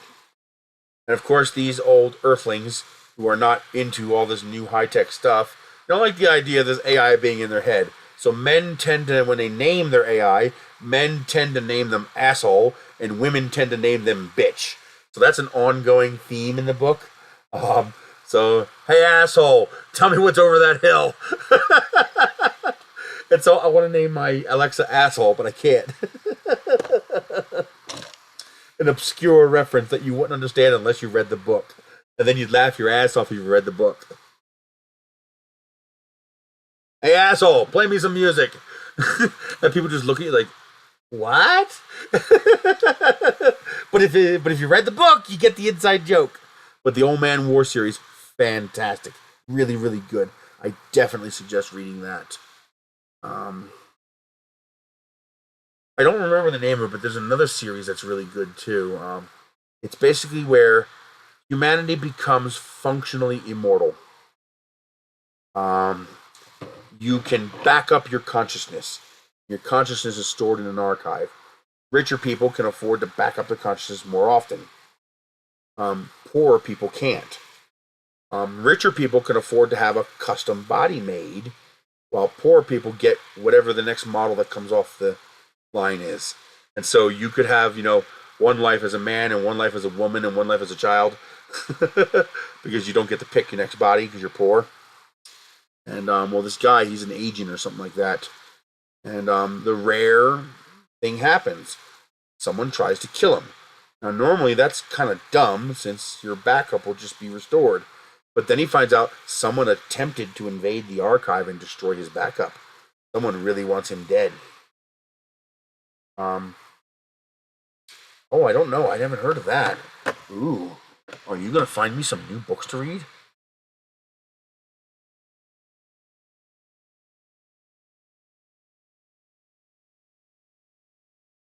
Steel World, Dust World, Tech World. I have not read these. Ooh. I don't recognize those titles or those covers. New books!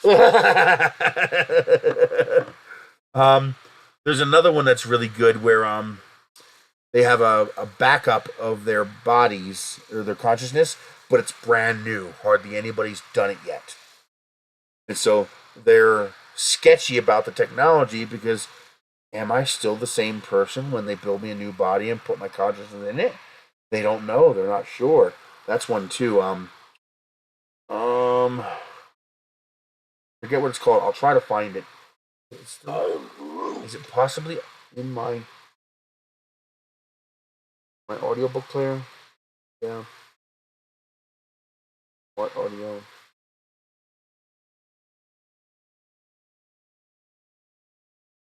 Not what I want you to do. Yeah, smart audio. I think I already cleaned this up, so it might not be in here. Texas Earth, Mavericks. It wasn't Mavericks. Mavericks was a really good one too.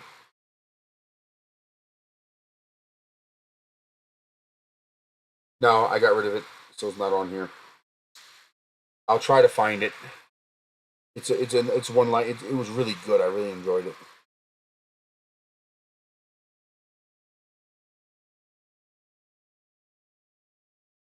Old Man War was military. It was all military, but hey, more of that kind of stuff? Hell yes.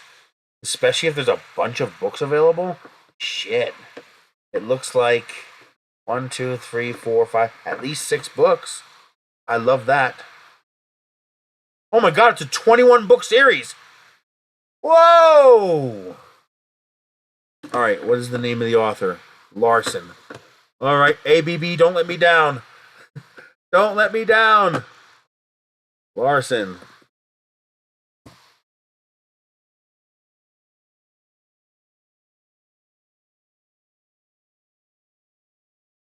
That didn't work.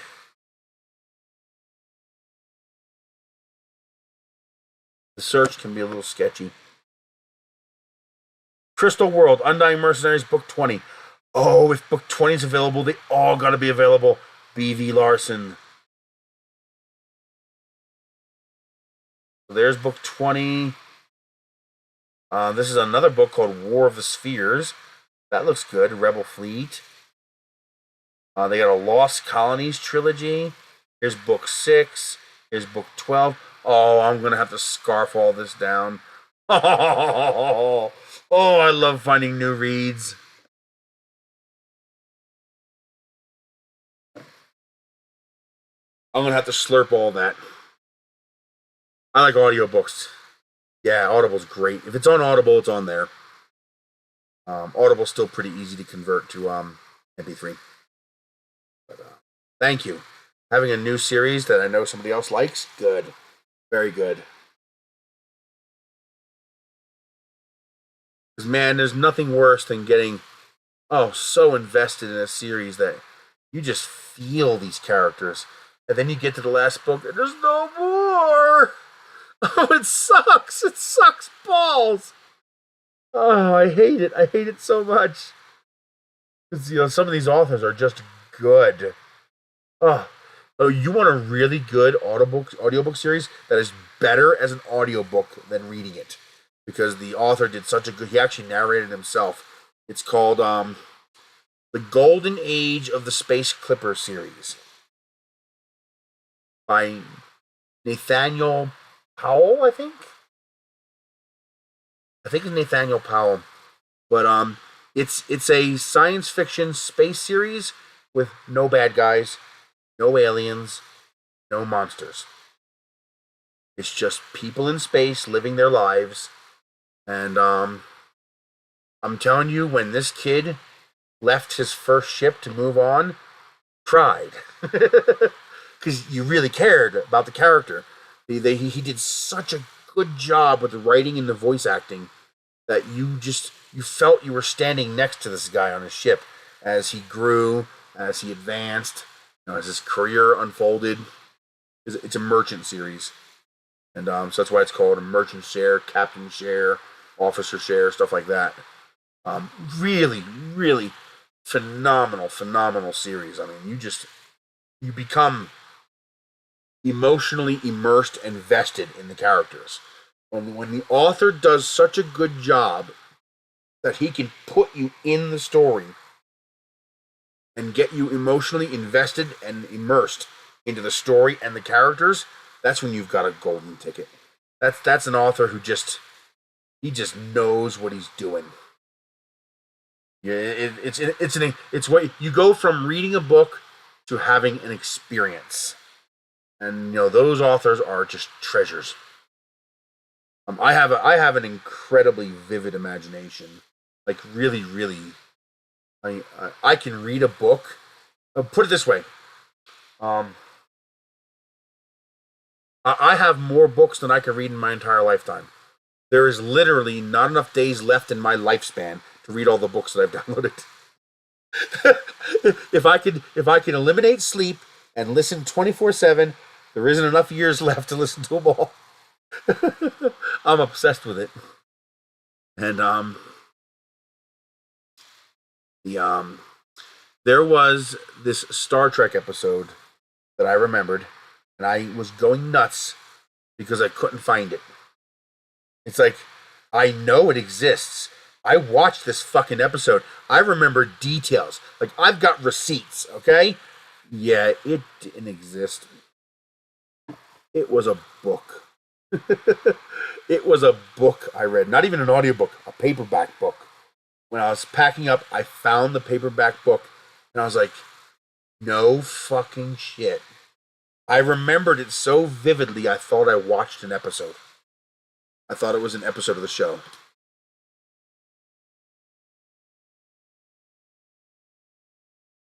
Oh, it don't matter. Especially if you got that membership, man. Oh, yeah. And check out ABB if you want to.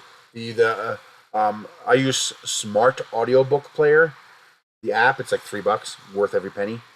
The only trick is each audiobook has to be in a folder. And the cool thing, though, is you can, especially if it's MP3s, M4Bs get a little weird. But MP3s, most of them are a single file, but sometimes you get a book that's like 30 files, it's split into chapters. You just use an MP3 player to join them. And then I rename them so they show up in order. And it doesn't matter what I name them because it uses the folder name, not the file name. And then I put all the books of a series into one folder, and that one folder into the Smart Audiobook Player. And now, all 20 books show up as one book. One entry in my list. Whether it's one book, 7 books, 10, or 20. As long as they're all in the same folder, and they all show up in that audiobook player's one list, and it adds them all together, and it plays them one after the other, after the other, after the other, and you just let it go. I have mine set at nighttime. I have a 30-minute timer set. So after 30 minutes, it'll begin to slow down or begin to lower the volume. It'll get quieter and quieter, and then stop. This way, if I fall asleep, I won't miss 8 hours of the book. I'll just have to scrub through the last 30 minutes to figure out where I left off. But then I found out I can't do that because if I get vested in a book, like if I'm really into it, I won't go to sleep. I'll stay up all goddamn night and listen. So I can't listen to audiobooks at night. It's dangerous. Because just one more. Just another 30 minutes. I'll tap the phone to reset the timer. Another 30 minutes. Another 30 minutes. And then it's 6 o'clock in the morning. It's like, no! And I don't know what hurts worse. Knowing I got no Backyard Starship. Excellent. I love Backyard Starship. There's a couple of different ones called Backyard Starship. I have like 3 of them called Backyard Starship that are pretty good. There's also Starship for Sale. That's another good one. I love it. It's fantastic.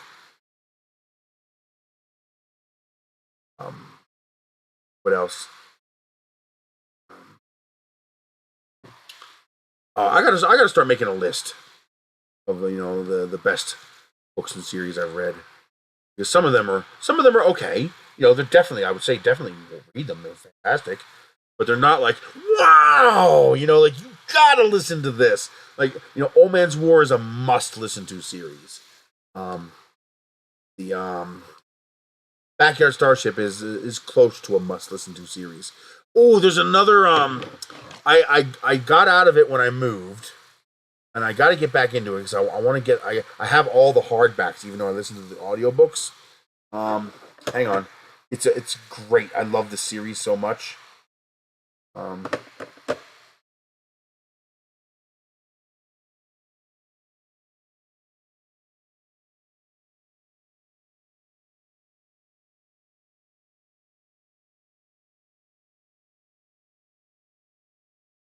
What am I doing? I bought the books on Amazon.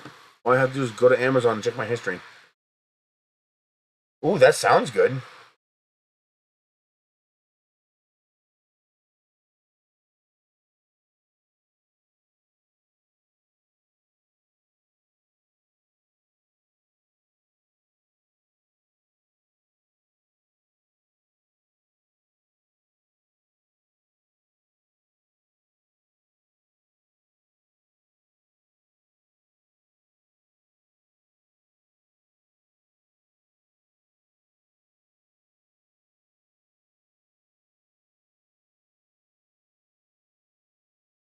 The series is called Destroyer Men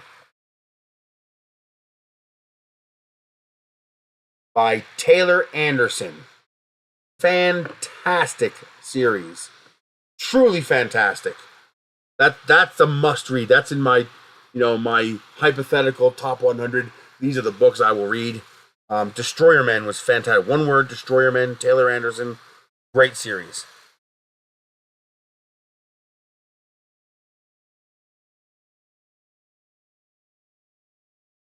Oh, interesting. It could be. I'm not too big on the modern people living in slightly less modern times, unless he's advancing them. Oh, not okay. Now that's interesting. Seeing where you can take people with your knowledge and not getting burned as a witch. That would be interesting. Destiny's Crucible.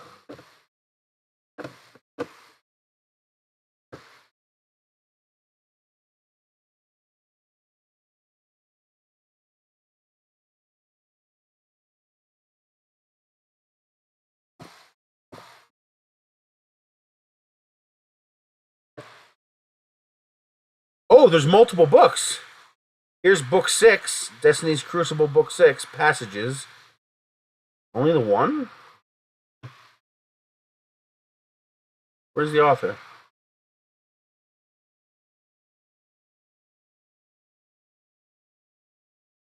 They only have book 6. I wonder why they don't have the rest. How about Olin Sorensen?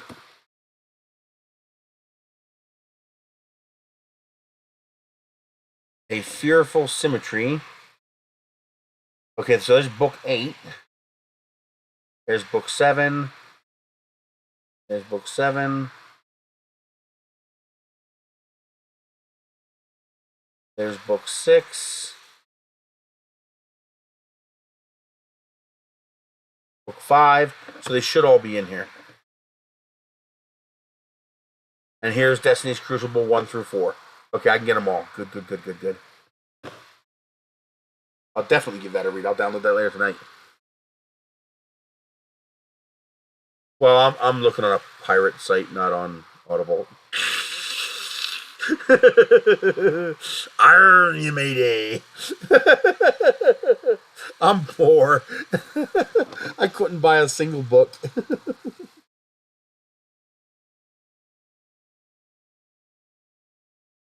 But yeah, I'll definitely give those a listen.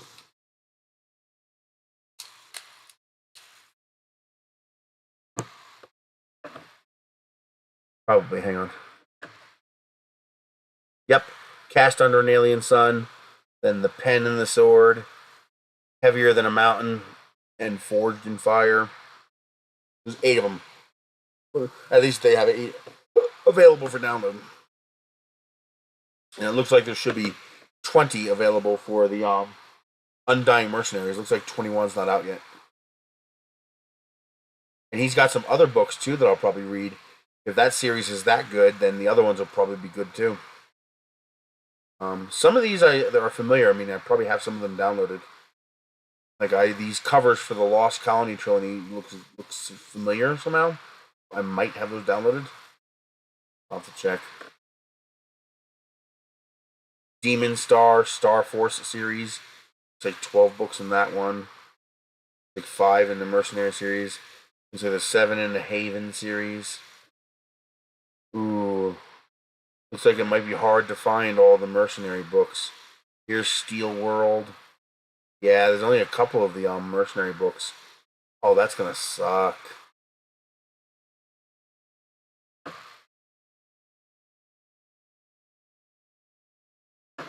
Oh man, I'm not gonna be able to listen to the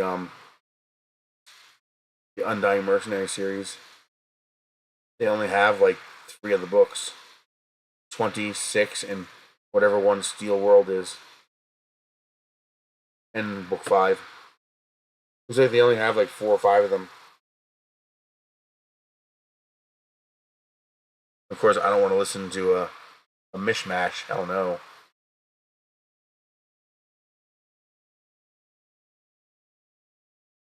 There might be other places I can find them.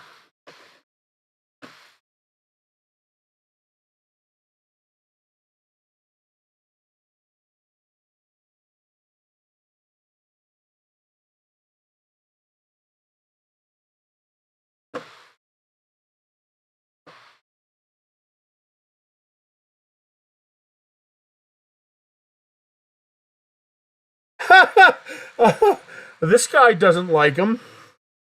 He says, I'm at the end of book 3, and this series is getting more and more frustrating to listen to. The main protagonist is just a complete asshole and not relatable. Everything he does or says makes no sense. He's apparently really good with the ladies and sleeps around, but he also claims he doesn't understand them or can't read them.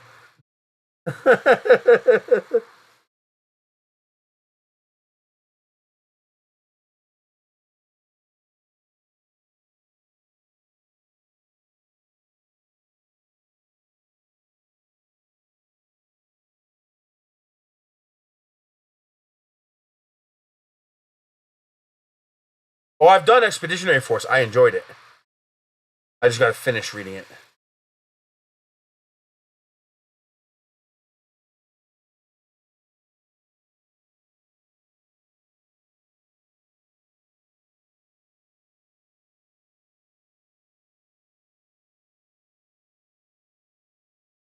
Oh no, this is a completely different series, or is this? This says Skippy's part of the Undying Mercenary series.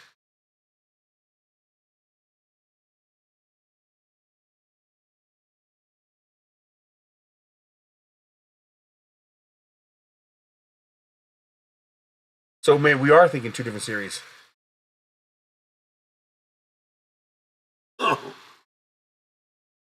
Alrighty.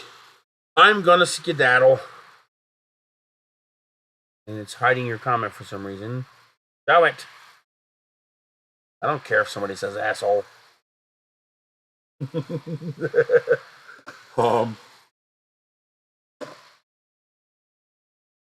else in here? Oh, somebody sent me PayPal. Richard Dolan, thank you for the $25. You rock, dude.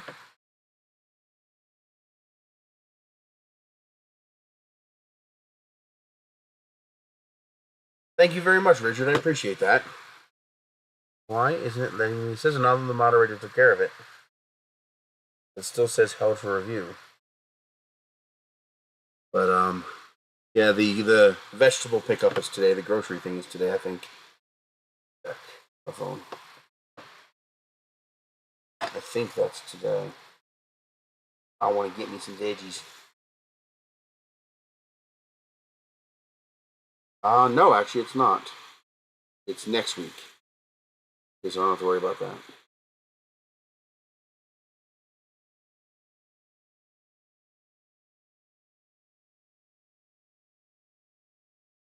Into that one. And she has an appointment then.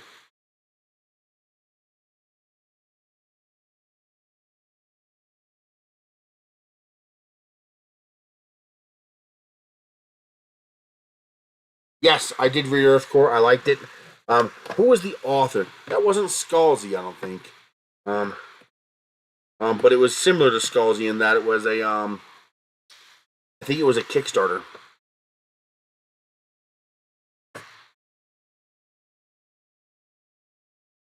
Sigler, yeah, Scott Sigler.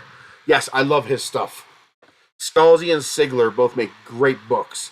He also had one on I think he had a nanotech book, and he also had one with dinosaurs somehow. But yeah, his books are great. Scott Sigler and John Scalzi both make great stuff.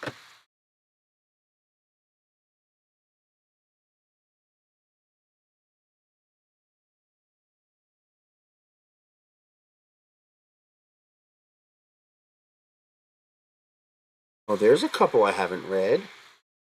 Like Nocturnal I read, Pandemic I read, but I didn't see Ancestor or Mount Fitzroy. Those are new. Magic 2.0? That sounds funny.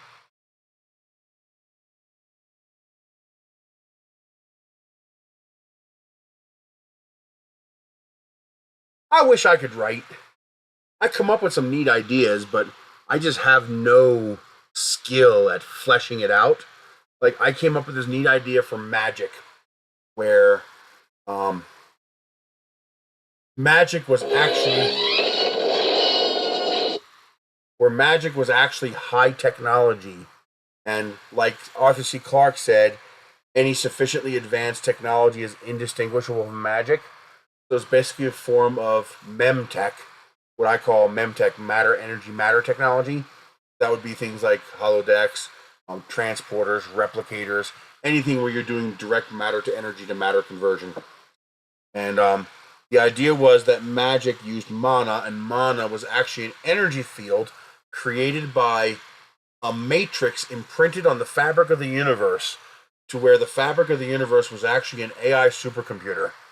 And when you cast a spell, what you were actually doing was executing software program in the mainframe of the fabric of the universe's AI supercomputer.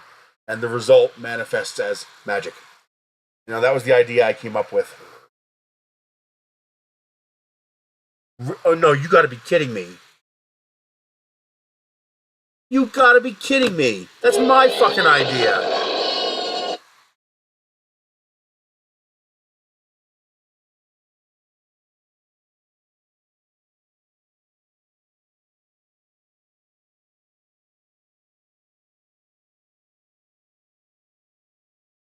Scott Meyer.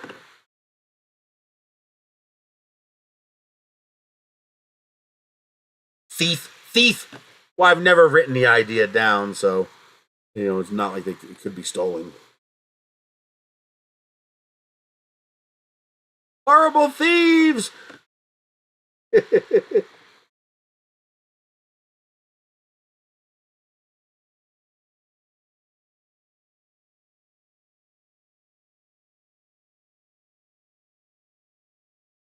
Right? It doesn't like that.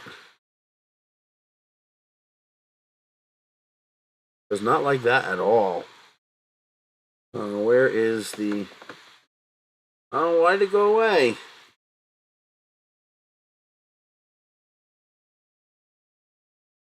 I need the author name. Scott Meyer. Oh, come on. I can memorize that. Scott Meyer.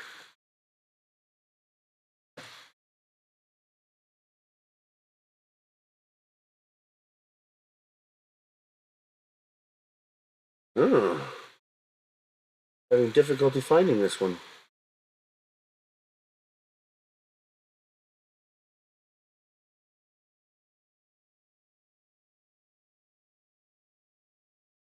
One of the greatest experiences I had in school was oh, here's some of his book. Here's one called Brute Force. Space book. Okay, definitely. Oh, Larry Niven. He's also a great one. Larry Niven. Me too. I got to get out of here. In school, one of my best experiences was I designed an airplane for a glider competition, and it didn't work correctly. And eventually, I figured out that somehow, some way, I don't understand how, the two separate wings were acting as a single wing. So it was acting as a flying wing, even though it was a quad wing. And I designed a brand new, never before seen airfoil that I called a complex curve airfoil. I actually got the idea while looking at a French curve in drafting class. And I was like, I bet that would work. And I go to my physics teacher, who used to be an aerospace engineer, and I show him, I was like, check this out. You know, this airplane was doing something weird, and I designed this airfoil, and it fixed it. And he called it, what did he call it? I forget what he called it.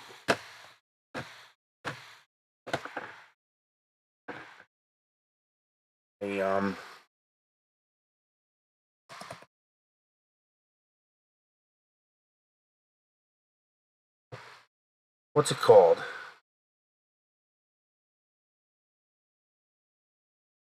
Reflex. He called it.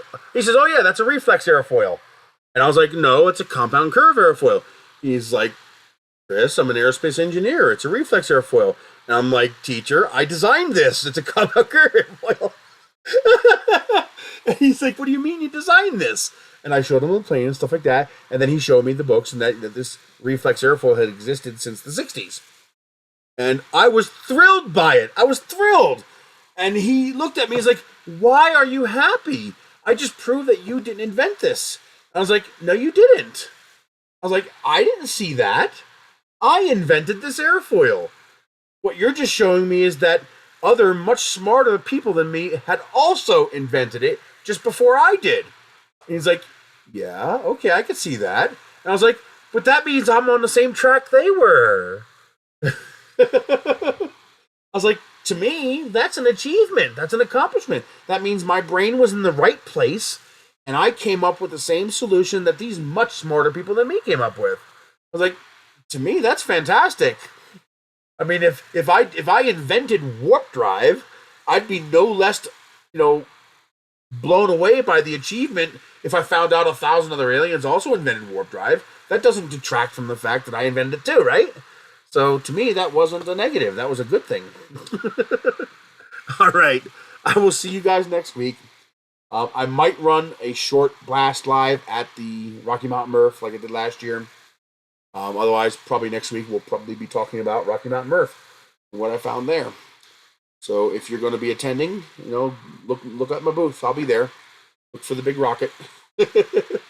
I will see you guys later. Remember, mean people taste good. Stupid people taste funny, but they're still perfectly edible. Politicians, crunchy. They're good. Just cook them thoroughly.